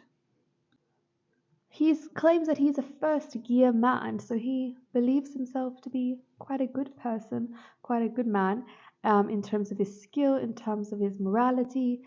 He paints himself as, a figure who did what he had to do in order to be a man, in order to get out of this life of servitude. Obviously, whether that's the case or not, well, that's up for debate, and there's a lot of moral ambiguity in this story. What he did was wrong. Killing a man is wrong. But hearing from his perspective makes us question a lot of things about his society and his context, which makes it an interesting read. I'm always a man who sees tomorrow when others see today. So this is reference to the fact that he's different, he's unique, he's special, he's this white tiger in the society, and whether he is or not is up for debate, but he definitely perceives himself to be that. I think the key word with Balram is perceive, because we're seeing it from his perspective.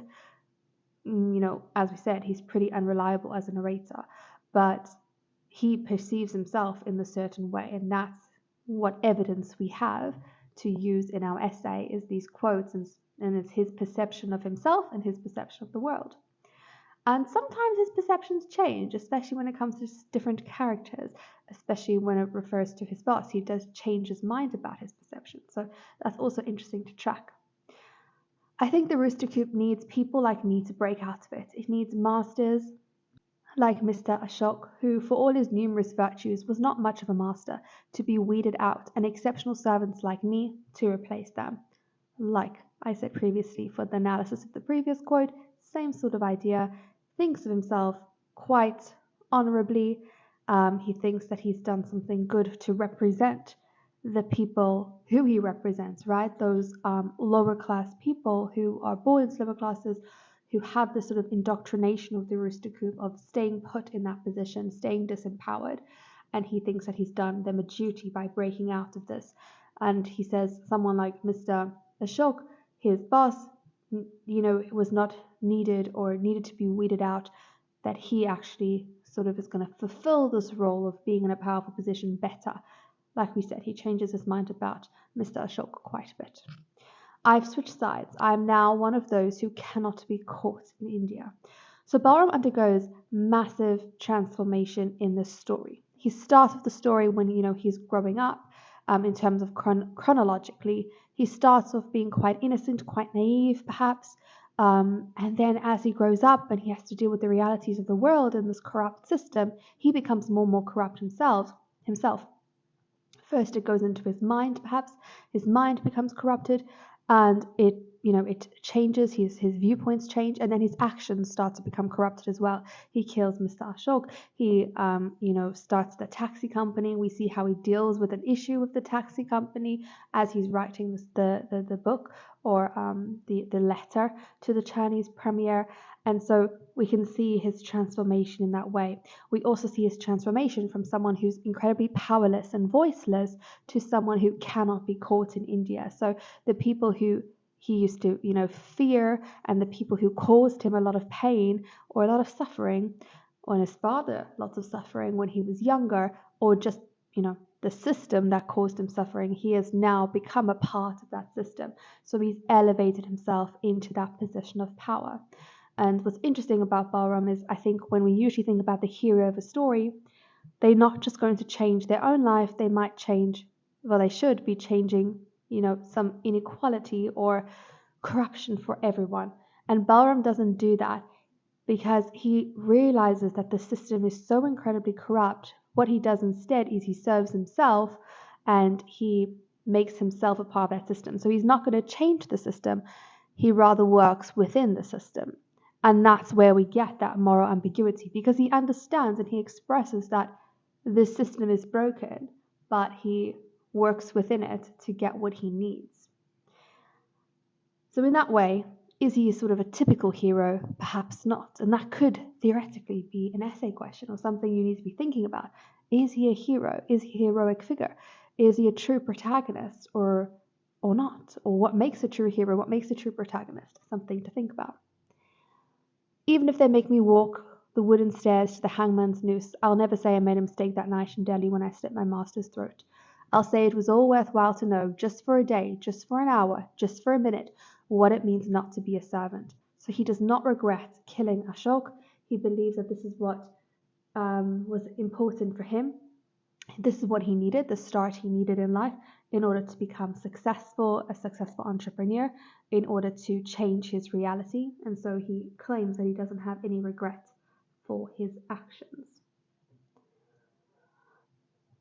Right, next we have Ashok. Mr. Ashok was a classic first gear man, so from Balram's perspective, he really respects Ashok, especially at the beginning of their time together.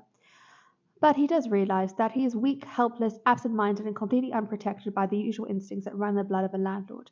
So Ashok is the son of Stork, one of the major landlords in Balram's hometown, and he has been off in America. He comes back to India when the business is in trouble, and now he's involved in all these meetings and all these bribes being arranged. But he does struggle to sort of adjust to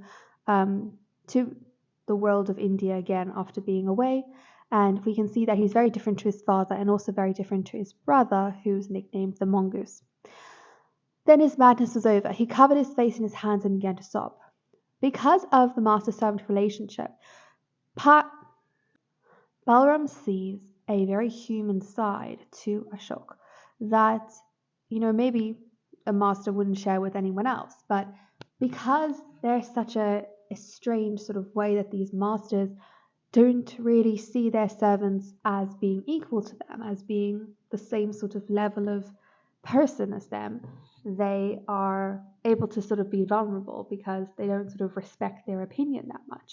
And so here we can see after his marriage breaks down, Balram is able to see Ashok completely sort of dissolve and completely collapse out of sadness and out of anger.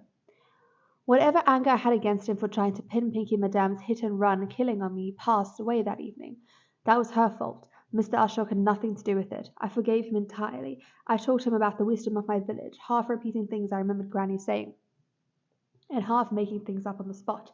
And he nodded. So here we see that connection and how the master-servant relationship is incredibly unique, because as much as Ashok is his master, is Balram's master, and is going to tell him what to do, and literally just before that, Balram was going to go to jail to protect his wife from being arrested for hit and run killing. Now he's seeing the humanity in Ashok, and he's comforting him, he's helping him. So it's this very strange relationship, master-servant, because everyone, it's sort of, they're holding each other at a distance, but at the same time, there isn't a distance, there is such close proximity. So we see over here that Balram's perspective on Ashok is very, very kind, very forgiving for a man that was willing to sell him off into jail. But obviously, that's going to alter and shift when Balram starts to think about all the things that Ashok has taken from him, which we'll discuss a little bit later when we get to that theme. All I get to do in Delhi, take money out of banks and bribe people. So this is Ashok not very satisfied with life, in India working for his father and working with his brother. He doesn't really enjoy this much. Pinky Madame. I'd never heard of a woman leaving her husband for good. I mean, yes, on TV, but not in real life. So coming from America, she has a very different opinion of how things go, very different culture, obviously, America versus India. So she struggles in Delhi to adjust to life and the different way of doing things. And she's an interesting character for Balram to interact with. And he starts to understand different dynamics a little bit more, and also the idea of American culture, which is going to be important because we're going to learn at the end when he starts his business, his entrepreneurial pursuit in Bangalore. It's all about the American economy, so we've got that exposure to American culture from Pinky Madame. But also an education for Balram in terms of, now being in Delhi, how things are different to his country, to his rural life back home. So he learns a lot of important things from the other drivers, but also from his interactions with Pinky Madame. The mongoose. So this is Ashok's brother. Finally, I took a rupee coin out of my shirt pocket, dropped it on the floor of the car, picked it up and gave it to the mongoose.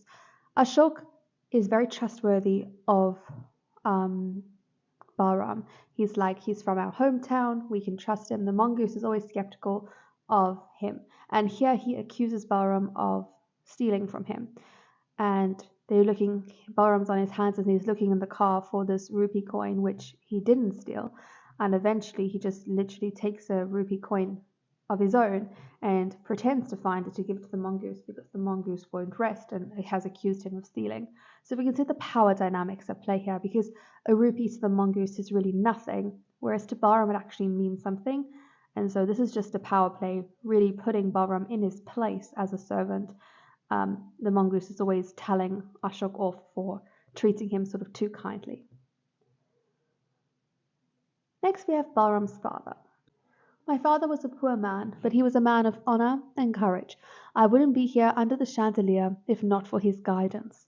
My father's spine was a knotted rope. The story of a poor man's life is written on his body in sharp pen. I was his plan. My whole life I have been treated like a donkey. All I want is that one son of mine, at least one, should live like a man. So Balram's father was a rickshaw driver, a very physical job, very low-paying job, and we see over here that Balram has incredible gratitude for him.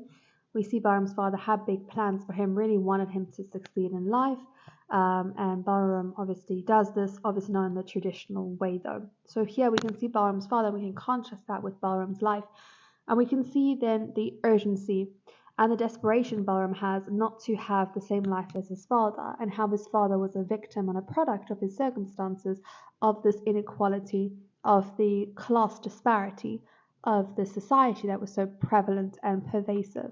And so it acts as an interesting foil to Balram's journey and what he becomes, as opposed to what his father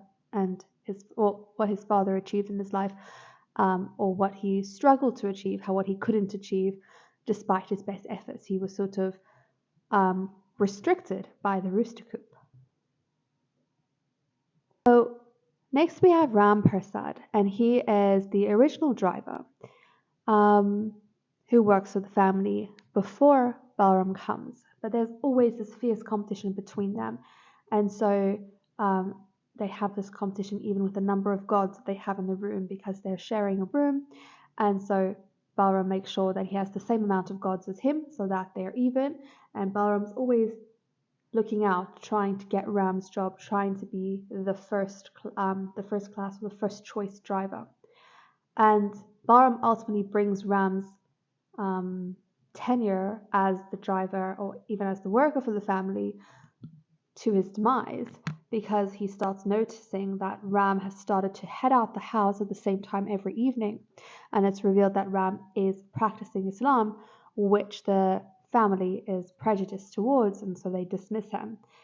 So we can see that Balram is, not going to worry about others in his pursuit of dominance, in his pursuit of money and status, he will do whatever it takes in order to be that first choice driver, and ultimately he's going to do whatever it takes in order to escape this life of servitude altogether. So let's talk about some setting quotes. India is two countries in one, an India of light and an India of darkness. So we spoke about this earlier a little bit, about how we use this metaphor, this imagery of light and darkness within India to show these completely two different sides of the country. We have some of the country living in, in wealth and status and power, in the light. And then we also have this India of darkness, which is embodied by the rooster coop, where people are restricted by their caste, by a certain predetermined destiny in their lives, how they, are living lives that are riddled by corruption and very powerless situation. They don't feel like they have a voice, don't feel like they can change much, and so they just have to sort of lean into what their destiny has been, manifested as. The one infallible law of life in the darkness is that good news becomes bad news, and soon. So quite a pessimistic perspective and reality. To break the law of his land, to turn bad news into good news, is the entrepreneur's prerogative. So this is what we see. Entrepreneurship for Balram is something that's incredibly multifaceted. He sees it in a number of different ways. As is, it's not just that classic definition of building a business and running your own company. It's so much more than that, and it's representative and symbolic of this light and darkness, good news, bad news. That's my case to my destiny. So this is what the sort of thing in his mind was always building to be. This is what Balram thinks, or what his family has told him, and what the society has told him, but he's on a mission to change that. I suppose you are meant to drive on the left side of the road, but until then I'd never known anyone to get agitated over this rule. So we can just see driving in certain places in India during this time, the rules are not really they're not really followed, not really even known. So we can just see this setting that we're living in, where there's corruption, where rules are not really being followed, where things are just done as they want to be done. And this is obviously Balram's perspective of this within this story. The president's house was covered in smog and blotted out from the road. It seemed as though there were no government in Delhi that day. This is such an interesting quote because the house is covered in smog of this powerful president.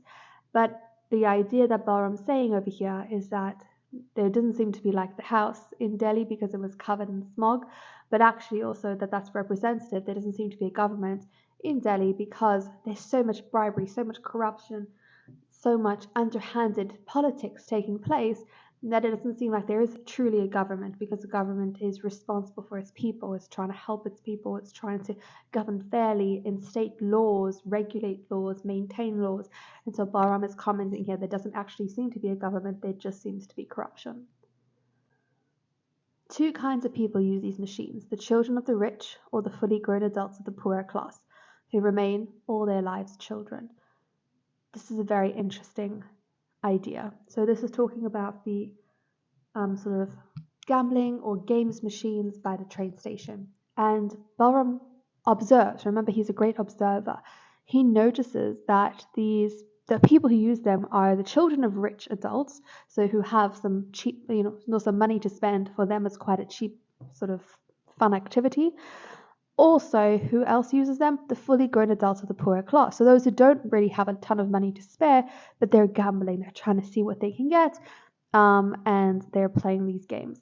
And he comments that they remain children all their lives. And this is linking back to this idea that he's willing to commit murder in order to become a man. So it's this idea that being a servant or being part of this certain class means that you don't have that honor or respect, or at least that's his perception of it. And so he sees these poorer class people as being children in the way that they don't have that self-respect or that honor that the rich or the wealthy do. Once again, remember, this is all just Balram's perception. It's all told through his voice, through his narrative. So we're understanding the world through his eyes, through his lens.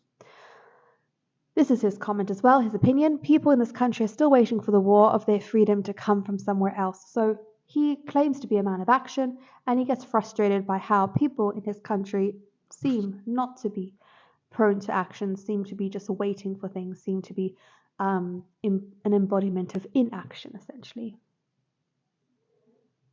Inequality and the class divide. He's half-baked. The country's full of people like him, I'll tell you that. And we are entrust our glory of parliamentary democracy. So here we can see the upper classes' condescending attitude towards the lower classes, not really rating them at all. We weren't allowed to inside the mall. Of course, no one had to tell us these things. This is talk about all the drivers when they were taking their masters to the mall. They all wait outside. It wasn't like they were told to wait outside. It's just tradition. It's just customary. It's this unwritten rule, this unwritten law of class divide that establishes that they're not even allowed in a mall. That would be completely against what they need to do.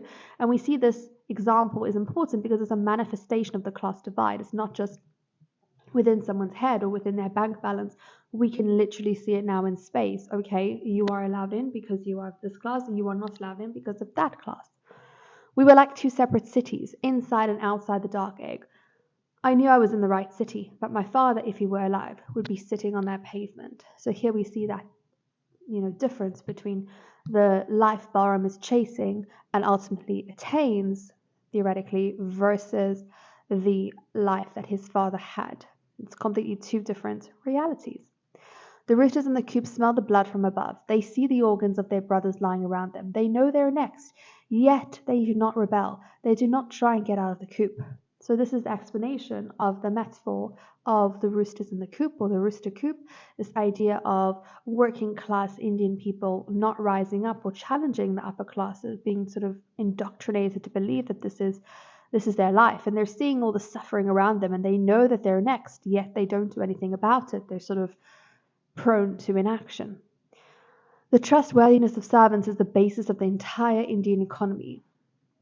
Quite a statement to be making, but essentially talking about how servants are the foundation of the success of the Indian economy, and the trustworthiness of servants, meaning that masters have trusted their servants, that has actually allowed the Indian economy to be what it is. And so he's showing us how actually working class people are so incredibly important to the Indian economy and to India itself, but it's not recognized at all.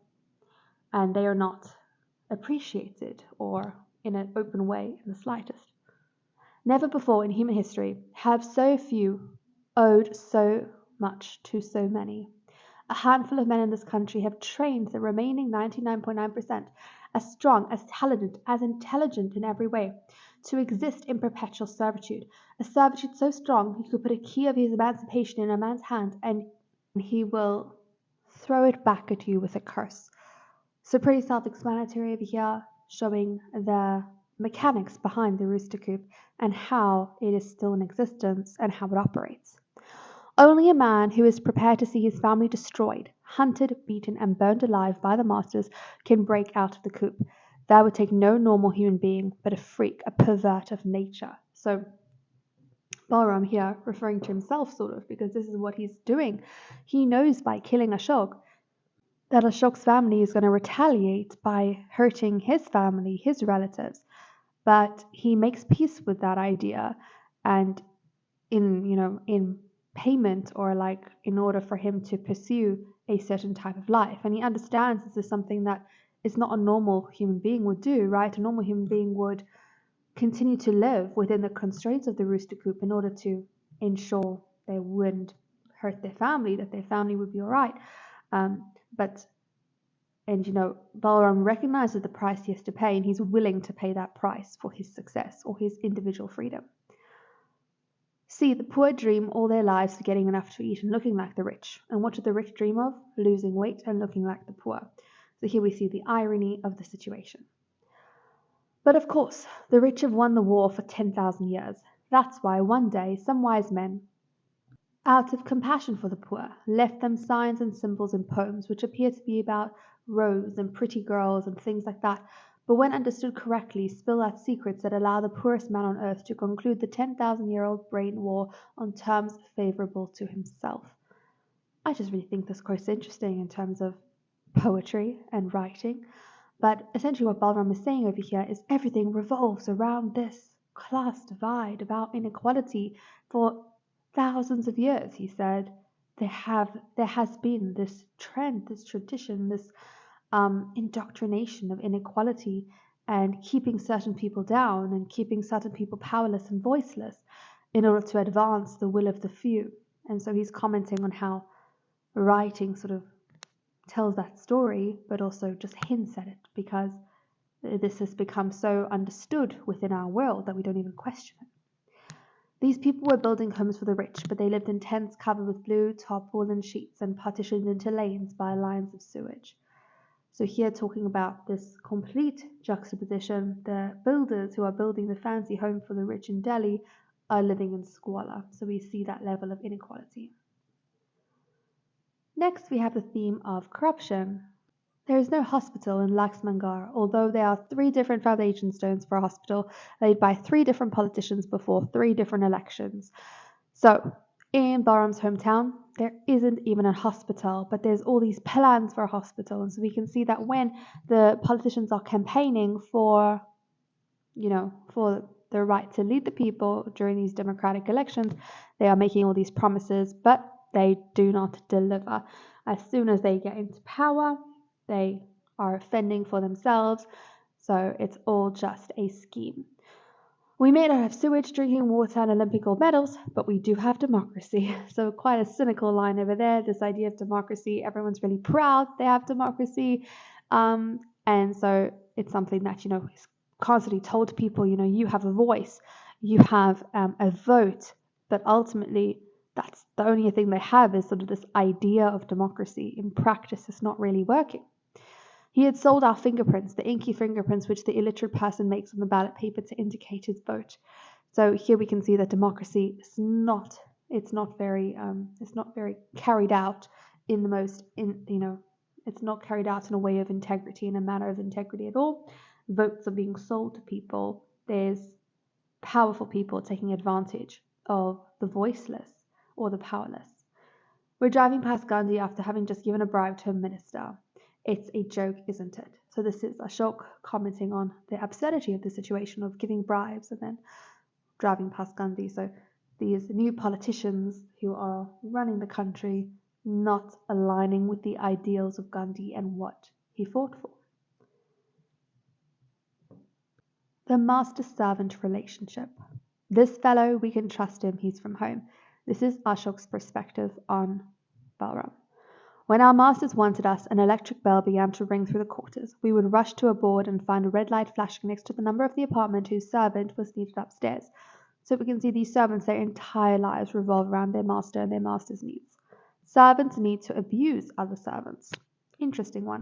But here we see power dynamics. Abuse is usually done because it's this scheme to gaining power. And so servants are in a powerless position all day with their masters, even at night, right? They can just be called by the bell at any time.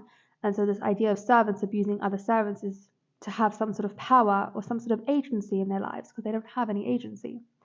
A servant gets to know his master's intestinal tract, so we get to see this level of closeness that they have, yet this complete disparity in terms of class and reality of life. So close in some ways, on different planets in other ways. I wiped it down thoroughly and scrubbed out every bit of blood and flesh. So this is talking about the hit and run and how Balaram is tasked with cleaning up the mess. And so we can see over here, literally and figuratively, he's responsible for clearing up this mess. So we can see that once again, the closeness of the master-servant relationship, this incredible secret. And Balaram has this secret, but also that he's going to be blamed for it. You're part of the family.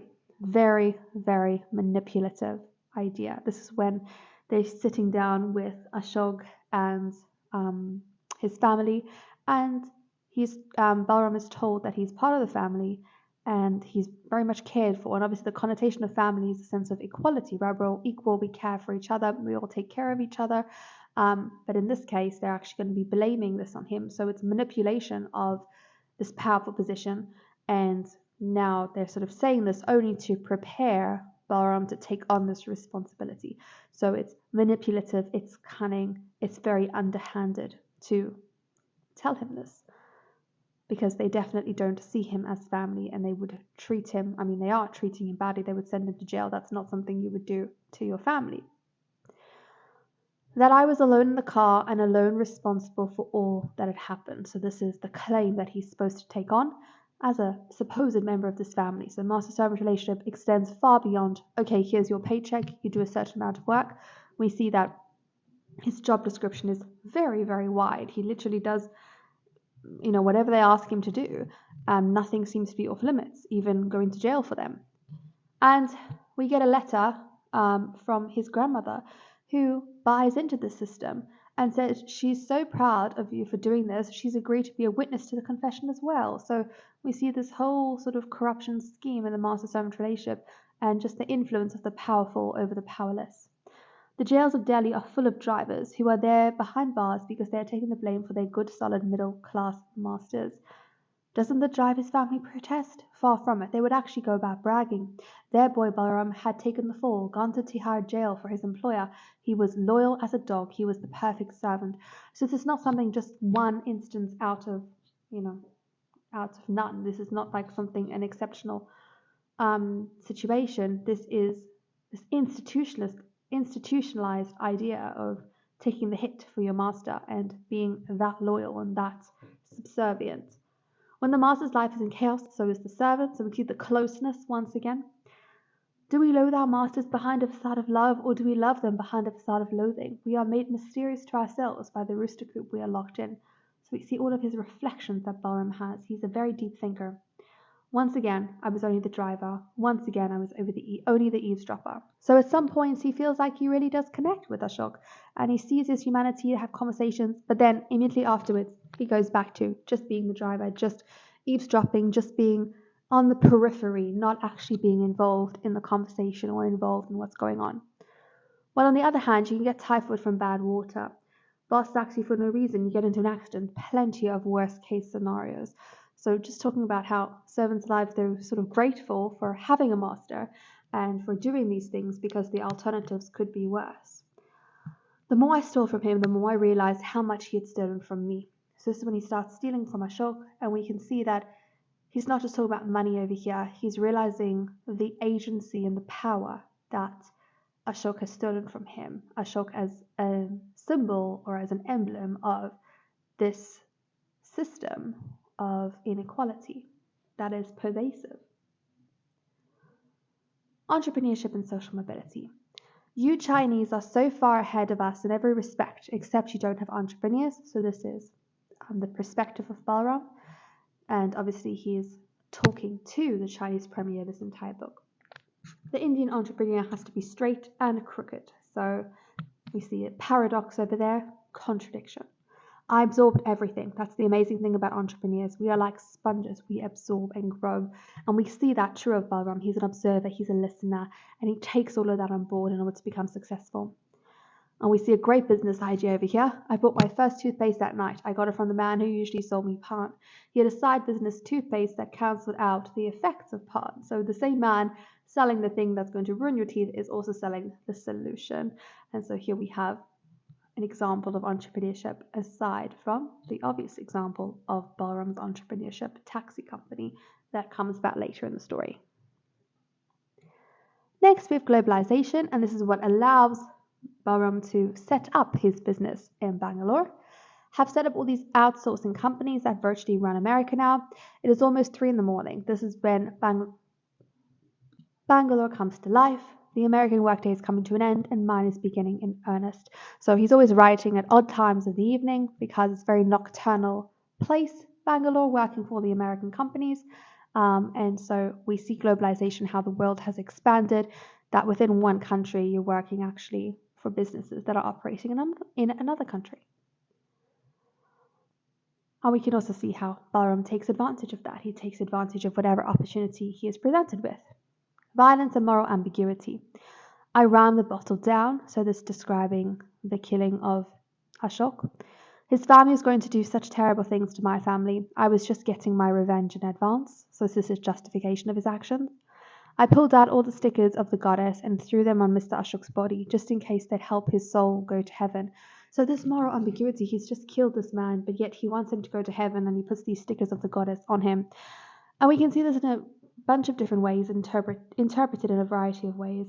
I think one of the interesting ways to interpret it is that Ashok, he actually does like Ashok. Ashok is symbolic of this system, and he needs to do away with him in order to start this new life. So he sort of becomes this obstacle in his way. So you can interpret it in a variety of ways, but I think that's an interesting one to consider. Freedom and individualism. I've got no family anymore. All I've got is chandeliers. So the theme is freedom, but it's almost the price of freedom and how he's left in isolation. The price of his success is his family, is his like real connections. Obviously, he has lots of business connections and connections to people in power now, but his connection to his family, to his upbringing, to people, to humanity. He lives a very isolated and lonely life now that he's done this crime, but also because of the effects of that. And so all I've got is chandeliers, and it's up to you to decide whether you think he's happy with that decision or not. He seems to be, not happy necessarily, but he seems to be thriving in his new environment. He has achieved what he wanted to achieve. So maybe he doesn't claim to have regret. Maybe he has a little bit, but he doesn't seem to mind that he's surrounded by chandeliers. Thank you so much for watching. I hope that you found the video helpful. As I said, it's not all the quotations, and this is just sort of my interpretation of some of the key ones. You can interpret it in a variety of ways, but I hope that you found some key quotes to assist you in writing your essay. Please remember to like the video and to subscribe to the channel, and I'll see you in the next one.